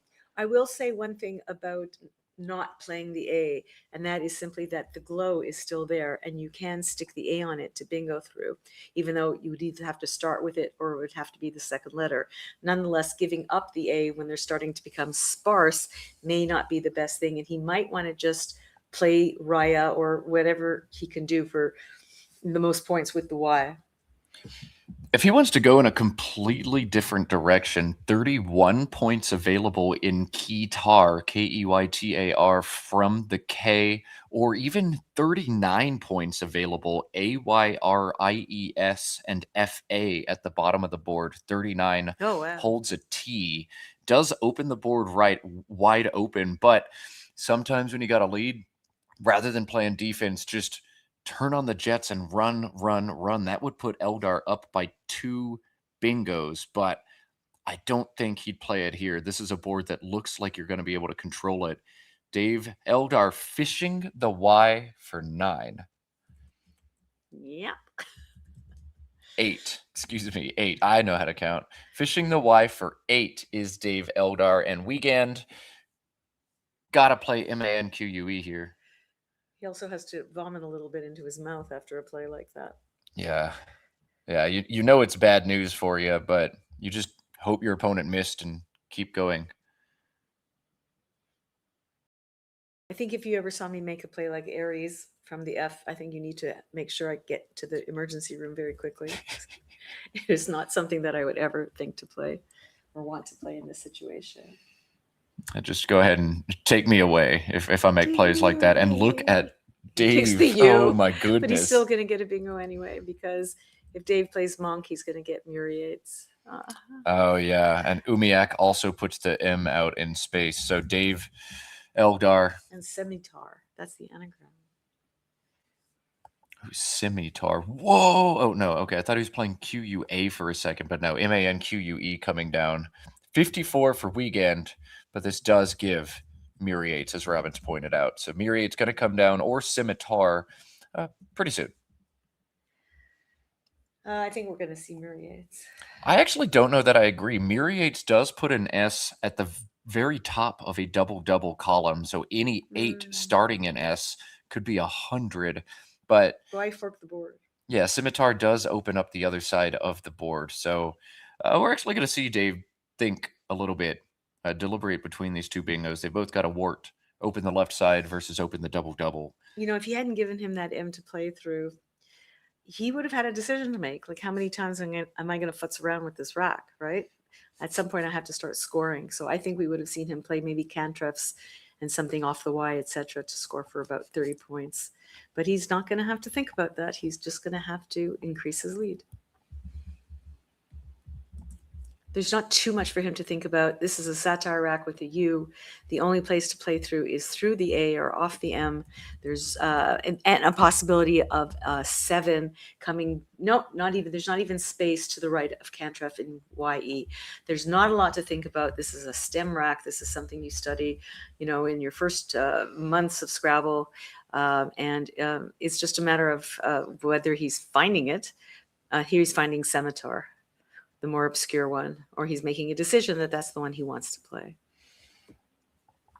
This is a pretty big decision for Dave. One of these plays works way better for Dave Weekend than the other, and that play is Muriates. Muriates allows Dave Weekend a very nice play out of an awkward rack with 2 P's and 2 I's.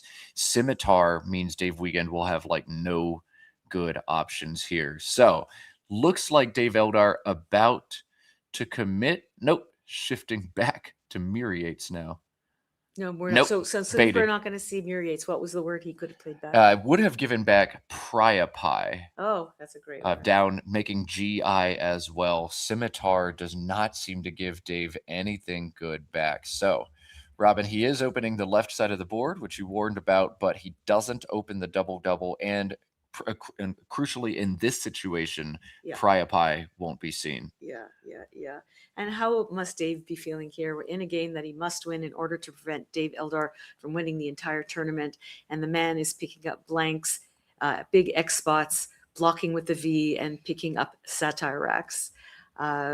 Good on David Eldar. He's earned it. He's played a beautiful tournament and probably has earned a much easier game than he's had to suffer through this morning at the hands of Madav, for example.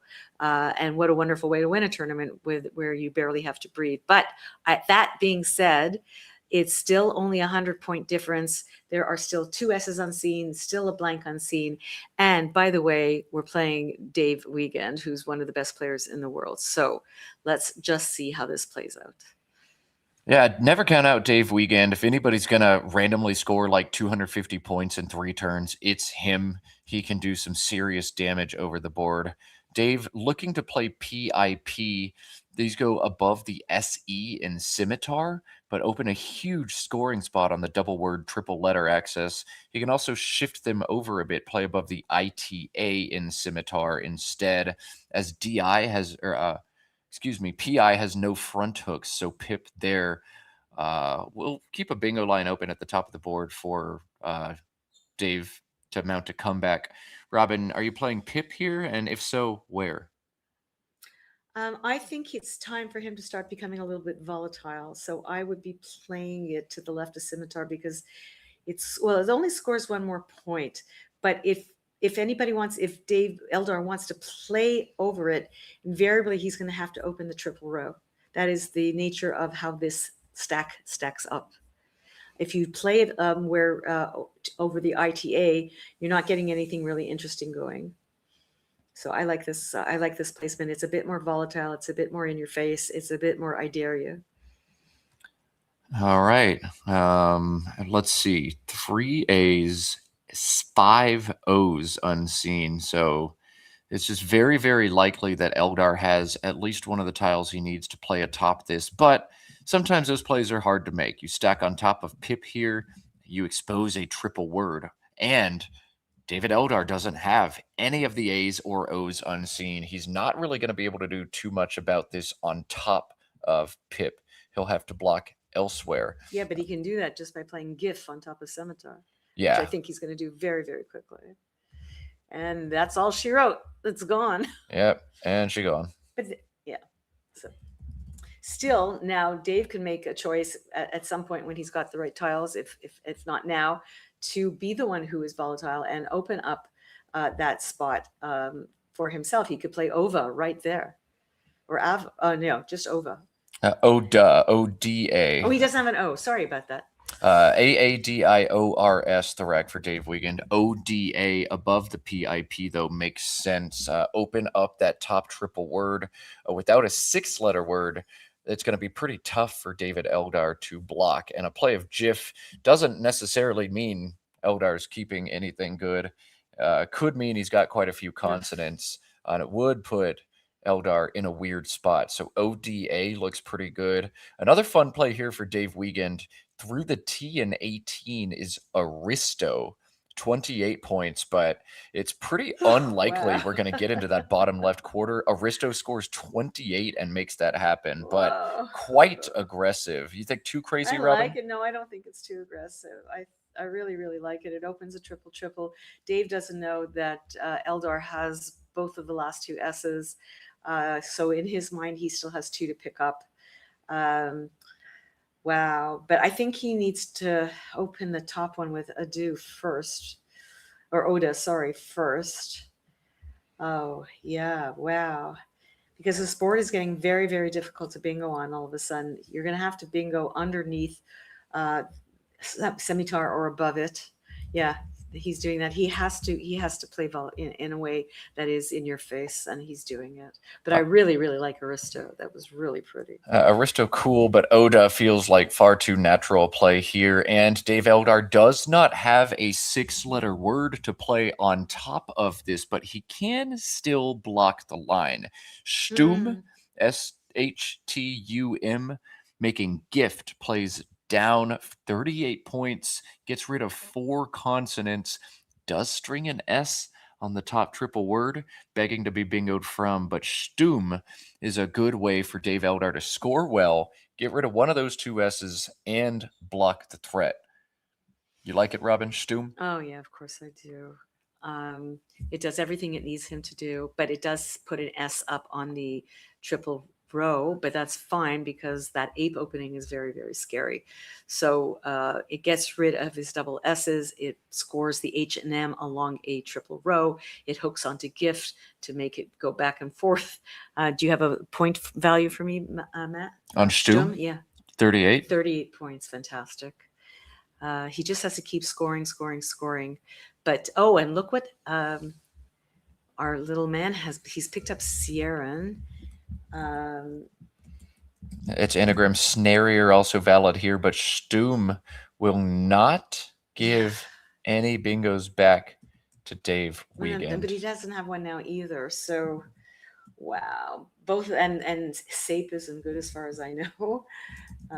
It is not.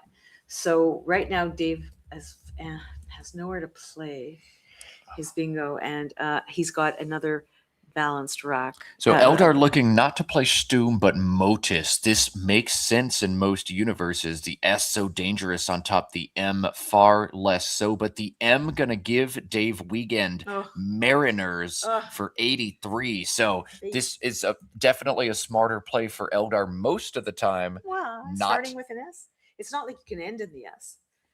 The M actually is worth more. And I will note that each of them has gifted each other a bingo through an M that the other has placed on the board. Oh, that is a good point. A funny point there. M, though nowhere near as dangerous as an S on top.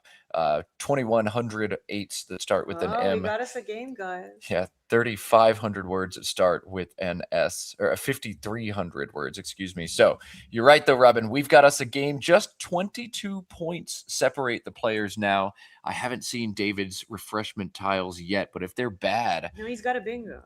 Oh. Which Dave? Sorry. Oh, excuse me. Dave Eldar. Yeah, he's got a bingo Rotus, but there's nowhere to put it. Yeah, no playable bingos for Dave Eldar. The beautiful 7-letter Rodus found by Robin, but not going to fit on this board. Eldar now has to decide between committing to the defensive game, trying to nurse the lead that has quickly evaporated, or shifting more to a standard Scrabble. Yeah, I can open the board a little bit more, but grab a few more points for myself, group my rack a little bit better. One good option for Dave Eldar is the 4-letter Huso, Huso, backhooking cantrefs. Wow. 29 DOR, but it is dangerous. Robin, can you play Huso here? No, you absolutely cannot. It just creates way too volatile a spot. Double off an H. Dave has just picked up 7 tiles. There's the Z is out. The blank is out. No. We cannot do that, even though it's worth a lot. No. We have to go somewhere else. You could just do something as simple as host and monks. If you want to get rid of the S again, although I don't know that you would want to, you just played it off. Let's see what he can do without using the S for any points. I don't know if he does. Host and monk's a neat option. It does take a sneaky front hook. Host takes a front G. Every once in a while, you forget about that and get surprised by it when your opponent drops it down. No G's unseen, but the blank, maybe host a good option for Dave Eldar. That's what he's thinking about here. Well, when the Q disappears early in a game, and especially in a game that has huge consequences, there's a big sigh of relief. But then there's the whole issue of what do I do with the U's that keep coming up? So the natural inclination is to try to get rid of it. He could just do something like SOU and cantrefs and yo. That'll score 25 points and kind of close off that whole area. Oh man, most of his best plays are gonna involve using up that S. Host will score the most. It will create, as you say quite correctly, a G hook, but then that forces the blank to be the G. It's the only way to hook it. So it's not as dangerous as it could be, but tell that to someone who blank bingos you with a G. I mean, what are you going to do? So I'm not sure what his best play is. He cannot do something crazy that exposes an O next to a triple letter like row, RHO, rug, and he to the left of monk, because the Z is still out, and that will put David in the lead. It's something that David might have had to do earlier in the game when he's had to open the board up in order to create the volatility that allowed him to come back. Eldar committing to host here. He says, I'm not opening the board. Huso just too crazy, as Robin said, but I do want to keep scoring points. Eldar pulls ahead by 55 now. Dave Wiegand has lined up Valadize, and he's not going to play that because No, it's he's not not a going to word. play it. Dave loves to troll, set up words, and make you think he might just play them, but I've watched and commentated enough Dave Wiegand to know, nope, don't feed the trolls, don't take the bait. Now shifting his tiles over to a Vise or a Vised. These are both going to play from the A. Robin, are you tacking the D on the end of this word for 4 or setting it up? I'm thinking of playing. Just a second. What's left? He could play. Well, it's not so bad now that host is there. I'm thinking maybe just playing Zine, Zine, to the left of Monk, as and leave the devil on your rack. He could also play ZT through the IT of gift. So both, I think Ziti is less volatile than Zine because obviously he doesn't have the last A. If he had the last A, it would be a no-brainer. Avised, I think, just opens the board too much, but it has the advantage of the fact that the blank is still unseen, and it gives him 3 more tiles to get a chance for it. What do you like? I don't know. This is a very hard turn. I'd definitely lament about it for a while if I had it. Looking at the unseen pool, 10 vowels, 11 consonants unseen. So if you're Dave Wiegand, when you see a pool like that, vowels is generally good news. It means there's a good chance my opponent has a lot of those and won't be able to score very effectively. Dave now trying to decide, do I have to bingo to get back in? Could I just score 30 and 40 2 turns in a row, hope my opponent's got some of those vowels? Or do I need to go gunning for that blank and try to get a bingo down? If Dave wants to play for a bingo, playing the ZI off Zine or ZT, the right call. But if Dave thinks maybe I can just outrun, score some points, Avised better. Avised also goes digging deeper into the bag, trying to pull that blank. A play of HOST doesn't hold a blank all that often. So Dave going to go digging into the bag. It'll be huge for him. Now with 2 bingo lines available, the top of the board and the ZED in Avised, will he draw a bingo? What Dave doesn't know is that there are really only very few vowels left. He absolutely has to pick the blank. Oh, not looking good. He picked the blank. Oh, he did get the blank rattling. Oh, no, he's got no, two, he's got 2 L's. two L's. This is the problem. He needed another vowel. He did not know, of course, that Dave Eldar has 5 of the remaining 6 vowels. Oh, my goodness. Wow. All of the vowels on Eldar's rack. Generally, yeah, when you see all the vowels on your rack, you're like, oh, no, this is so bad. But then you start to realize, oh, this is actually so good. You've got none of them. But no, unseen from Eldar's perspective. Just 6 vowels, 10 consonants, actually a pretty reasonable distribution. What you would be happy to see if you're Dave Eldar, though, is I've got all the E's.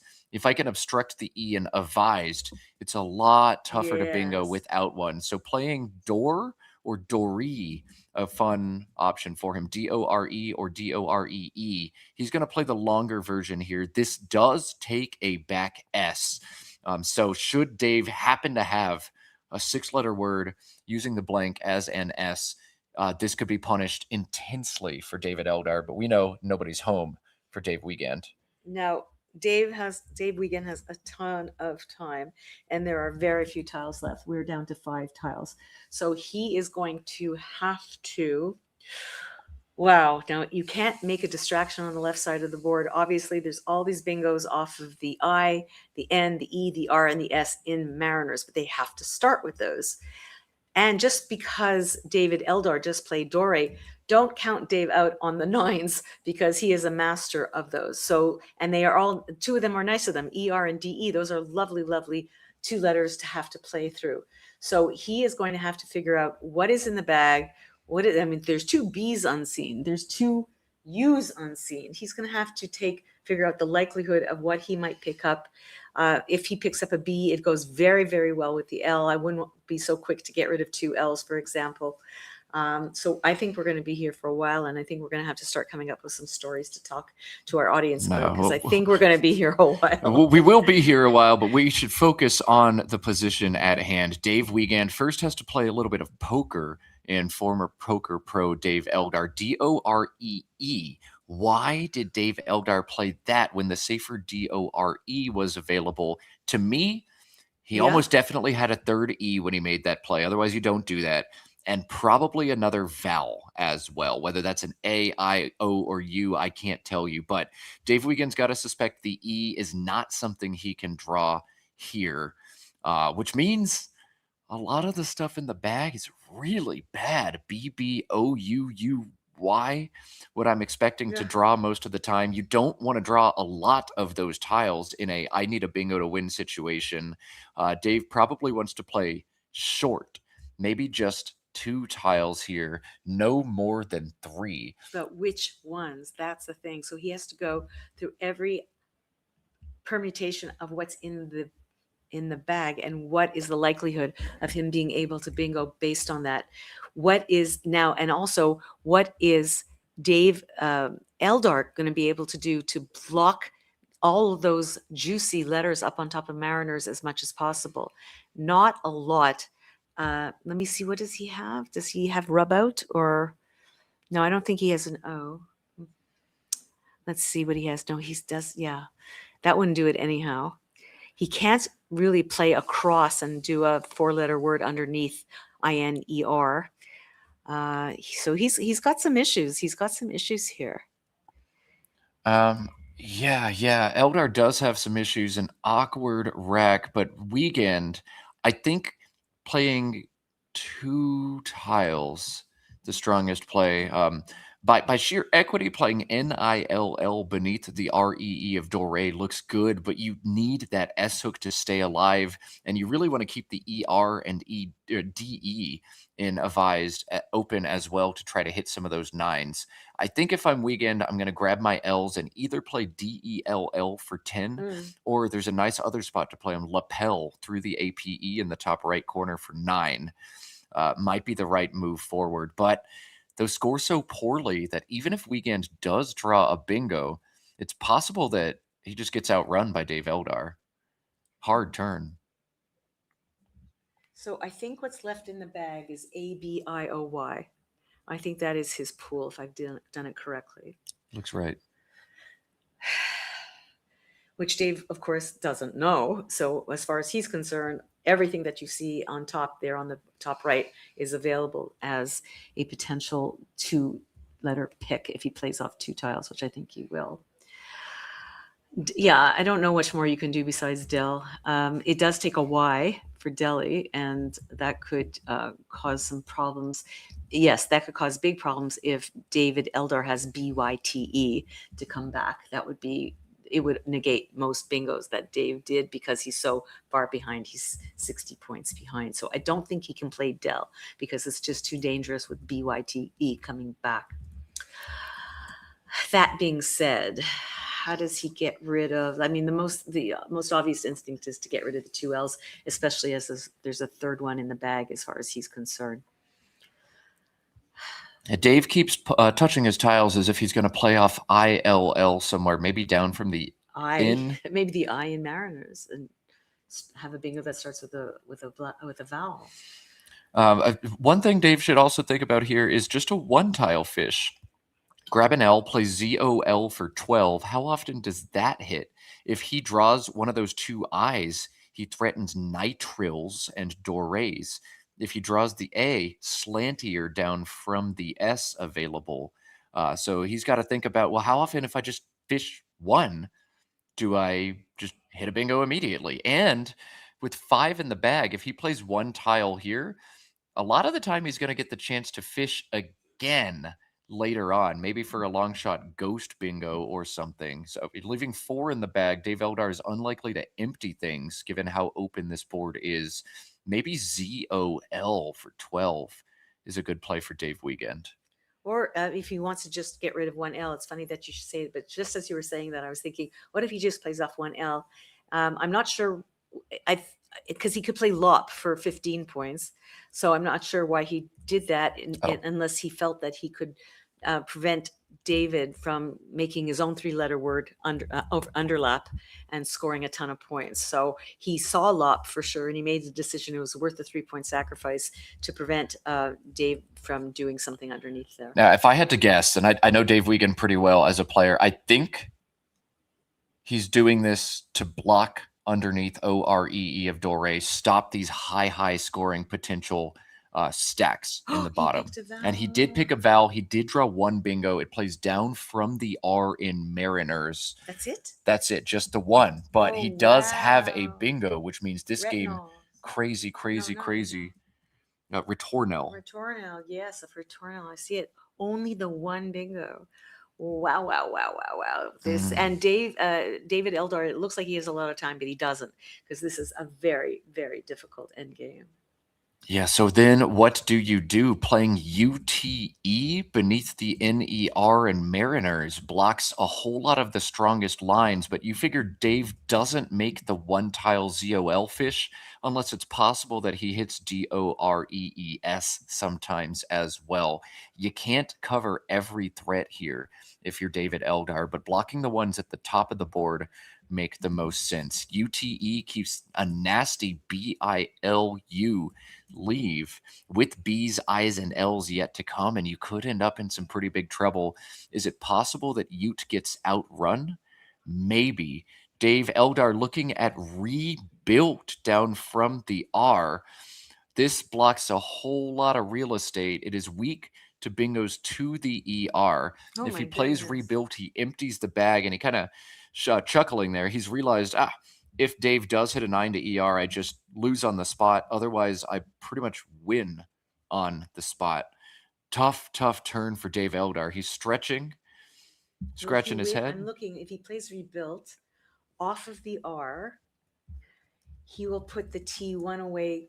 So I think that will win, because Dave does have a bingo starting with an I introlled, but it will not fit to Dore, which answers your question why he played that extra E. Does Dave have, he does not have a bingo off RE. Rebuilt will be there. I'm looking at Ute. I put Ute on my board here. Wow. Yeah, I think this is going to be this is going to be. Yeah, Dave. Rebuilt wins this game, for sure. But David Eldar trying to decide if Rebuilt wins every game. Does Ute win every game? Definitely, if anybody's going to spot a 9 to the ER, Dave Wiegand is that guy. So Dave Eldar trying to guesstimate, how likely is it that you've got that 9?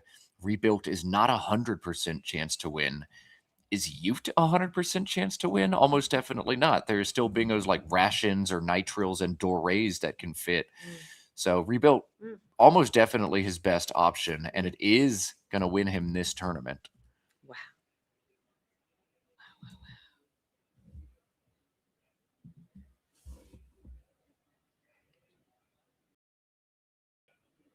Are we doing any simulations? Nope. Okay. We're winging it. A simulation is just not going to help us in this situation. You have to make so many poker-style reads and inferences. David does not play ZOL out of random racks. He only plays ZOL when it makes a ton of sense for him to do so. So, a lot of good stuff was kept by Dave Wiegand. Almost definitely that blank and some subset of AILNORT to go with it. So scary situation for David. He knows this could be the very last play he makes in this game. He is going to play Rebuilt. This does look like it makes the most sense, at least to this analyst.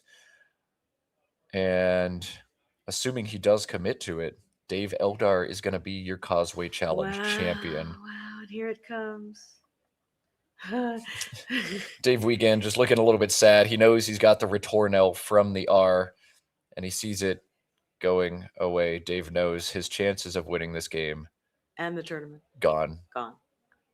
Click. Done. Won. Dave Eldar staring up at the ceiling now. All he can do is wait. If there is a 9, Dave Wiegand's going to start playing it. But the fact that he hasn't played it yet, Dave Eldar's got to know. I did it. I won the thing. Dave Eldar has won 13 of his last 14 games. He was 12-9 Oh my at goodness. one point in this tournament. Oh my goodness. And just like that, got insanely hot at exactly the right time, winning 7 straight. And that 7th and final victory will clinch him $10,000 and another major accolade for a player who already has 2 world championships. He's the real deal. Got lucky when he needed to, got brilliant when he needed to. And look at the smile on his face. He knows he's won it. I remember when he won Worlds, and I remember watching his face. He was very, very emotional, very, very, and it's such a big moment, right? David Eldar, I think my favorite Eldar emote of the World Championship the year he won was after he snuck out a victory in a pivotal Game 6 matchup, pulling a victory out from a game where he looked sunk just a couple turns ago. He absolutely popped off, fist pumped the air as he walked away from the table. It was pretty sick, honestly. We'll see if he pops off again here. I'm looking to see if David had picked anything else out of the bag, whether he had a bingo that could not be blocked. But right now, I'm not finding anything. He saved ILNRT blank. Yeah, that's what he saved when he played. Oh my God. If he drew the A, Slantier still fits after rebuilt. I don't think the building could stand the screams we would have emitted. I think it works just as well. Oh my God, he would have had Slantier. Slantier for 88-6 overlaps if Dave draws a different tile there. I can run through some of the other ones. The I draw would lose for Dave Wiegand. The Y draw would lose for Dave Wiegand. Could you imagine playing Slantier? My goodness, we were what, a 1 in 6 chance away from just an absolutely insane sequence. Oh my.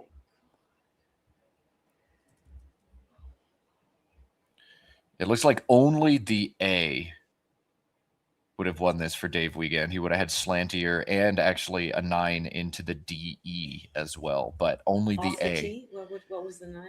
Tail Ender, TAILENDER. And it would have fit as well. Yeah, it would have stacked it. God. And he knows it for sure. For sure, it comes up on Aerolith. I've seen it many, many times. Inertial from the I would be a third bingo for Dave Wiegand if he drew the A, but the A was the only letter he could draw that would win after rebuilt comes down. What a finish that could have been. Inertial would have been enough. That's a 60 point deficit. That's 64 plus Eldar's rack. Right.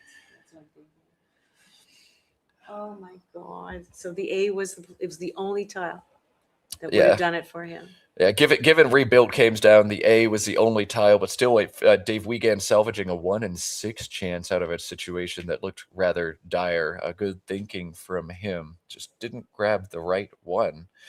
Dave Wiegand is not done playing. A second prize here, still $5,000 and Dave, by no means a lock to finish second here. He's probably going to have a fierce second place game.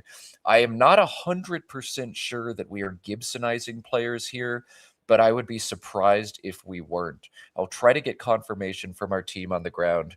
Gibsonization, Robin, could you tell us what that means in Scrabble, please? Yeah, that's in honor of the late, great David Gibson, who was so strong in his tournaments that he often won them with several more games to go.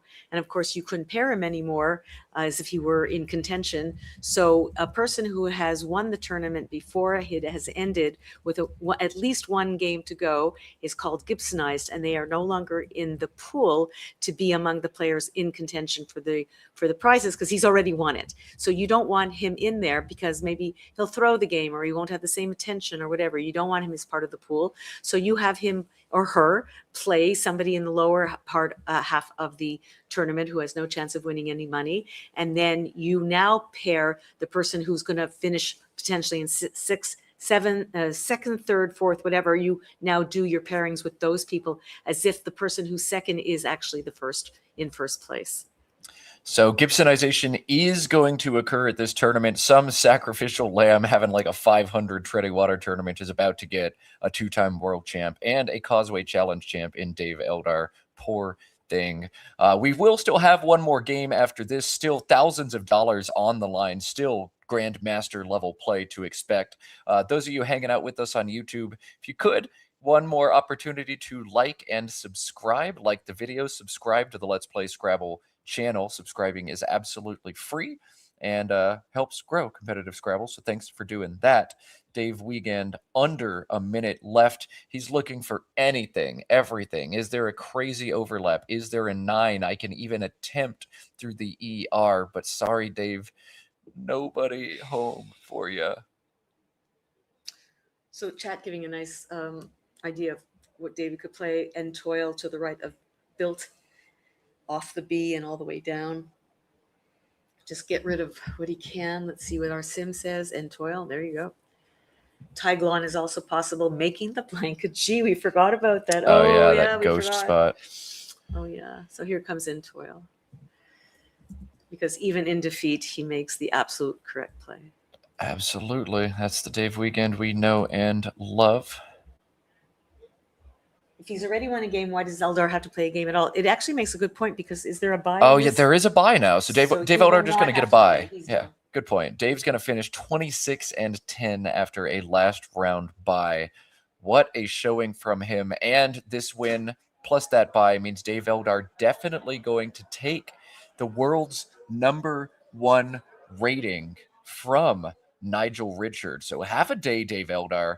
You've won the Causeway Challenge. You've won $10,000 and you are now the world's #1 ranked Scrabble player. I think Dave Eldar would be the first one to tell you I'm not actually better than Nigel Richards, but so I feel better when you asked me that question on the spot that I had to do a Sophie's choice and decide who I think is the better player. I think they're both fantastic players. I think they each have unique strengths. Just I've never seen anyone think the way Nigel does. That's it. Yeah, that's a good way to put it, Robin. Ever the diplomat. As Dave Eldar about to play out, tick, tick, tick on his clock. We'll cut to overhead mic after this to capture a post-mortem, and we'll bring Dave Eldar into the studio after that. I'll stop talking. Let's cut to overhead mic.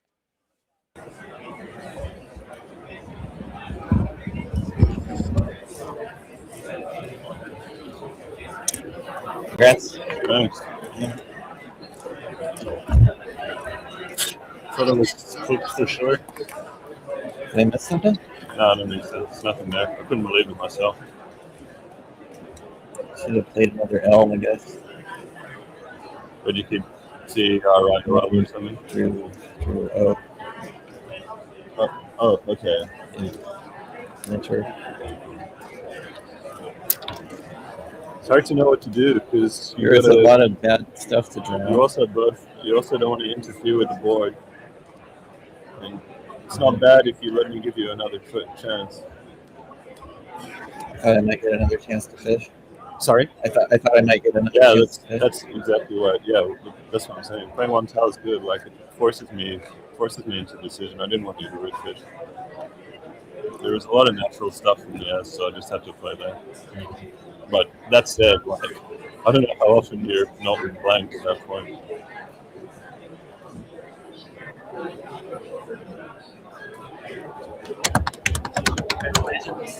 Thanks for calling. What? That's rude.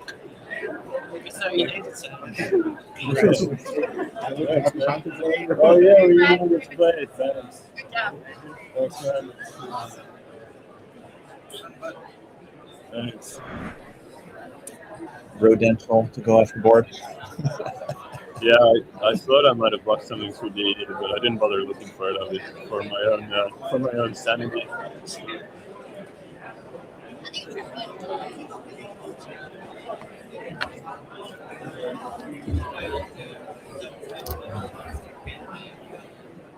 Man, it's getting sweaty. Like, looked like it was going to turn. You had nothing here, guys. I'm just like, all right, I guess I'll leave it right now. Let's make this even.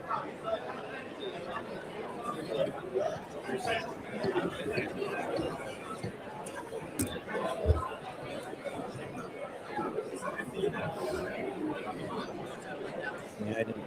Maybe a lapel. Sorry. LAPEL. Oh yeah, probably.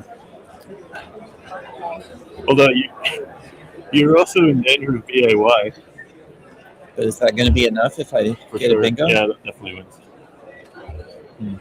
And I have it. Tons. It's 18, 9, 20, 21, 22, 23, 24, 40 points. Yeah, my bingo is going to score not a lot. Yeah, you'll need a big bingo to overcome that, and I'll go out first.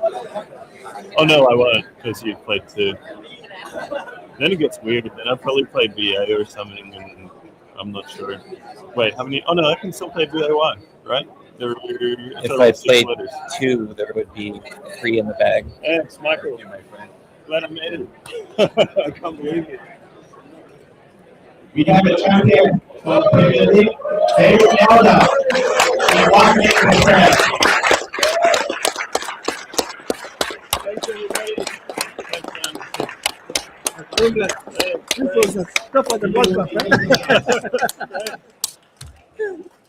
Thanks, man. Wow. And Carlos told me that he is coming back next year. With David the interview Elder, with not Matt. Sorry? interview. In like 2 minutes. I'll need a quick bathroom break. Yep. We still have 1 more game. So please submit yourself. We need to make the draw for 1 last game. All right, so you see Dave Wiegand combing his hair back in defeat. Dave Eldar announced as the tournament winner to much applause. Many, many, many handshakes we're seeing for Dave Eldar. We will bring him into the commentary booth where I'll do a little interview with him. Robin gonna give her headset up for a few minutes, but Eldar requesting, let me have a bathroom break first. So David Eldar will come into the studio shortly. If you're joining us on YouTube, maybe throw some questions in the chat. What do you want to hear from our 2026 Causeway Championship? I'll grab a couple of those questions, plus a couple I pull out of the dark void that is my brain, and do my best with an interview. I'll give you some help. All right. But what a showing from Dave Eldar, winning 13 of his last 14 games, coming from out of nowhere to win the Causeway Challenge. And nobody's surprised to see Dave Eldar win, but maybe surprised to see him win after the start he had to this one, right, Robin? It ain't over till it's over, and that's what I say to all of the Scrabble players out there, tournament players out there, and in fact, people who are alive out there. It ain't over till it's over. There's always hope. There's always chance. And even if you can't eventually win it, there are advantages. There are things that you can learn from anything that you undertake. But don't give up. Believe in yourself. Keep whittling away, chipping away, and you might end up winning a tournament that you thought for sure you had lost. So we will get Dave Eldar in a few short minutes for an interview, and we've still got 1 game to go. Still several $1,000s, second, third, fourth place on the line. So we're going to take a little bit of a break. As soon as we've got Dave Eldar in the booth and fitted with a mic, we'll have a little winner interview. You are watching the Causeway Challenge on Let's Play Scrabble. It's unbelievable to me that we are on the final game, but I am so thrilled that you're with us all the way. See you soon.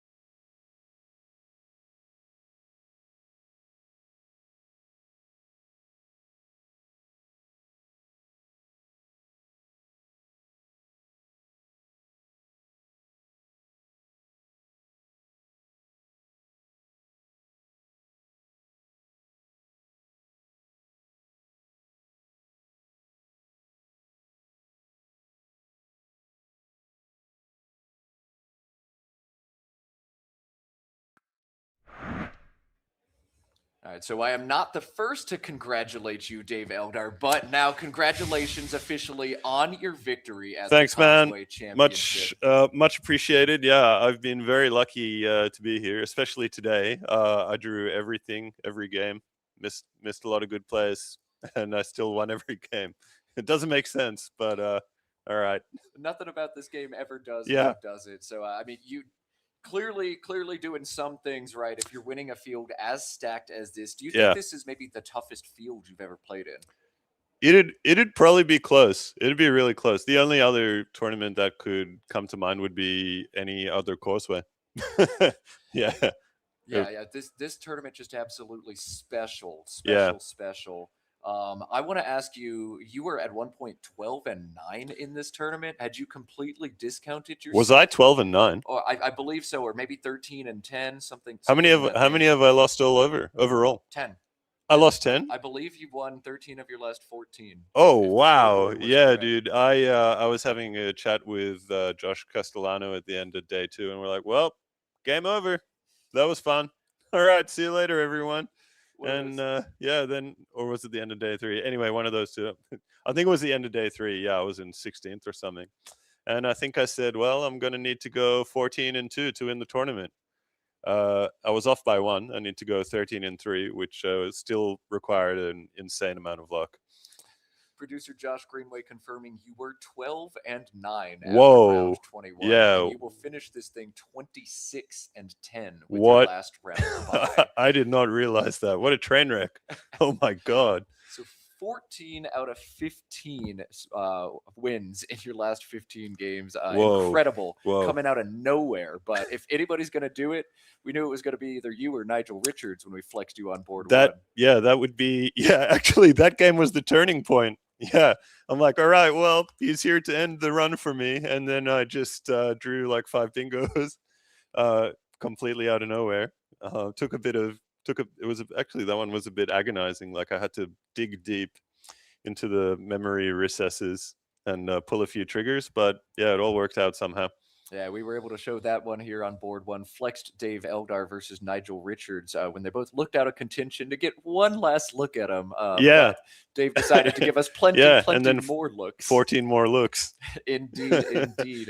Speaking of Nigel Richards, you have officially clinched the world 1 rank from him with his slow performance here and crushing it. How does that make you feel? Yeah, unbelievable. I don't think I've ever passed him for more than a day before. This like there was once where he played a tournament and then played a tournament directly after and recovered. But yeah, this is unbelievable. I mean, I'm certainly not going to say I'm better than Nigel. There's no doubt in my mind about that. But it's pretty amazing that I was able to pass him. It's an incredible achievement for me, and I'm really happy with myself. That was a question I put Robin on the spot. Do you think Dave Eldar is actually better than Nigel? So I'm glad that you said it out loud so we can put the debate to bed. It's not even close. It's not even close. Speaking of the caliber of opposition, we know obviously Nigel Richards makes every tournament exciting, but you had a chance to play against a lot of new faces, a lot of faces who don't travel much. And I want to talk about one of those faces specifically, Madhav. 15 years old. What is your impression of him? Yeah, well, at some point I asked him, I'm like, how old are you, dude? Expecting him to say like 19 or something. He's like 15. I'm like, Jesus Christ, where are they feeding that child? I'm like, they're food and words. You'll remember, I can't remember if you guys had it, who had the game against him very early. I had this game. Bewet, was that you guys? Okay, that was Jesse Matthews and Nitz, and I do I have time to get into this reel? Yeah. I had a very difficult decision, and I saw that he'd blundered earlier in the game, and he missed Tallyman, if anyone recalls this, and I thought, this kid ain't so good, and I had 100% win in the bag, and I got flustered, and I'm like, all right, I wrote him off, and I'm like, okay, he's not going to find Brodkins or Barmkins or whatever, or to anyone who remembers this game, I'll just take my 90% win, and if he has that, he's just going to miss it anyway, so who cares? And I paid dearly for that. I mean, not very dearly, but that was really painful. I mean, I learned a big lesson there. Like, never underestimate anyone, even if they make he's really good, but he made a terrible play earlier in the game. But he did well to get himself out of such a terrible position. It was amazing. And yeah, I completely blew it by underestimating him. Anyway, as you'll remember, in the very third game after 2 days later, I had Gleam set up on my rack. I think you were commentating. I was thinking Agleam, and I'm like, there's no way this guy knows Agleam. And then I thought, hang on, didn't I already do this? I already made this mistake. And then I played Glay and won that game. So, sometimes you learn something. Sometimes you learn something, indeed. I suspect you'll be playing plenty more of Madhav. Yeah, just Yeah, 15 wow. years old. He was leading this for a whole Damn, lot what a of it. beast. I was terrible when I was 15. Yeah, he's been playing tournaments for 10 years somehow, which is crazy. So a little bit of a future. Okay, but the old guard holding on to things here. And David, correct me if I'm wrong, but you've agreed to do commentary for our final game. Yeah, I'm in. Yep. So, because Dave Eldar has a bye, we're going to sub out Robin Pollock Daniel. We'll bring her back in to say goodbye. But for a little bit, it's going to be Matt Canick and Dave Eldar in the booth as we bring our second place game. So, Dave, we're going to take a little break, but players are getting seated for their final game. You guys at home, stay tuned. Matt Canick and David Eldar will bring you the second place game in a few minutes. You're watching Let's Play Scrabble. Don't go anywhere.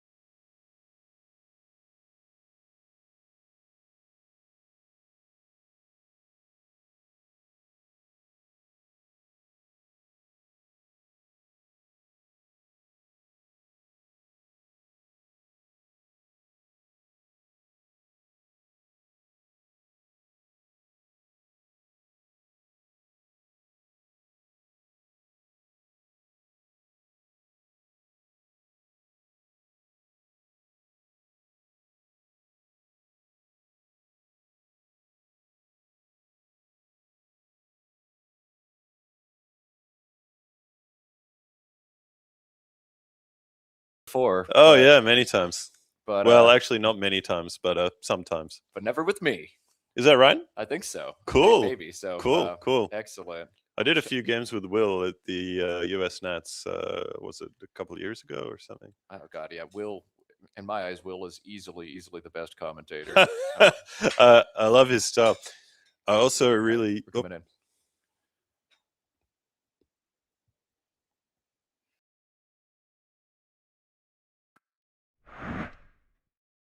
The final game of the Causeway Challenge coming your way right now. We already know who's won the tournament. He is sitting right here next to me. Hey, guys. But a big second place game coming your way now, featuring Dave Wiegand and Josh Castellano. And this is just a straight up winner is second.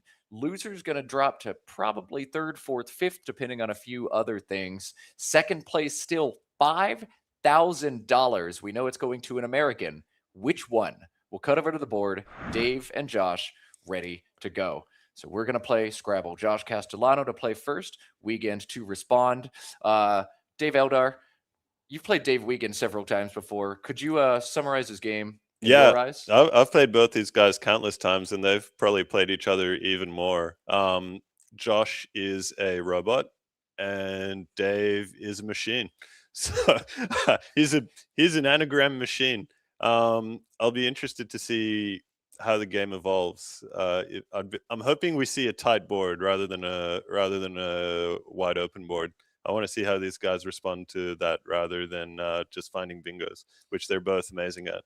We'll see. I would love at least a close game here. Yeah. A hard-fought game. But yeah, defense, tight boards, see them adjusted. Be fun. DIILNWX. What are you playing here, Dave? Yeah, you're just playing wild, right? Getting the W off your rack as quickly as possible. Are you playing off center? Off center? Whoa.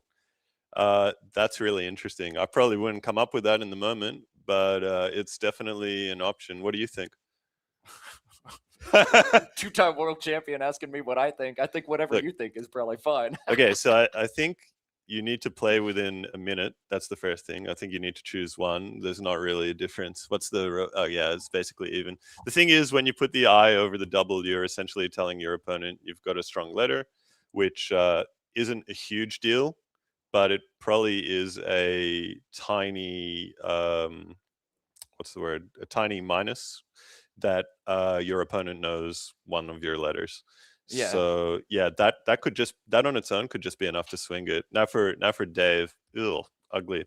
How can he get rid of EEUY in one go? Oh wow. Yeah. Okay. I just there's an amazing play available. I'll be very impressed if Dave Wiegand spots this. This is Nigel only, I reckon. What? Uneyed? No, Dave Wiegand's gonna find uneyed. Uneyed? That's what you're really? looking at, Wow, man. he's seen it already, dude. Machine. You described it Yeah. as a machine. Of Oh course my it's gonna god, be I a would machine. never see that. That's really good. I'm really impressed. Is that winning? Is that winning a sim? Actually, YEDE on top. Oh, Smooth, right. But So it's a trap. is it? Are you a slave to the computers in your analysis? If you just do what Quackle says? Absolutely.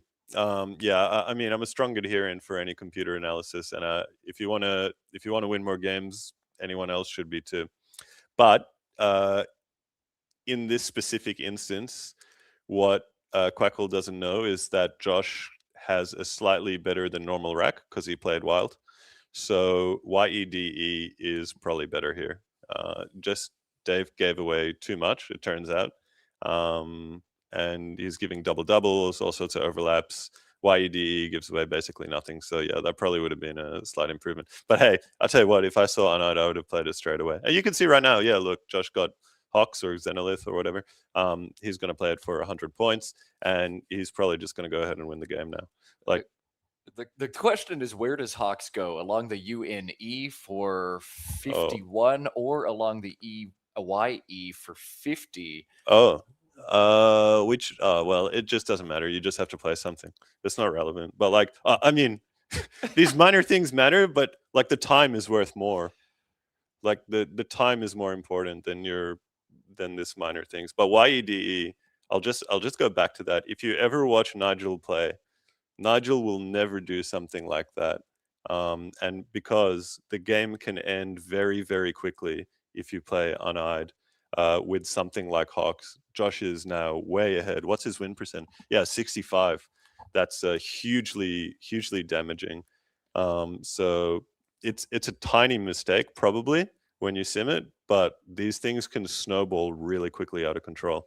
Yeah, I remember you saying when you won the 2023 World Scrabble Championship that it's less about the bingos you need to worry about and more those 50-point devastating stacks. Is Yeah. that correct? Yeah, like this one right here. Just think what would have happened if he played YEDE. Like Josh would have played Hawks or Locks or whatever for 20 less.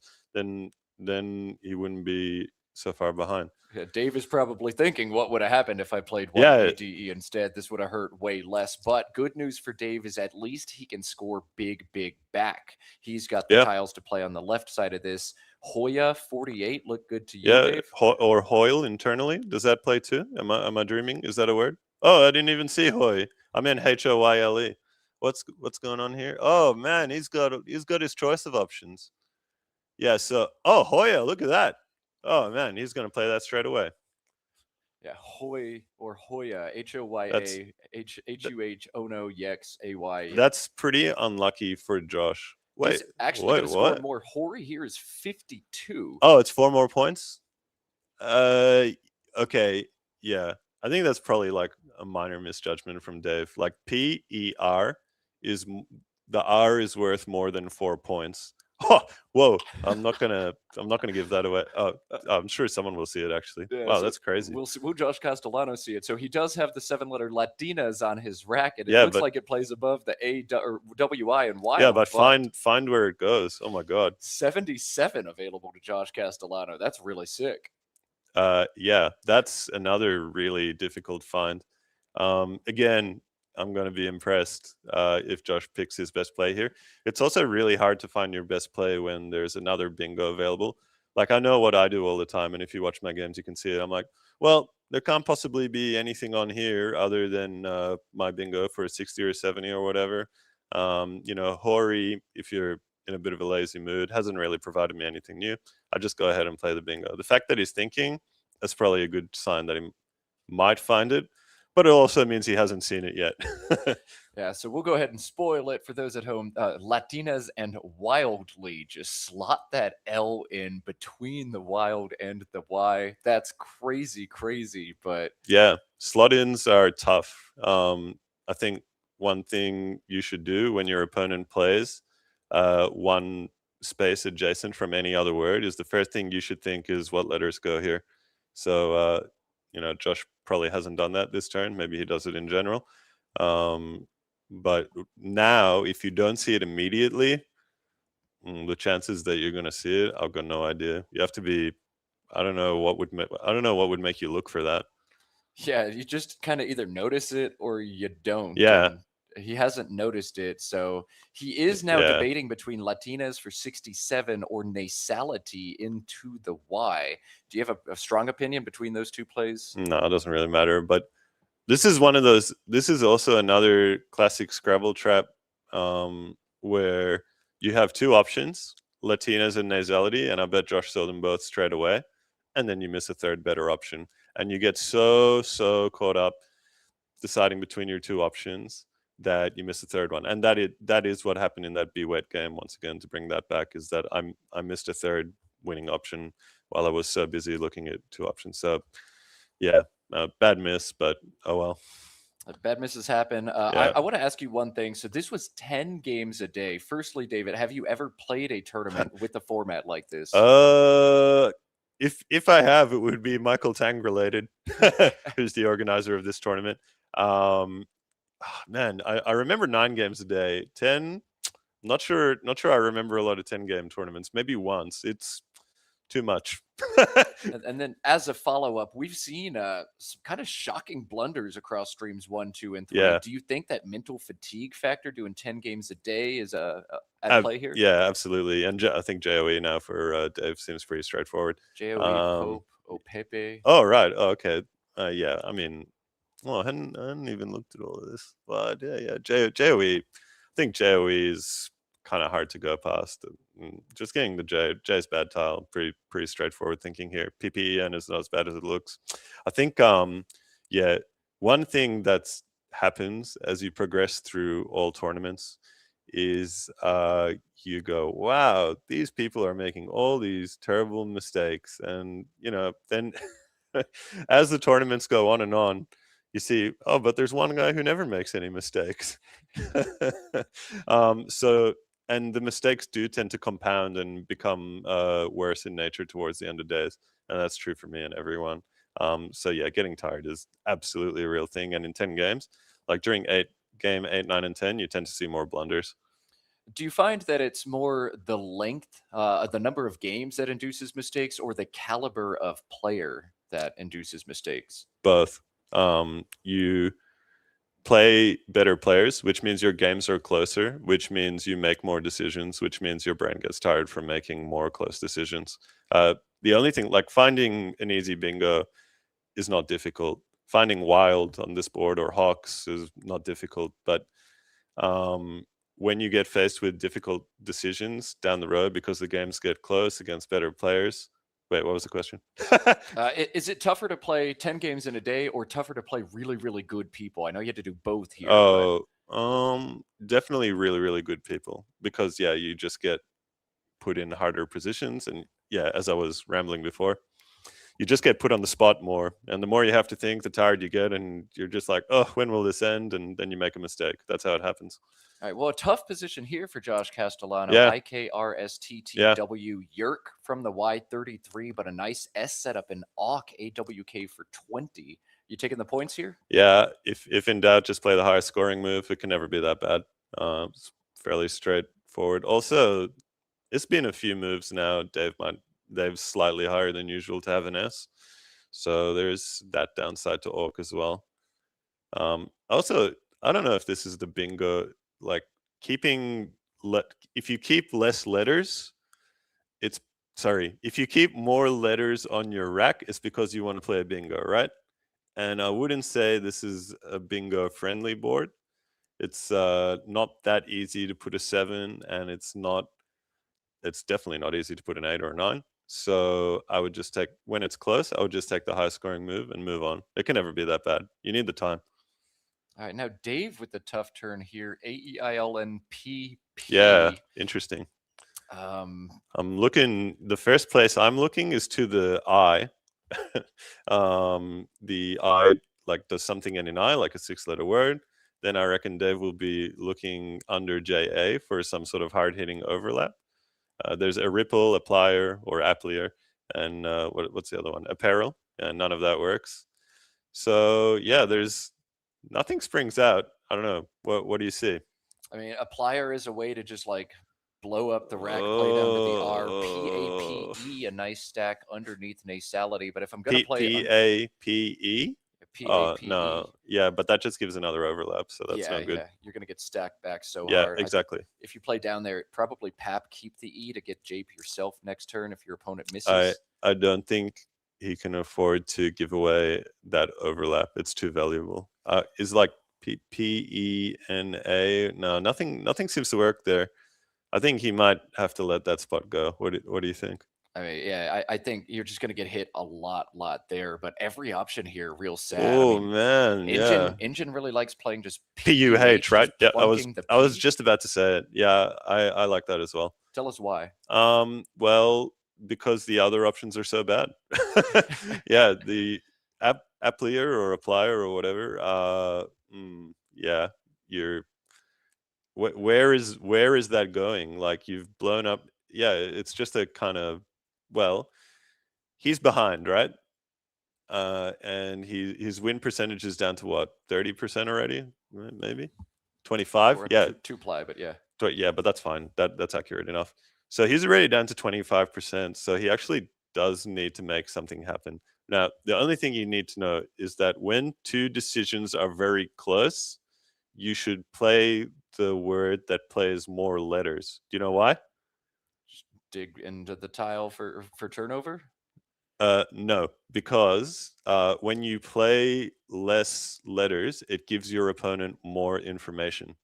And when you give more information, that is what can swing a close decision. So if Dave plays PUH, Josh will know he has a 6-tile lead, and he's not going to open a triple or something like that. Whereas if he plays applier, Josh will just play whatever he was going to play before. So that when two decisions are very close together, that can be a deciding factor. I see. Okay. So PUH looking good, but you're right. There's a big adjustment that can be made by Josh Castellano. Yeah. He'll look straight at the RK, think that's the Yep. best bingo Yeah, line to exactly. block. Yeah, if I'm in Josh's shoes and I see PUH coming down, I'm like, uh-oh, how can I stop that R?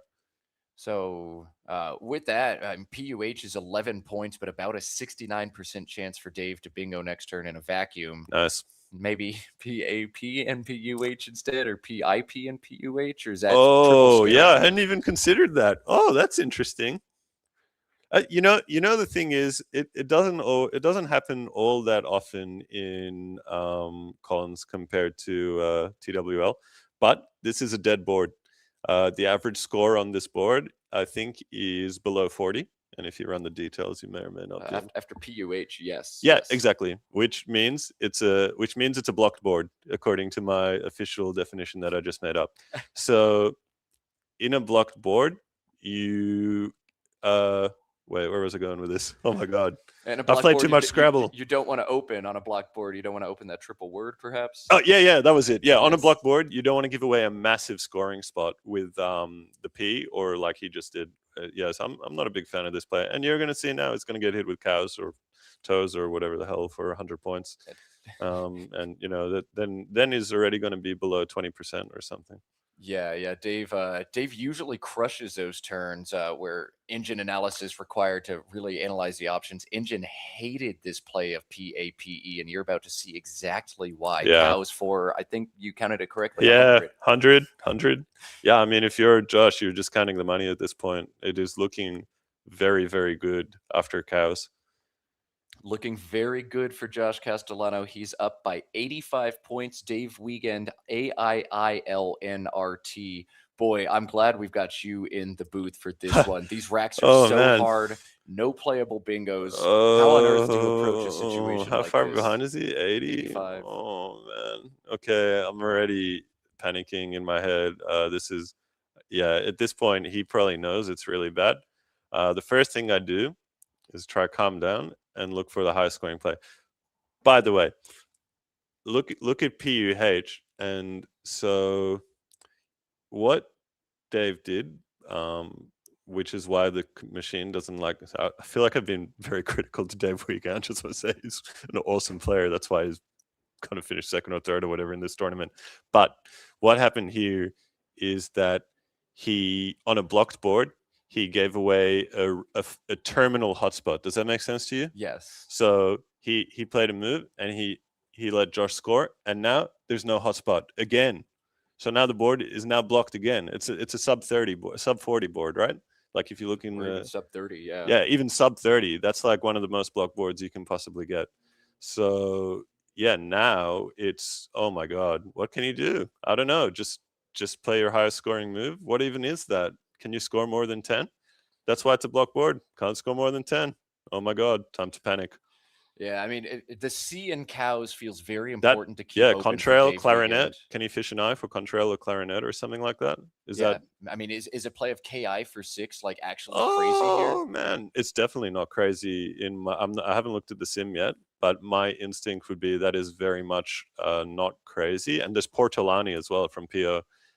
So that's 3 vowels. We know Dave knows that word because he missed it as a 9 earlier. Oh, in the you're kidding! Oh man, the eye. And portional, is that right? Portional, yeah, the anagram. That sounds right. Yeah. Wow, I'm surprised to hear that. Well, it was only because it was into an eye. Like you never think. Oh, it must have been very difficult to find if he missed it. Yeah. Fishing eye, totally reasonable in my opinion. And you know, it provides a distraction from that C. I just. What else? All right, I'm gonna look at the sim now. The sim says AIL for 5, but that feels kind of crazy. Block the R in Yerk, which is a good bingo line for you. Well, I don't think that matters because the only line that's relevant to you now is the C and the PO, and there's nothing Josh can do about it. So that's just gonna sit there for the rest of the game. Yeah, it's so hard to block. It's unblockable. So you just have to accept. If you're Josh, you just have to accept that that's there and just move on. This is now a open board in that sense, like that bingo can just happen at any time, and that's just all there is to it. Josh Castellano drawing into AEFTT. Oh, okay. So that's game over, right? Yeah, he does have a flutter into the R. He has Tartuffes. 9s through the disconnected II Wait. as well. Oh, yeah, I'll let you look Oh, for yeah, got it. Yeah, nice. Yeah. Okay, cool. Yeah, well, that is going to put Dave under like 5%, right? Like well, maybe. yeah, that's going to make it a long shot of game. And when we get these blowout games, Oh, that's it's a time shame, for me to man. make conversation. But Okay, it's not a okay. shame because we've got you here and we get to hear from you all the time. So one Thanks. thing we've been mentioning on stream that may or may not have trickled out to you, did you hear the announcement just before the championship game about the Causeway Challenge 2028? Oh my God. Yes. Another one, please. So that would be amazing. I'd love to be able to make it. Yeah, Kuala Lumpur, Malaysia, 2028 June. Well, when you're from Australia, that's like a air quotes short flight, only 8 or 9 hours. So I'd be thrilled to see that. And Michael Tang is saying there's going to be 1,000 players. I don't know where he's going to find them from, but I'll be amazed and thrilled to be there. So just if everyone from the chat can come and play, that'd be great. You're hearing it. A request. You in chat, come play. We need you. A request of Dave Eldar. We need you. Help us, chat. You're our only hope. Dave needs some hope. Yeah, he needs. In oh this my game God. as well. I don't know what to do about it. This is one of those things where it comes back to that uneyed decision, which was a great find. I know when I'm looking through my games later in the day and I see a play like that, and it seems like sub 1% to the other move, so they were basically the same, and then it all goes horribly downhill from there. I'm like, wow, I really wish I didn't do that. Yeah. I mean, just a little mistake can like compound so It's far out snowball. of control. But you know, Dave is going to come back and think about that turn. Good play.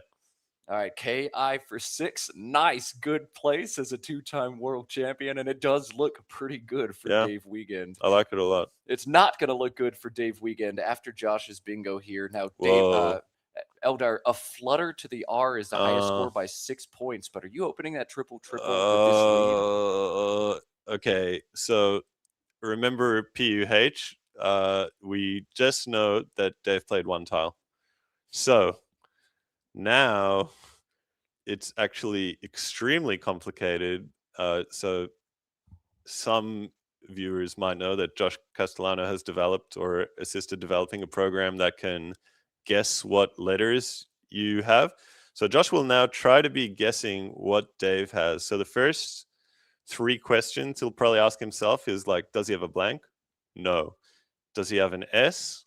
Probably. Does he have an E? Probably. And then you can try and build a strategy around that.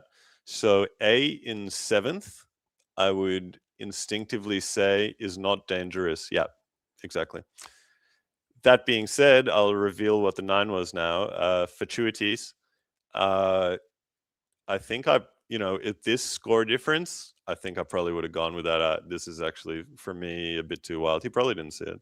Fortuities would even knock out that KI bingo line. Oh, yeah, right. Thing, but it does expose an S to your opponent to bingo from or to. But hey, maybe you let Dave bingo for 62 to an S. It's much of a muchness. I mean, it sucks to say it for the purpose of keeping the game live, but like once the score gets this far apart, the most important thing you can do is play valid words, because the only thing that can really go wrong now is to play a phony and lose your turn.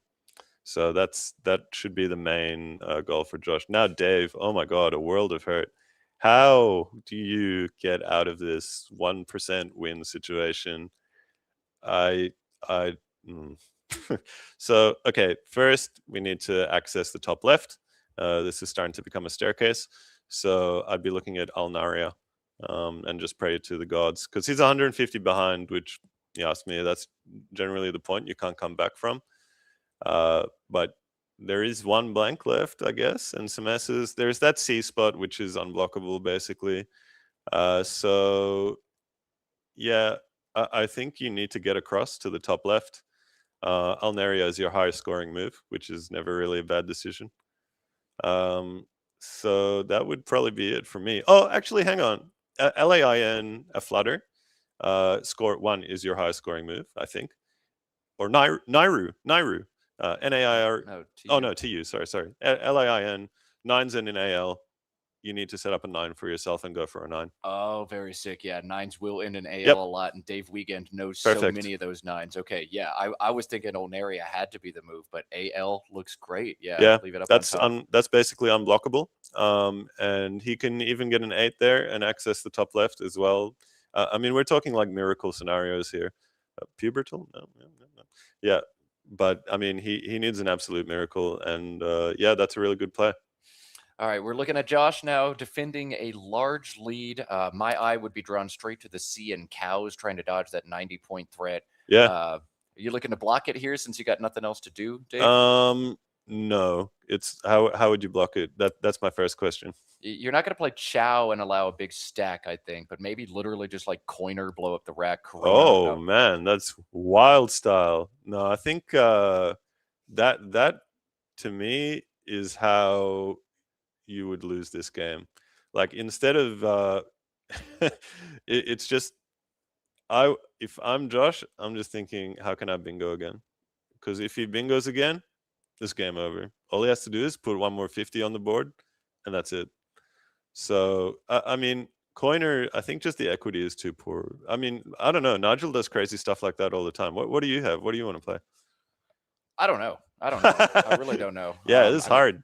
Instinctively, like maybe just CIAO down from the C, but let me ask you a question. What do you think's harder, coming back from a big deficit or defending a big lead? Well, I'm unable to defend big leads all the time, so clearly that's pretty tough. Yeah, exactly. Yeah, it's much harder to defend a big lead rather. Okay, but the thing about that is when you have a big lead, it doesn't really matter what you do. That's the irony of it. But you end up getting in these bizarre thought patterns, like, oh, what if? And I had that against Dave in my last game. And I ended up wasting time, and I made a mistake, spending too much time. What Josh needs to do is just, I don't know, just play IO and WO, just move on. IO and WO, Yeah. Seems fine, or yeah, maybe OI beneath the IO. Oh, I didn't see that. That's fine. Yeah, I missed that. That's fine. Yeah, but you're thinking just actually, grab two of those vowels, play them off bingo one more time, and just walk off. And Yeah. grab your check. Yeah, basically. How can he score any more than 10 is my question. Is there Ion and Kin is 12, Ooh, baby. Yeah, no, it's IO for me. Even if you wanted to block, yeah, I guess you were talking about Coiner. That is I would love to see someone play that because it's really interesting. The thing is, we don't know because the computers aren't advanced enough to know if that's a good play or a bad play. It's either, in my opinion, it's either really good or it's really bad. So I don't know. You could be a genius or not. I'd love to see it. I want to see that come down. Dave Eldar showing like even the very, very smartest players like don't really know what's going on. That could be really good or really bad. Actually, sorry, I have seen now Konia, Conia. Oh. And yeah, okay. Actually, I do think he might need to block with that. Yeah, Konia, that C is going to be the main way of losing. That's going to be one of your main roads to losing. And the equity... Robin Pollock Daniel just hanging out on the couch at Vaster. Go ahead and just tell the director, restart him now. So thank you, Robin, for your service, even if you're not in the booth, still helping us promote. Thanks for all the great commentaries, Robin, and you as well, and everybody. Awesome. Uh-oh. I just saw an S. Oh my God. So Castellano choosing to play Ion, listening to your advice, saying just try to bingo as quickly as possible. Yep. Calories? Oh, that's it. That's the end. Oh, what a shame, man. Well, this gives me more of an opportunity to let you talk about your experience with Michael Tang, with Causeway in general. This is not your first rodeo, is it? Absolutely not. I've played many Causeway. I've got a lot of catching up to do. Okay. Oh, sorry. All right. I'll keep the track going. Bacterial, calibrate. Hey, so you see, guys, that AL setup actually paid off. And if he played nail, it would have worked too. Oh, wait, is Bacteriana work? Oh my! Whoa, Castellano is 69 available. Okay. Oh my God. Yeah. That nice. Let me know if anyone finds that. That is unbelievable. I wouldn't see that in a million. You can waterboard me all you want. I'm never finding that. Oh God. I don't think Josh is going to see this. Look, I always think everyone's going to miss everything because I know I'd miss everything. You know what? That it will be the mark of a champion if he sees that. Yeah, you certainly earned second place. The play, we'll go ahead and spoil it. Pause the video, mute me if you don't want the answer. Down from the KI, Kibitzer, 69. Holds a G, burns the blank, but totally worth it, yeah? Not even close. That will put him from 90 or 95% or 98% or whatever he is to 100 instantly. That will end the game as we stand and sew up second and third place. Yeah, Weekend could drop to fourth or even fifth, depending on some other matchups here. So Yeah. we'll see. Spread, definitely something these players still Yeah, want it's to play relevant. for. So what's Josh going to do if he doesn't see Kibitzer? Oh, we did spoil it. Because there's not actually that much on for him here, and I don't think he's going to see it because I think it's really hard. I know I'd really struggle. What's he got? Like beg? I don't know. I mean, okay. If you ever talk to Josh, he'll tell you don't play the Z. The Z is one of the best tiles in the bag. It's like an S. You don't want to play that thing off. I think it's better than an S, or it's very close. Bag up here makes a sense for tons of reasons. Bag. One, leave only 6 in the bag so you can't get bingo bangos. Oh, 2, okay, set up Bez. Yeah. So he overlooked it. Okay, well, it's a very difficult find, and he's probably won the game anyway. I didn't realize his bingo will only leave 6 in the bag. That is probably GG. Yeah, as long as Josh played more than 2 tiles there, I think that was the key. He can't get bingo bangoed on. He will get bingoed one time here with Muggies, but in reverse, could Dave not play Muggies and draw Kibitzer a 6-tile leave out of the bag? Oh, technically from Dave's POV, yeah, I guess that's a possibility. And then Josh misses it, and then he wins. Probably not going to happen, but well, it didn't happen. But just imagining wild scenarios here. It's easier to see on your opponent's rack than on your own. All right, DNQ, the draw for Josh Castellano, and ADDEEV. So if there were just one more tile there for Dave Wiegand, he could have drawn some stuff. Yeah, I wonder if there was there. Yeah, it's a shame. This was shaping up to be a great matchup, but it wasn't meant to be. Well, I enjoyed watching anyway. There were some very interesting decisions. Always good to see 2 very good players face off. Yeah, and I'm really sad that the 10-letter hook got blocked. All right, I'm going to put you on the spot since I've got you, and I like making people uncomfortable. I think Nigel Richards, everybody, including you, would put world number 1. A lot of people would put you number 2. I'm not going to ask you to justify or defend that, but who else would you put up there? Who else is, aside from Nigel, the toughest opponent for you to play? The strongest opponent? The strongest opponent, the number 2... Well, the number 2 in the world, that's not me. Probably right now, I would say Alistair Richards would be my guess, or Will Anderson. Okay, Alistair Richards or Will Anderson. Yeah, the toughest opponents from you. Alistair is, I mean, I haven't seen him play in a while, but that dude is good. He knows everything, and Will as well. And who else is there? There's Log. He's good too. Well, who else we got? Oh man, everyone. Welly. Yeah, there's just so many that I think could be conceivably number 3. But I think especially with this under your belt, you're kind of cementing yourself as 2. Yeah. Well, it definitely feels that way. I mean, I don't know. Adam is playing amazing. He's on a crazy run right now. Adam Logan as well, but I would say the most terrifying opponent is probably Alistair, would be my guess for potential number 3. All right. Alistair Richards, Will Anderson, what pops into your head first? I want to ask you one more thing. Since we're on the topic of Adam Logan, our 2025 World Scrabble Champion, you did not defend your title in 2023. Yeah. Might we see you at the 2027 World Scrabble Championship? I'll definitely be planning to attend, yeah. Especially if it's, like I said, close to Australia. Last time was in Ghana. That's like a 40-hour flight, which was not so exciting for me. But a 9-hour flight, well, that's like a walk in the park, basically.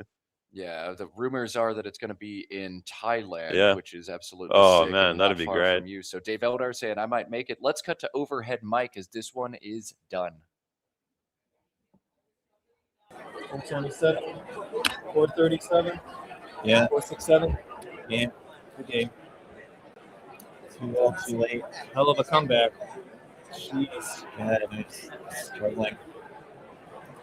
This is terrible. 8. Oh, Yeah. this was also probably terrible. I mean, I don't know what I'm supposed to do. Just all unraveled after Pate. Just didn't do anything. I knew it was a bad play. I just couldn't come up with anything else. I wonder if I have wins other than Squiz. Probably this is good enough. Actually, I don't know about QAT. QAT. Oh, QAT. It's probably enough, right? Yeah, probably just go out. Probably, yeah. Might even be better. I don't know. Jeez.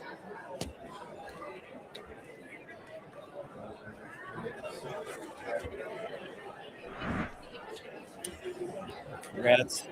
Thank you. You did pretty. All right, well, not much of a post-mortem in that game as there was not a lot of drama. This one felt decided very, very, very early. Congratulations to Josh Castellano finishing second at the Causeway Challenge, coming from the United States to Southeast Asia, going home $5,000 richer. Congrats and thank you one more time, Dave Eldar, for joining us in the booth. I wish we could Thanks, have had man. all 50 minutes of you, but a little internet issues in there. But we did get some of the important tea for you all at home. Dave, before we set you free, any words of wisdom for our viewers at home? Enjoy playing, and I hope to see more people playing. I hope to see 1,000 people at the next Causeway. And it's not about winning; it's about having a good time. Unless you win. It's not about winning. It's about having a good time, unless you win. And when you did, David Eldar, congrats one more time. Causeway 2028, 1,000 people. It would make me happy. It would make him happy. Yes. You are one of them. I want you. And you will have a good time at a Causeway Championship. Michael Tang puts on one heck of an event. We will show the prize ceremony on one of these live streams, and in just a few minutes, our producer Josh Greenway is going to come in with director Michael Tang to talk a little bit more about this tournament, Causeway 2028, and to thank all of the people it takes to put together an event like this. So we're going to cut to a little break. Greenway, Michael Tang, you'll hear from them in a few minutes, and then get to watch a prize ceremony. You are watching the Causeway Challenge on Let's Play Scrabble on MeWatch OTT. We'll be back in just a few minutes.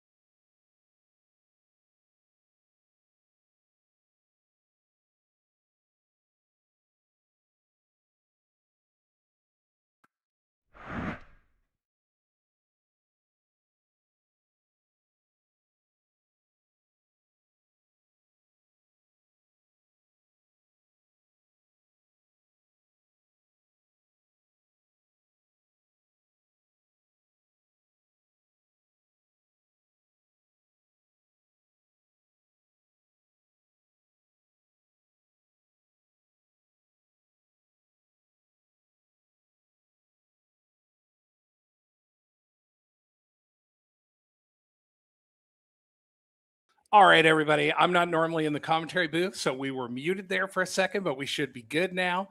Thanks to producer Andrew for pointing that out. I'm Josh Greenway from Let's Play Scrabble. I'm joined by Michael Tang. Michael, I'm going to ask you one more time. How do you feel the tournament went? We just, what did you think about David Eldar winning the tournament, and how did the tournament go? I think the tournament went really well. It's way beyond my expectation, because when I put together this production, I call it production, I have no idea how it go. I mean, this is 500 players, and thanks to Let's Play Scrabble and a lot of people that make this possible, and it's literally pretty much yeah.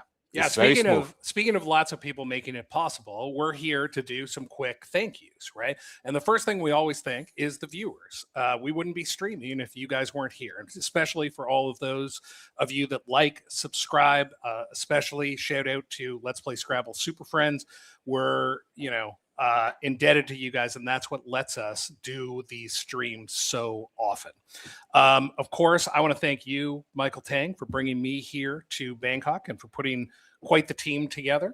I wanted to say, I think first and foremost, we should talk about Manop and Ravi and the Bangkok Scrabble Club. Can you talk about them a little bit and say thank you to them? Yeah, so this tournament would not be possible without Manop, Ravi, and his team. I mean, they are a fantastic team. I don't need to worry. The reason why I retired from Scrabble organization in 2016, because I was doing it on my own, and I just couldn't handle the pressure. And for those of you who have been to Causeway, the uniqueness about Causeway is that it's never the same. It's always different, and it's always bigger. So I felt that that was my limit. And then until Manop told me that, look, Michael, you bring back Causeway and his team will take care of everything. And indeed, those people who are here at Causeway, everything is smooth because of Manop and his team.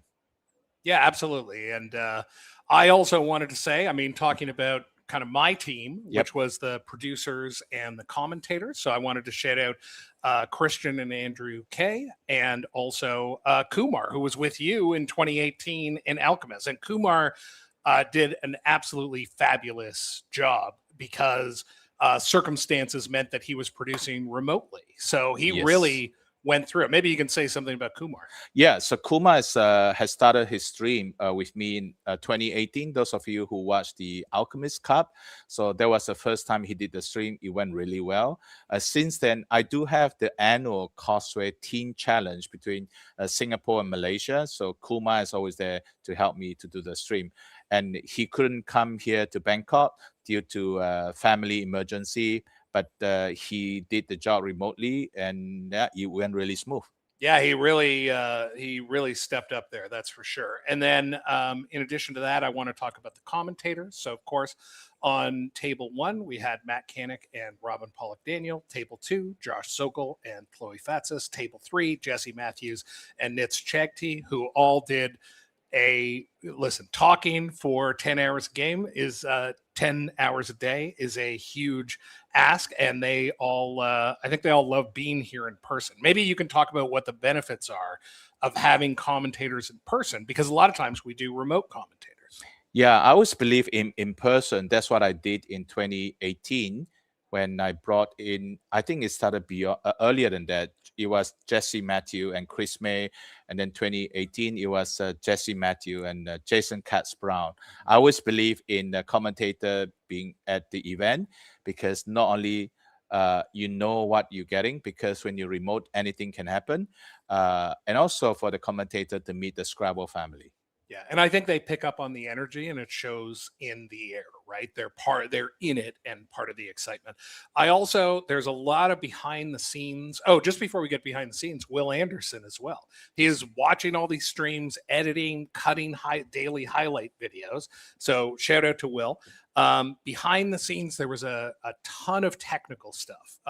Some of the things that we did on the causewaychallenge.com site haven't really been done before, or not at least the way we've done them. So one of the things you can do is, if you have a favorite player that you were following, you can go to their scorecard on causeway-challenge.com, click on that player's name, and you're going to see every time they were on stream or every time they were annotated. And that's something that's super cool. And we got a lot of help from that from Josh Koff from the LPS Advanced Stats and Barry Harridge, who's been with you for a long time. Long time. Why don't you Beginning say of something Causeway. about Barry? So Barry and I were together. I couldn't remember the year. This is way back.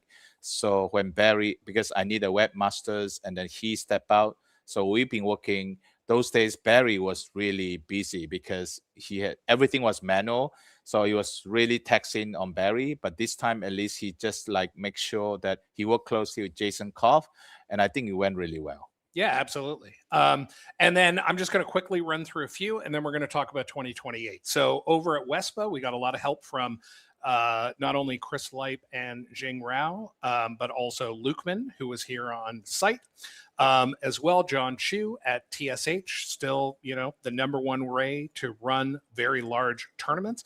I also want to shout out Steve Sagan at Video Ninja who powers a lot of our streaming technology. Seth Lipkin for all the work he does. Art Moore for WordJudge.me, and a huge shout out to the Woogles team and specifically to Cesar del Soler.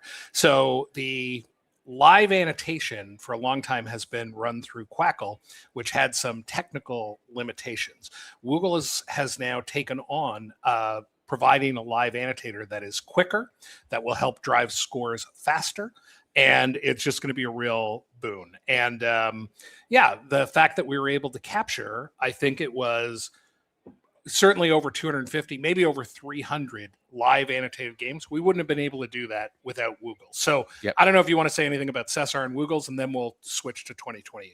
Yeah. So I think those people who've been to Causeway in the earlier version, I would just get random kids, school kids, to help me with the annotator. It was nightmare because there's all kinds of errors. So now things have improved. I reached out to Cesar and he said it can be done. I think the team, the Bangkok annotator, they've done a fantastic job. So I'm very happy, and we will continue to expand. Yeah, absolutely. And Andrew, I'm going to ask you to get that graphic ready for 2028. So let's talk a little bit about where we go from here. Causeway Challenge, we were at 500 registrations. A few dropped off because of, Middle East flights and all that kind of stuff. Where are we headed in 2028? What's the goal? 2028, we're headed to Kuala Lumpur, Malaysia. So the name of Causeway, the origin of Causeway is the bridge separating Singapore and Malaysia. So that's how the name started in 2002. So I have decided to bring Causeway Challenge 2028 to Kuala Lumpur. Causeway is going to be biannual, and I think I am attempting, some people call me crazy, it doesn't matter, 1,000 player. A lot of people ask me, are you sure there's 1,000 Scrabble players in competition around the world? I say, I don't know. I will find out. But 1,000 Scrabble players across 6 divisions, 50 countries, and 45 games. So this is June 2028. This is 2 years from now. I hope as many of you will sign out, because I can assure you and I can guarantee you it's going to be a spectacular tournament. And by the way, the entire team of 2026 will be coming to Kuala Lumpur. And it's not just Kuala Lumpur, it's Genting Resort. Is in the mountain, and it's a beautiful weather, 20 degree. You have casino, you have theme park, you have shopping, you have restaurant. It's going to be awesome experience 2028. Yeah, it absolutely sounds amazing. So I'm going to close us out by saying we're going to move to the award show in just a minute. Of course, we want to congratulate David Eldar on his fantastic win here. But mostly, for those of you still watching, I just want to say I appreciate you guys for watching the streams, supporting the streams. Streaming is the way forward. If we want to build Scrabble, streaming is the #1 way to demonstrate how cool and smart and amazing our game is. And #2, it's the most cost-effective way to reach new people. I believe we as a community need to invest in streaming. We need to be streaming every couple of weeks throughout the year to continue to build the audience. That's the way we're going to grow as a game. And in addition to that kind of regular broadcasting, it's a big tentpole event, championship level events like the Causeway Challenge that are also going to drive things because of their high prize pools and their status and just public recognition. So I just want to say, everybody who's out there who supports the channel, I really appreciate you. And this is a mission for our community going forward. If we want to grow, if we want to be as big as some of these other games, this is the way to do it. So with that, Michael, any final words from you? And then we're going to get out of here. And we're going to go to the awards. Go ahead. So no, I one of my vision and my belief is that I would like to professionalize Scrabble. I do things on my own. I'm not affiliated with any association because that's the trademark of Causeway. And I strongly believe that we are at a tipping point. I think Scrabble is going to be mainstream. For the first time, as you know, we put it on OTT, MeWatch OTT, and MeWatch very happy with the performance so far. So I believe they will be supporting Causeway from now on. And I like what you said about the organizations. I think the key is we as a community need to work together with the best people who have the same vision, regardless of what organizations or lexicon or whatever divisions we have in the community. So with that, I'm going to say thanks very much to everyone for watching. We're going to bring the award show very soon. We got to go take care of that, make sure that's on track. So thanks very much. And I want to say thanks very much to Andrew Kay for producing this little segment. Let's wave goodbye, Bye. Michael, as Andrew cuts us out of here. Thank you. Thanks so much.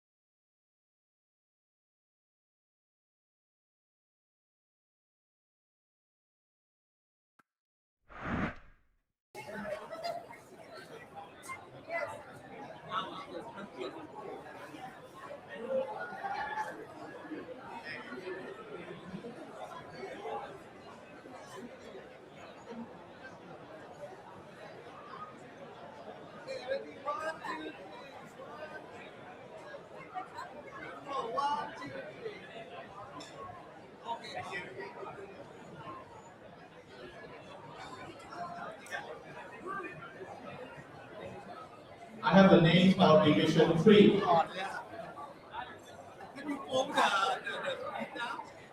Yes. Just a little.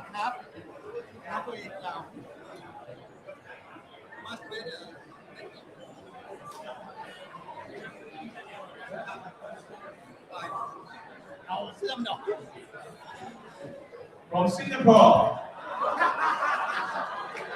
Tanadira.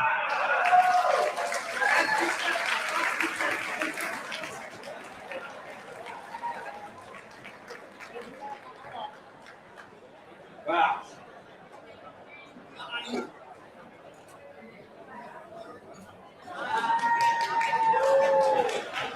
What is screaming things?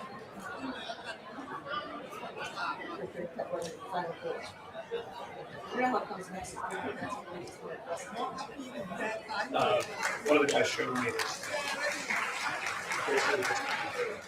Oh shit! It was one part. Shit! And it wasn't cheap. All right, who's the final? I have Division 2.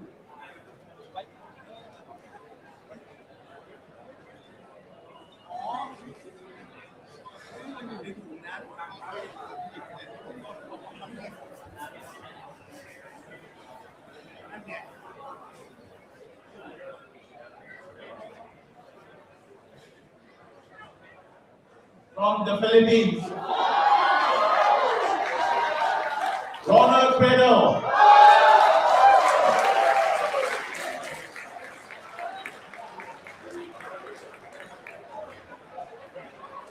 And two more etiquette.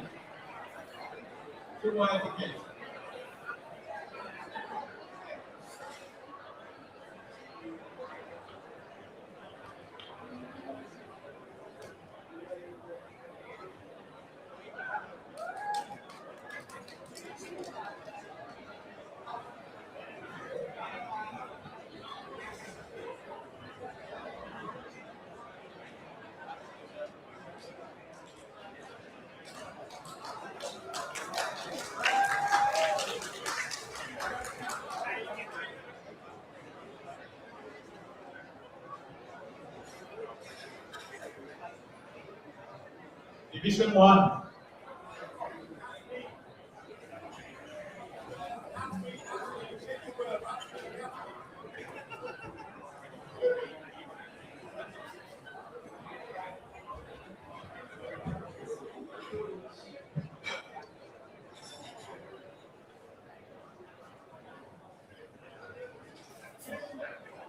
From Malaysia,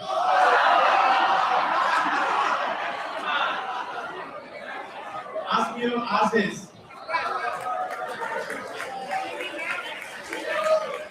Asmil is not in the group. Going once, going twice. Asmil is out.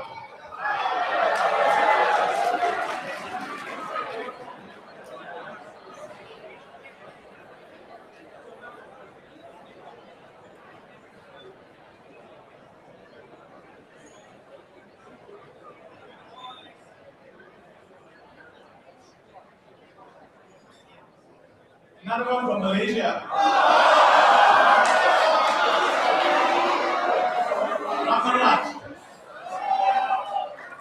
Ramaraj. So obviously he doesn't need a ticket to Kuala Lumpur, so he will get a ticket to Bangkok. Any tournaments in Bangkok?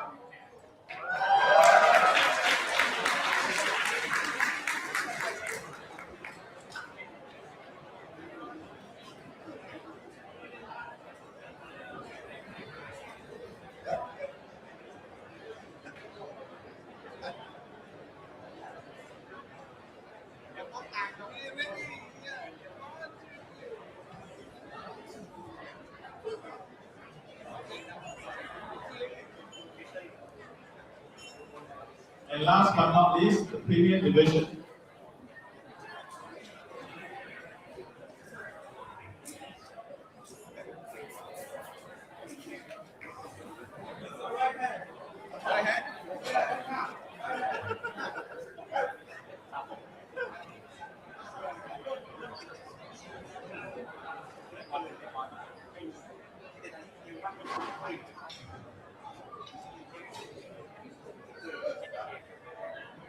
from Singapore.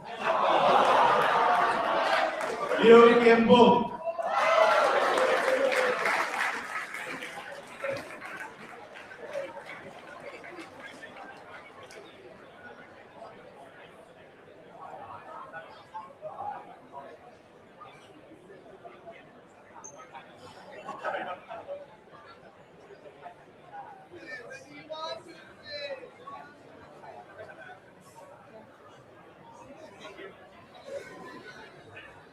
Okay, before we go to the closing, I think it's very important for me to acknowledge the production team behind Causeway 2026. So, our four from the top from Let's Play Scrabble.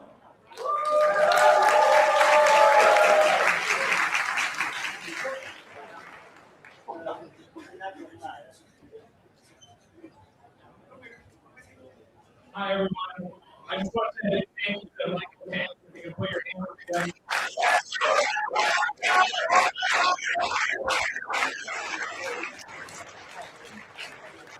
And I want to thank all of you. This was an incredible event, obviously. And I'm proud to be part of a community like this that cares about being smart, that cares about when we make a mistake, we try to get better. We're focused on self-improvement, and those are the best kind of people to be around. So I want to be a part of this Scrabble community.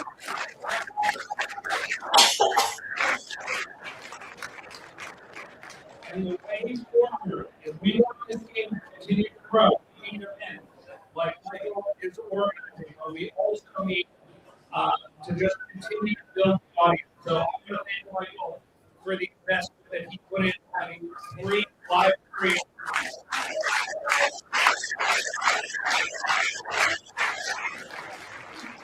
And I want to say thank you to my incredible team that started with Christian and Andrew K.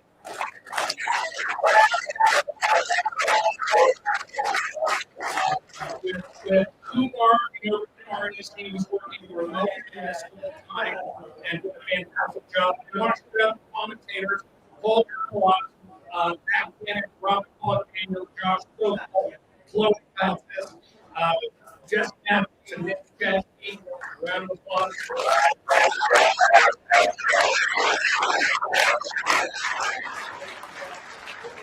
And finally, we had an incredible team on the ground of annotators that allowed us to have unprecedented coverage. The amount of screen games, the amount of annotated games, there's never been anything like it. I want to say thank you to Ken and his team of annotators.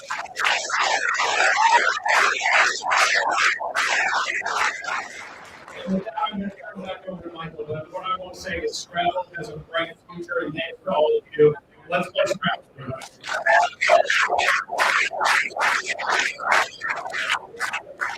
So I'm not sure I have retired from organizing tournament in 2016 after the Crossword 2016 because it was just too much for me and if I continue, I probably would have done the end. So what happened was pure on the house. 2025 September, I was playing a side tournament with WYC in Kuala Lumpur, and I actually sold Tony C for a t-shirt with the logo 2016 Causeway Challenge, and I thought that is a nice shirt. I haven't seen that shirt for a while. And then Manon was asking me to bring it back. He said, Michael, you bring it back, the Bangkok Crossword Club will do everything. And overnight, I made a decision to bring it back. So when I bring it back, I got to do something different. So I had nothing. It was just a piece of paper. Nothing at all. No website, nothing. So for the next 3 months, following the 1st of September, I slept 3 hours a day. My wife vouched for it. To put everything together, so basically it was 9 months that this happened. So I had called many of you this room. I spoke to many of you, and I just get ideas and make it happen. So I'm really grateful. When I was announced 100, a lot of you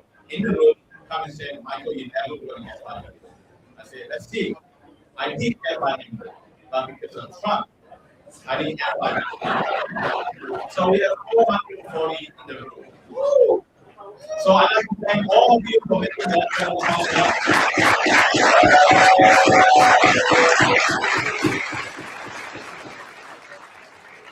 I was interviewed by AFP agency reporter, what is my favorite word? The favorite word in this tournament is craziest, played by David Elder, 139 points. When I organized Crossway 2026, you want crazy. But then I'm going to go craziest. So 2028, I want 1,000 players. In Malaysia, many people ask me, are there 1,000 Scrabble players in the world? I say, I have no idea. But my formula is very simple. There are 440 of you. I just need each of you to bring one of your friends who have not been to Causeway. I will have 880. So I'm going to finalize the date within 2 weeks. I'm going to announce the details of the price structure and everything, and registration will open, and the countdown clock will start from 1,000. So the moment the countdown clock comes down to 0, the tournament is closed. So that's how it is. It's very transparent. 1,000 players divided by 6 is about 160 players per division. So I hope to see all of you 2028. But I just have to say that I need to acknowledge Ravi, Manok, and the team are fantastic. It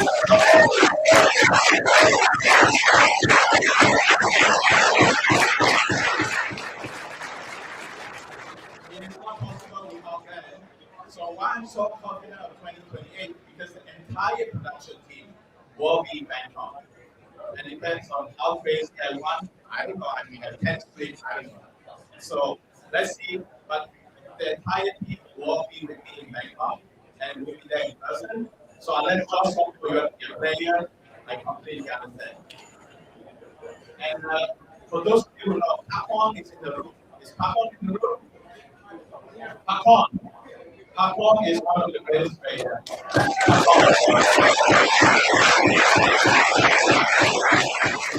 He has told me that he will come back to play in 2028 to make sure David Elder doesn't win. So last but not least, I got to acknowledge my family. So my wife, Lee, my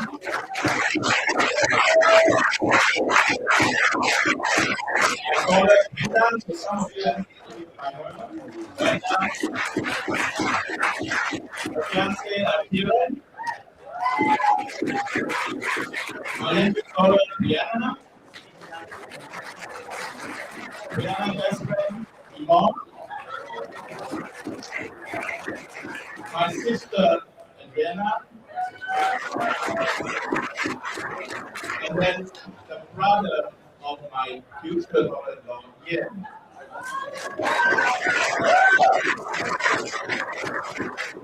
So thank you so much, everyone. So let's proceed to the closing.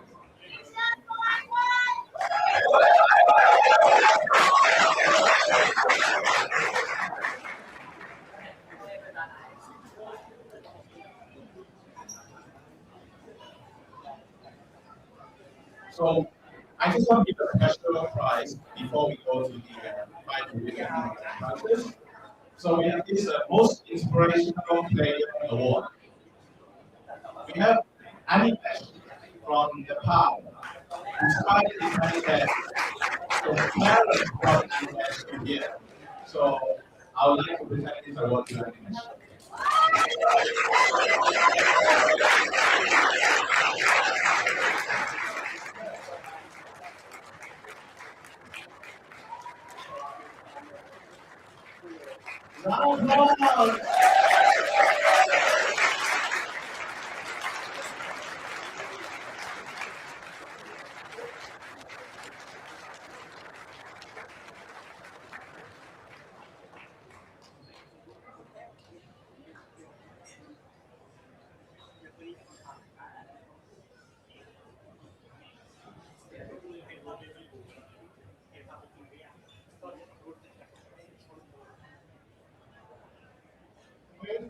Tariq, maybe you are on stage. Where are you, Tariq? Tariq in the room. So Tariq will give away prizes for the division floor. For those of you who do not know Tariq, he's the father of Scrabble in Pakistan. So he told Tariq will complete at least 50 Pakistani kids in 2028.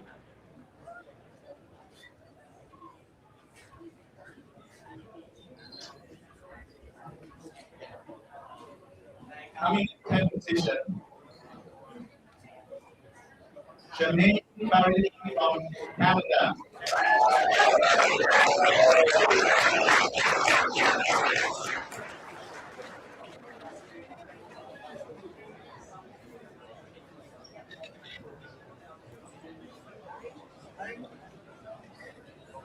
$300.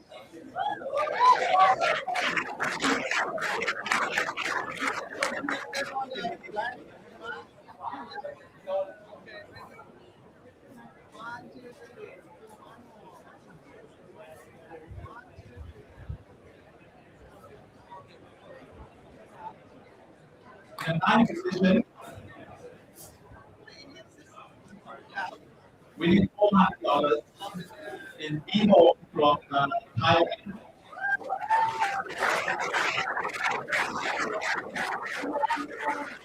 By the way, there's cash inside the envelope. Please do not lose it. There's cash inside the envelope. Except for the top 3 winners. So the rest you have cash in the envelope. Is Emo in the room?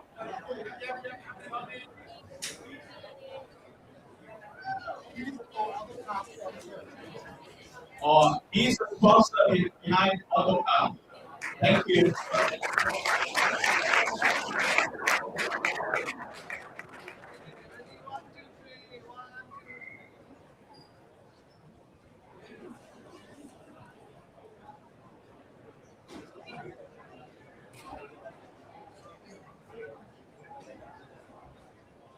In the 8th position, Faris Kappa from Indonesia.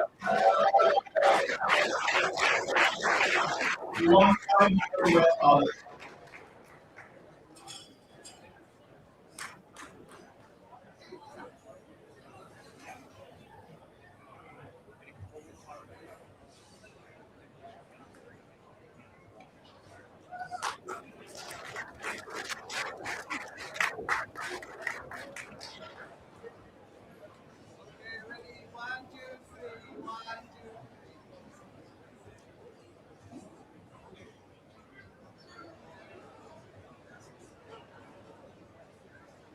In the 7th position, Cheryl Melby from USA.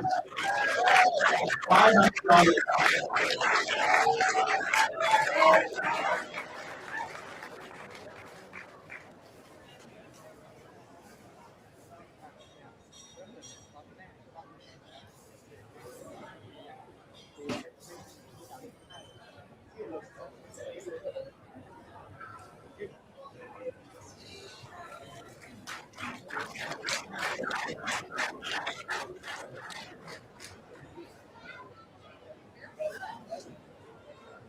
In the 6th position, Max Schneider from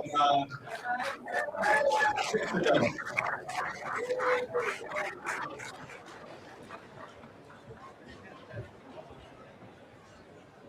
$600.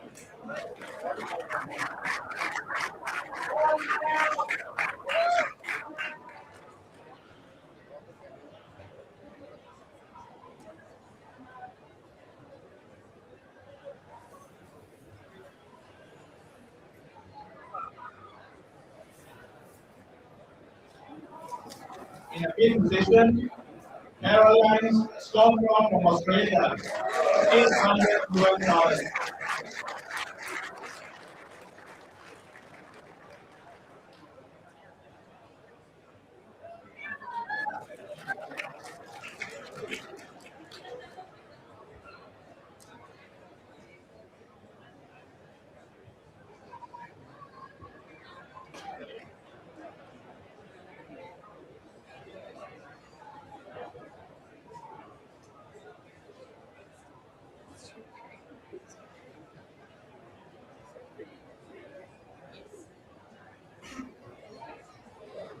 In the 12th position, Ritu Chatma from India.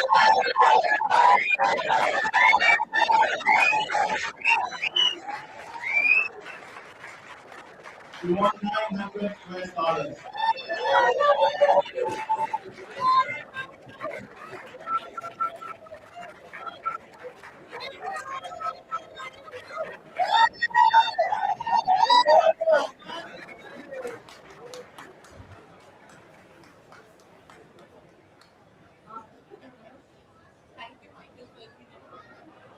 In the third position,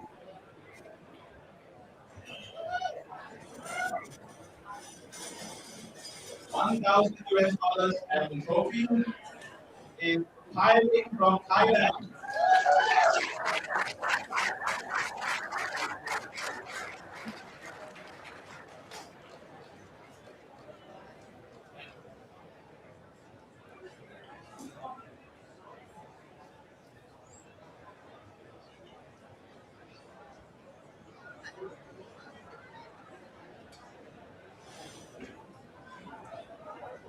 Runner-up in the division 4 is Mohammad Ahmad from Pakistan. He won $2,000 and the trophy.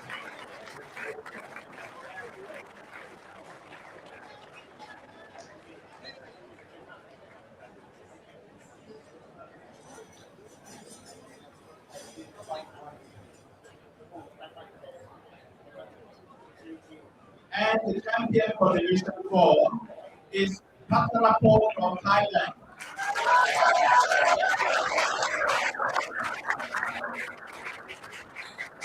He won 3,000 US or 100,000 Thai baht.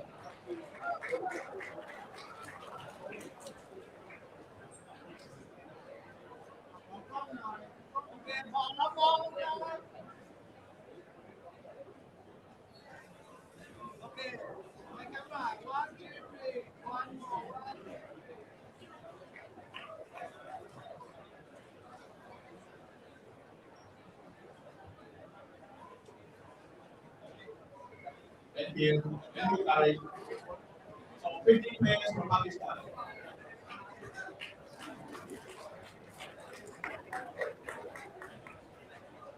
Now let's go about Karen Richards.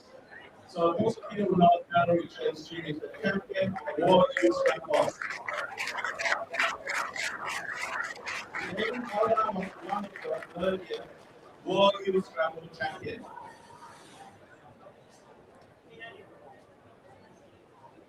In the 10th place for Division 3, Rebecca Soper from first team.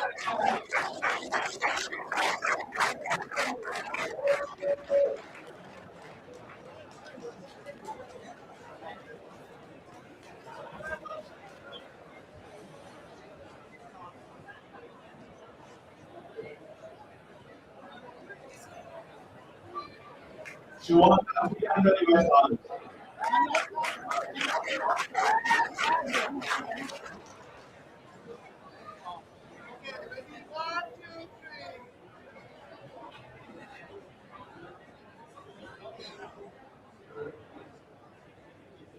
Thank you. Coming in ninth position, Alvin Emmanuel from Indonesia. $400.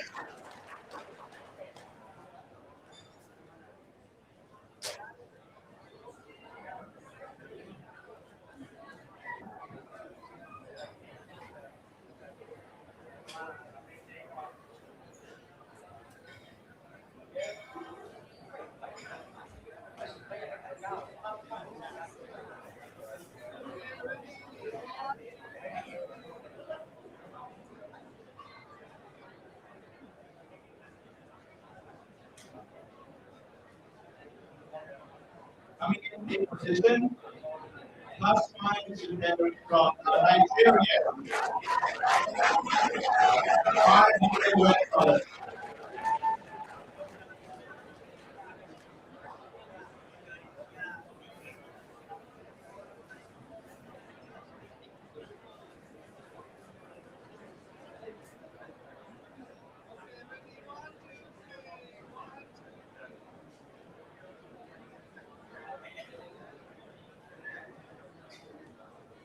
In the seventh position, Kat Eslau from the Philippines, 500 US dollars.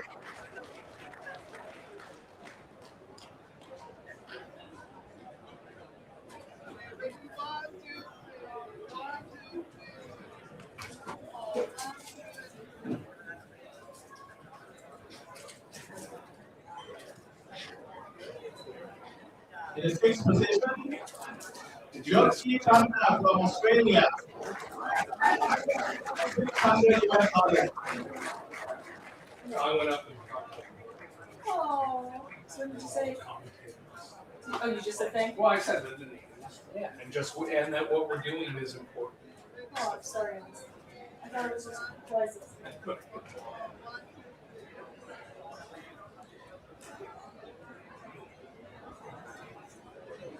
In the fifth position, Cedric Lewis from Malaysia, 800 US dollars.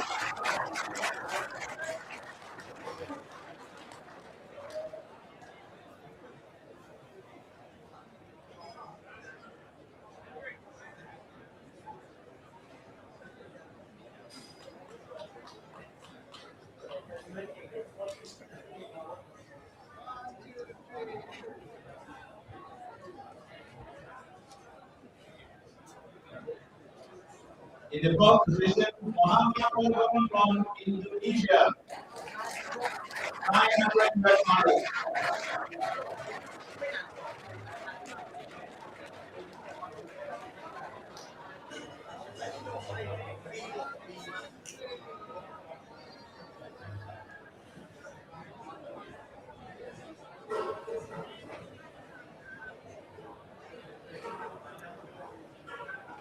In the third place, Norway from Thailand, 1,000 US dollars as a trophy.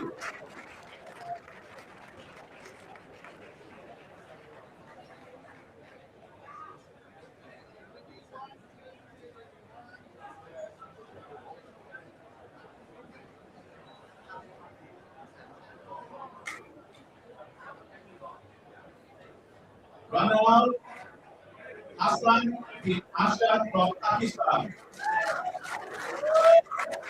2,000 US dollars.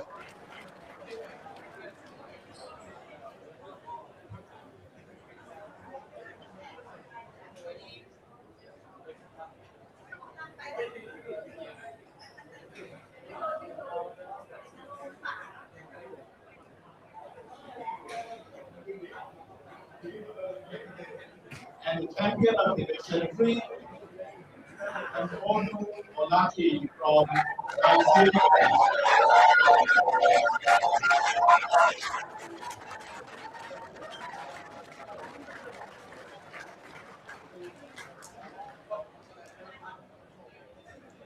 $3,000 and the challenge trophy. And the trophy.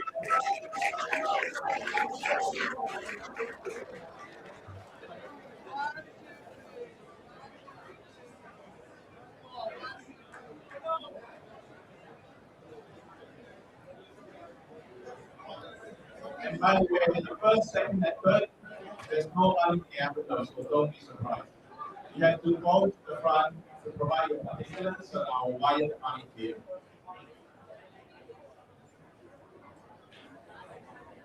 I'd like to put on the box lid.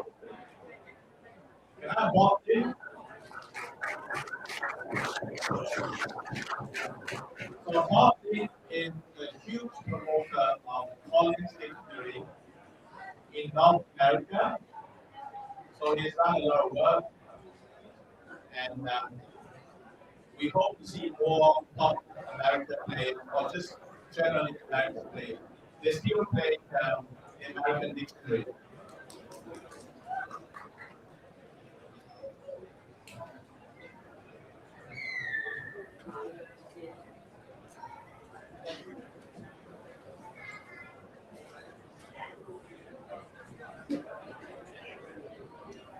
Hey, coming in 10 position for Division 2 is Charles Usabella from Nigeria.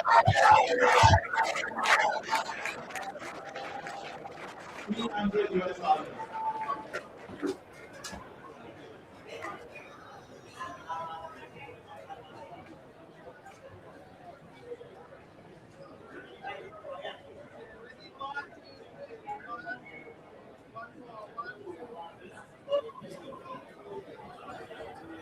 In the ninth position, Kapintu of Sri Lanka, $400 US.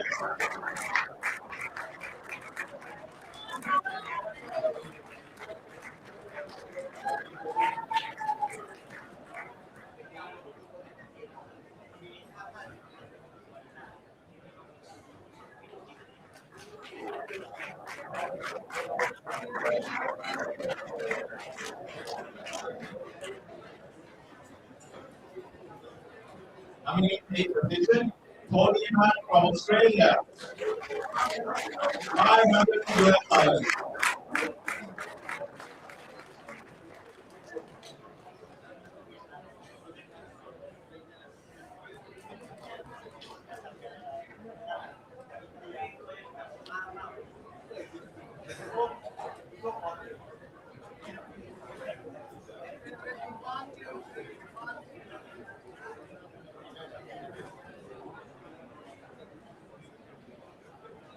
In the seventh position, Fred Mago from Kenya, $500 US.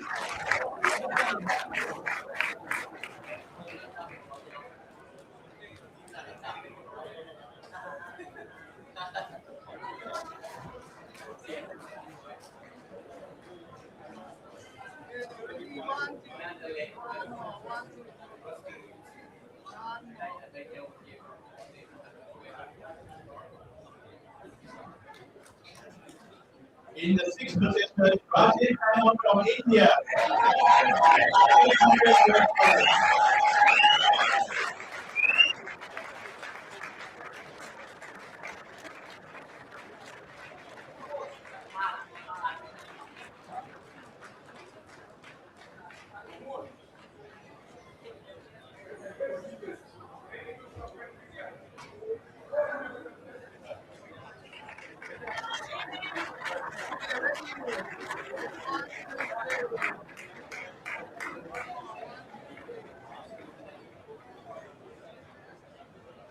In the fifth position, Kandia from Philippines, $800.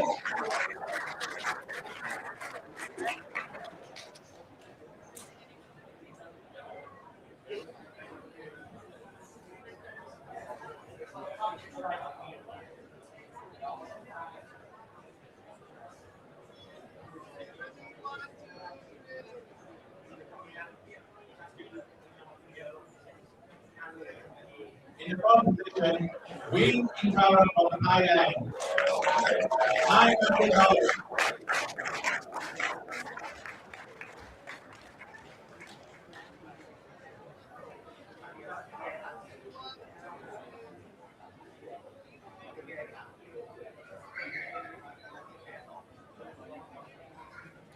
In the third position, Ronald Fredo from the Philippines,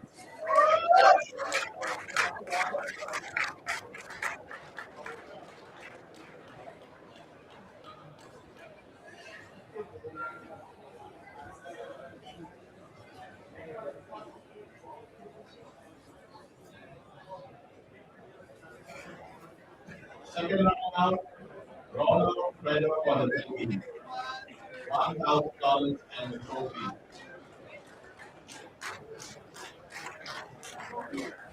And the trophy.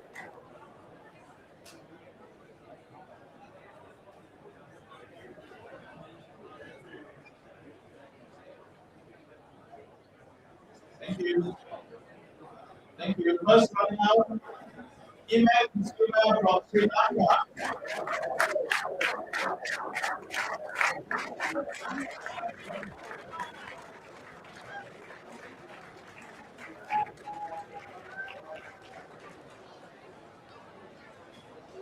$2,000 US.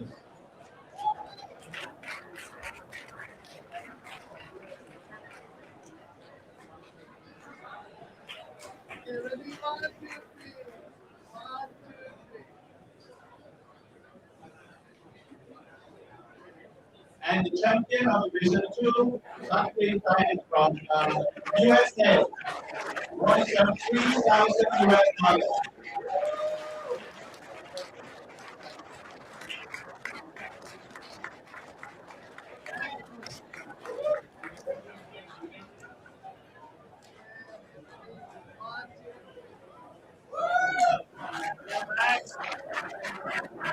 Thank you. Thank you, Rob. I'll see you. Let's look at the champion of the West Part to give away prizes for the Division 1.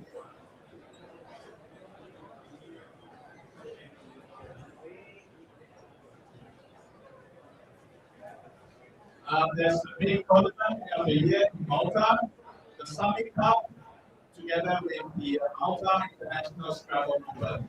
Those of you who are interested, please sign up at the website.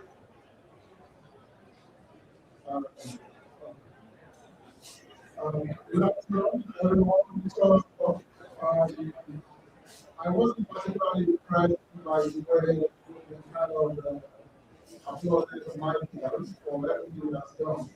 So what I want to say, if you have never seen anything like this before, you can, stay seated, but no. I want everyone to rise up, right there, and start it up.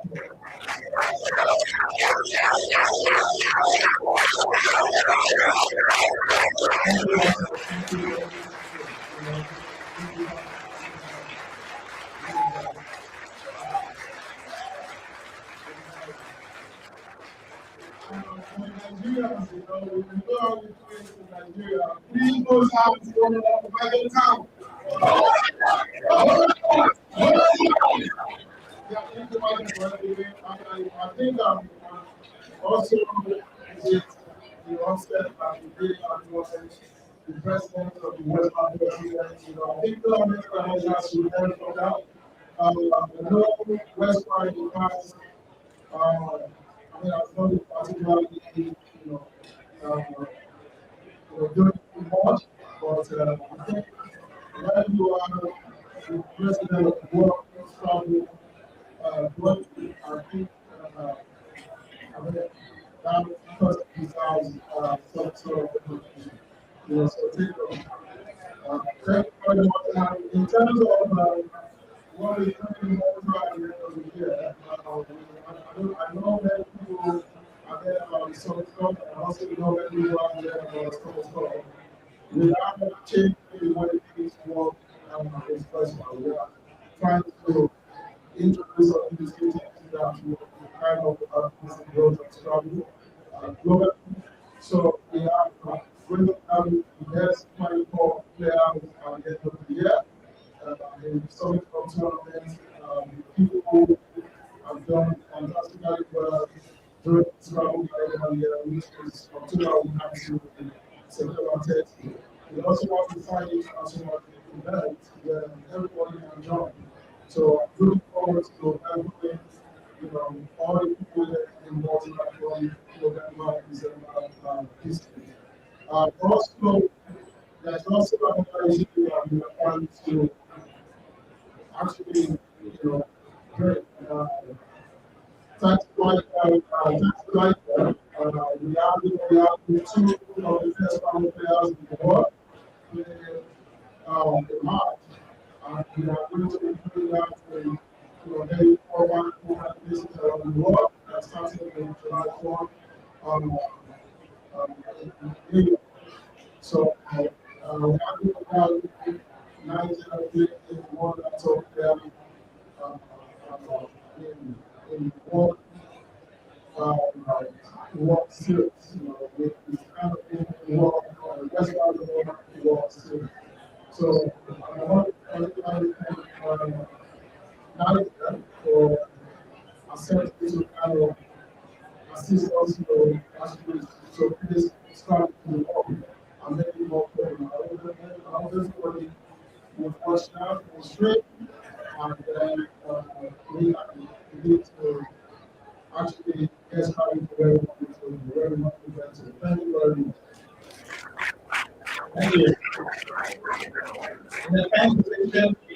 one Amit Kakapati from the USA.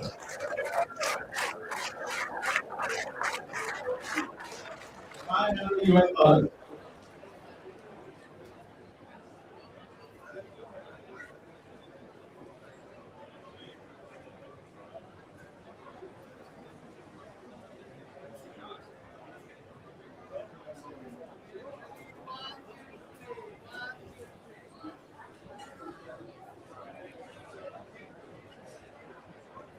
The ninth position, Sinatong from Thailand. $500.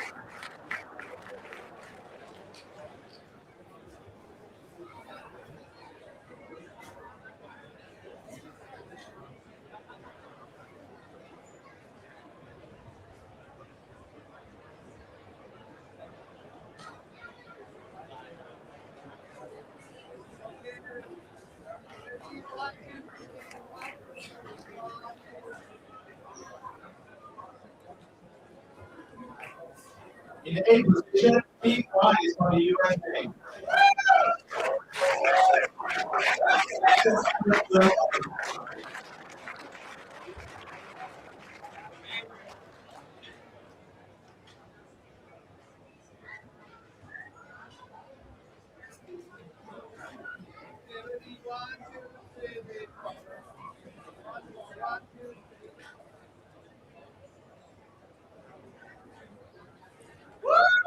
Seventh position, Jayaswal from Sri Lanka.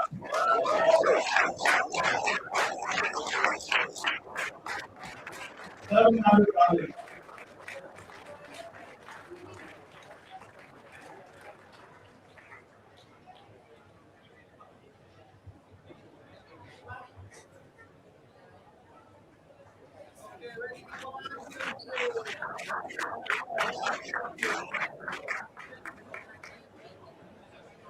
In the sixth position, Wolfram Paul from Singapore.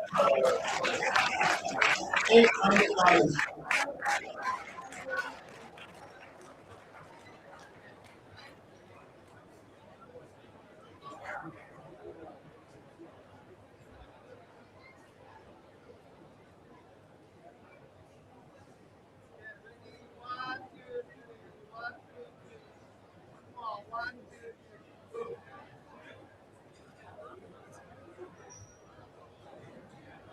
In the fifth position, Sanu Bhatia from India.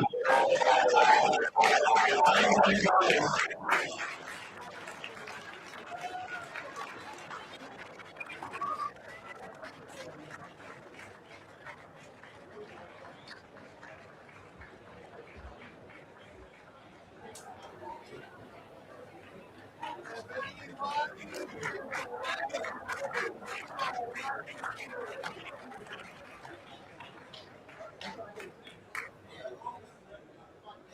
In the fourth position, Tan Ika from Malaysia. $1,000.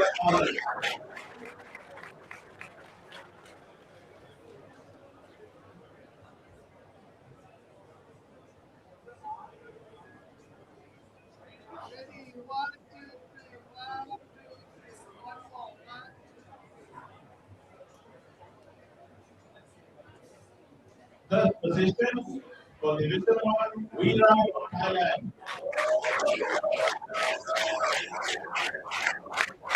$2,000 and trophy.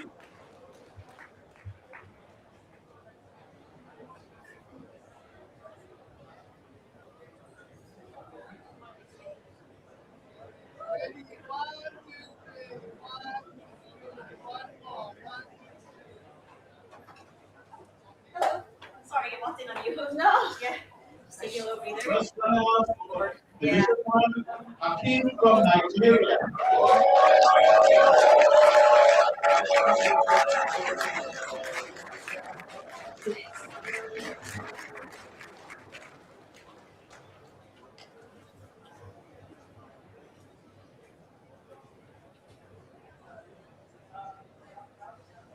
$3,000 and a trophy.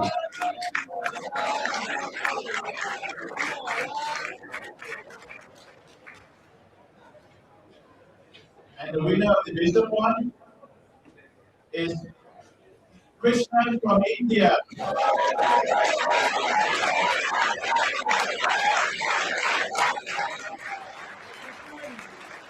He won some $5,000 and the trophy.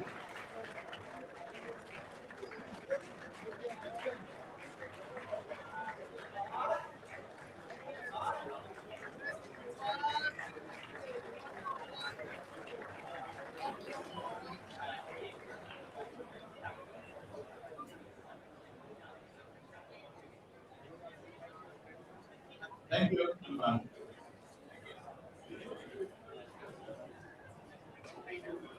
For the prize giving of the Premier Division, I call upon Alchemist.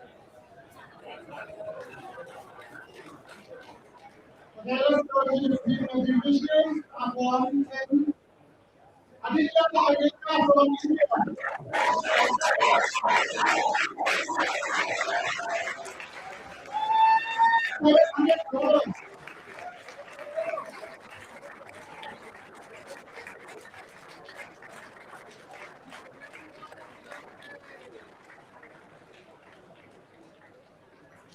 And 9 days from USA, Jason Cole.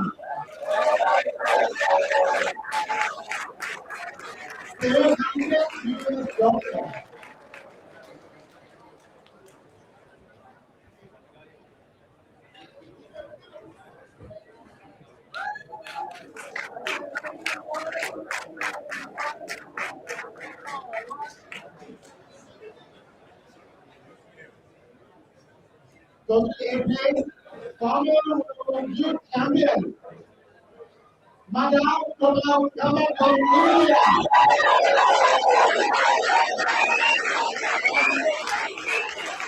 $800.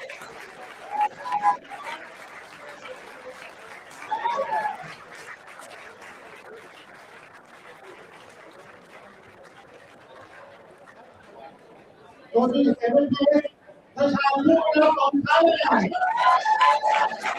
$900.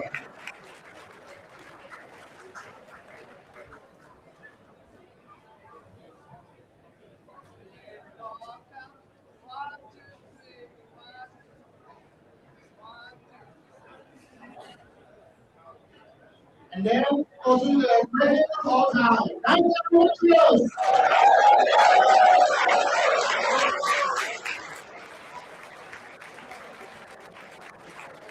$900.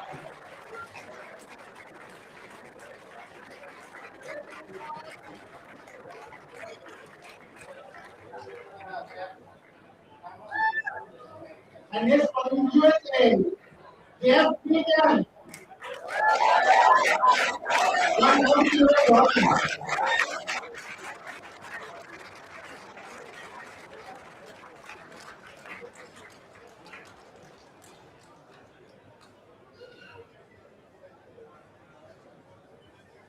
And fourth day, former world champion, Michael Tang.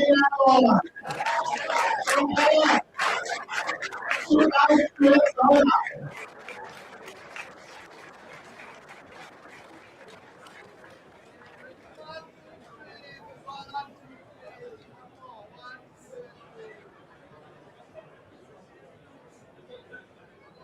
Then from the Korea, Hassan from UK.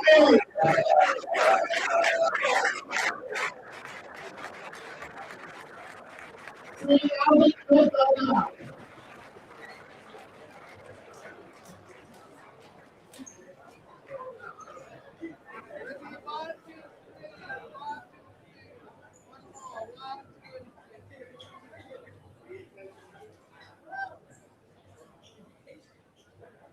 And then the first player,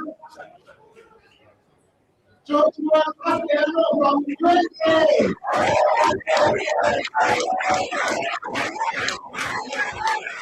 $5,000.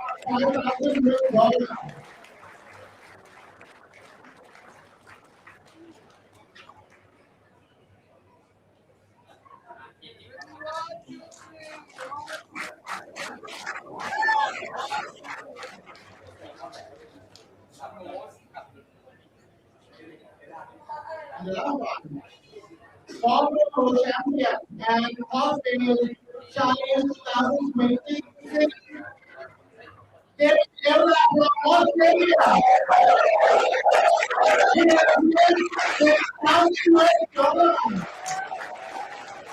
Congratulations.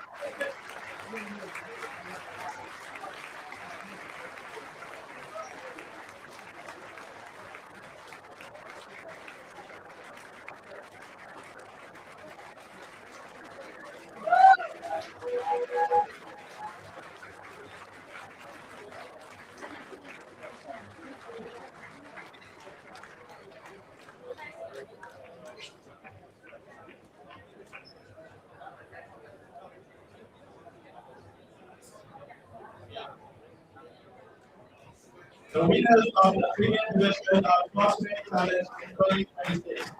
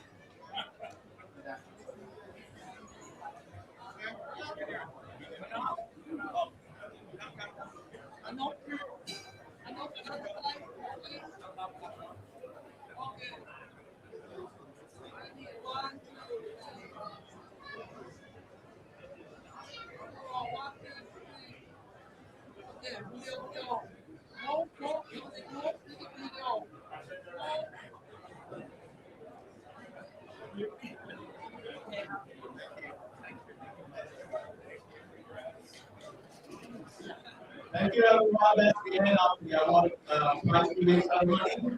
Have a safe flight back to your country. Thank you.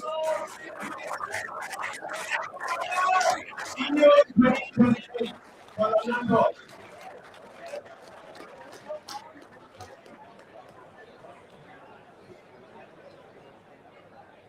Those of you who have trophy, there's a box to take the trophy. So please come out and take the box for your trophy.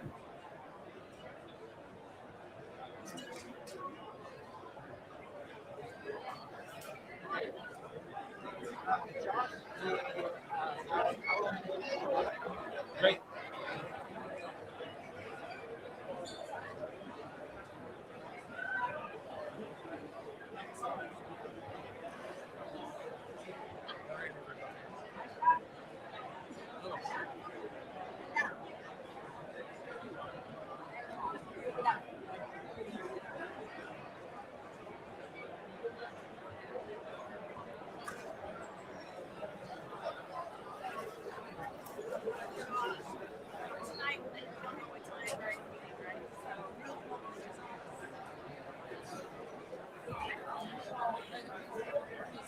Just text me or something. What should I do? I don't know.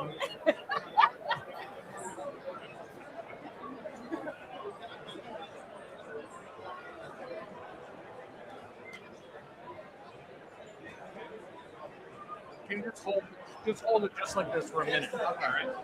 I just gotta end the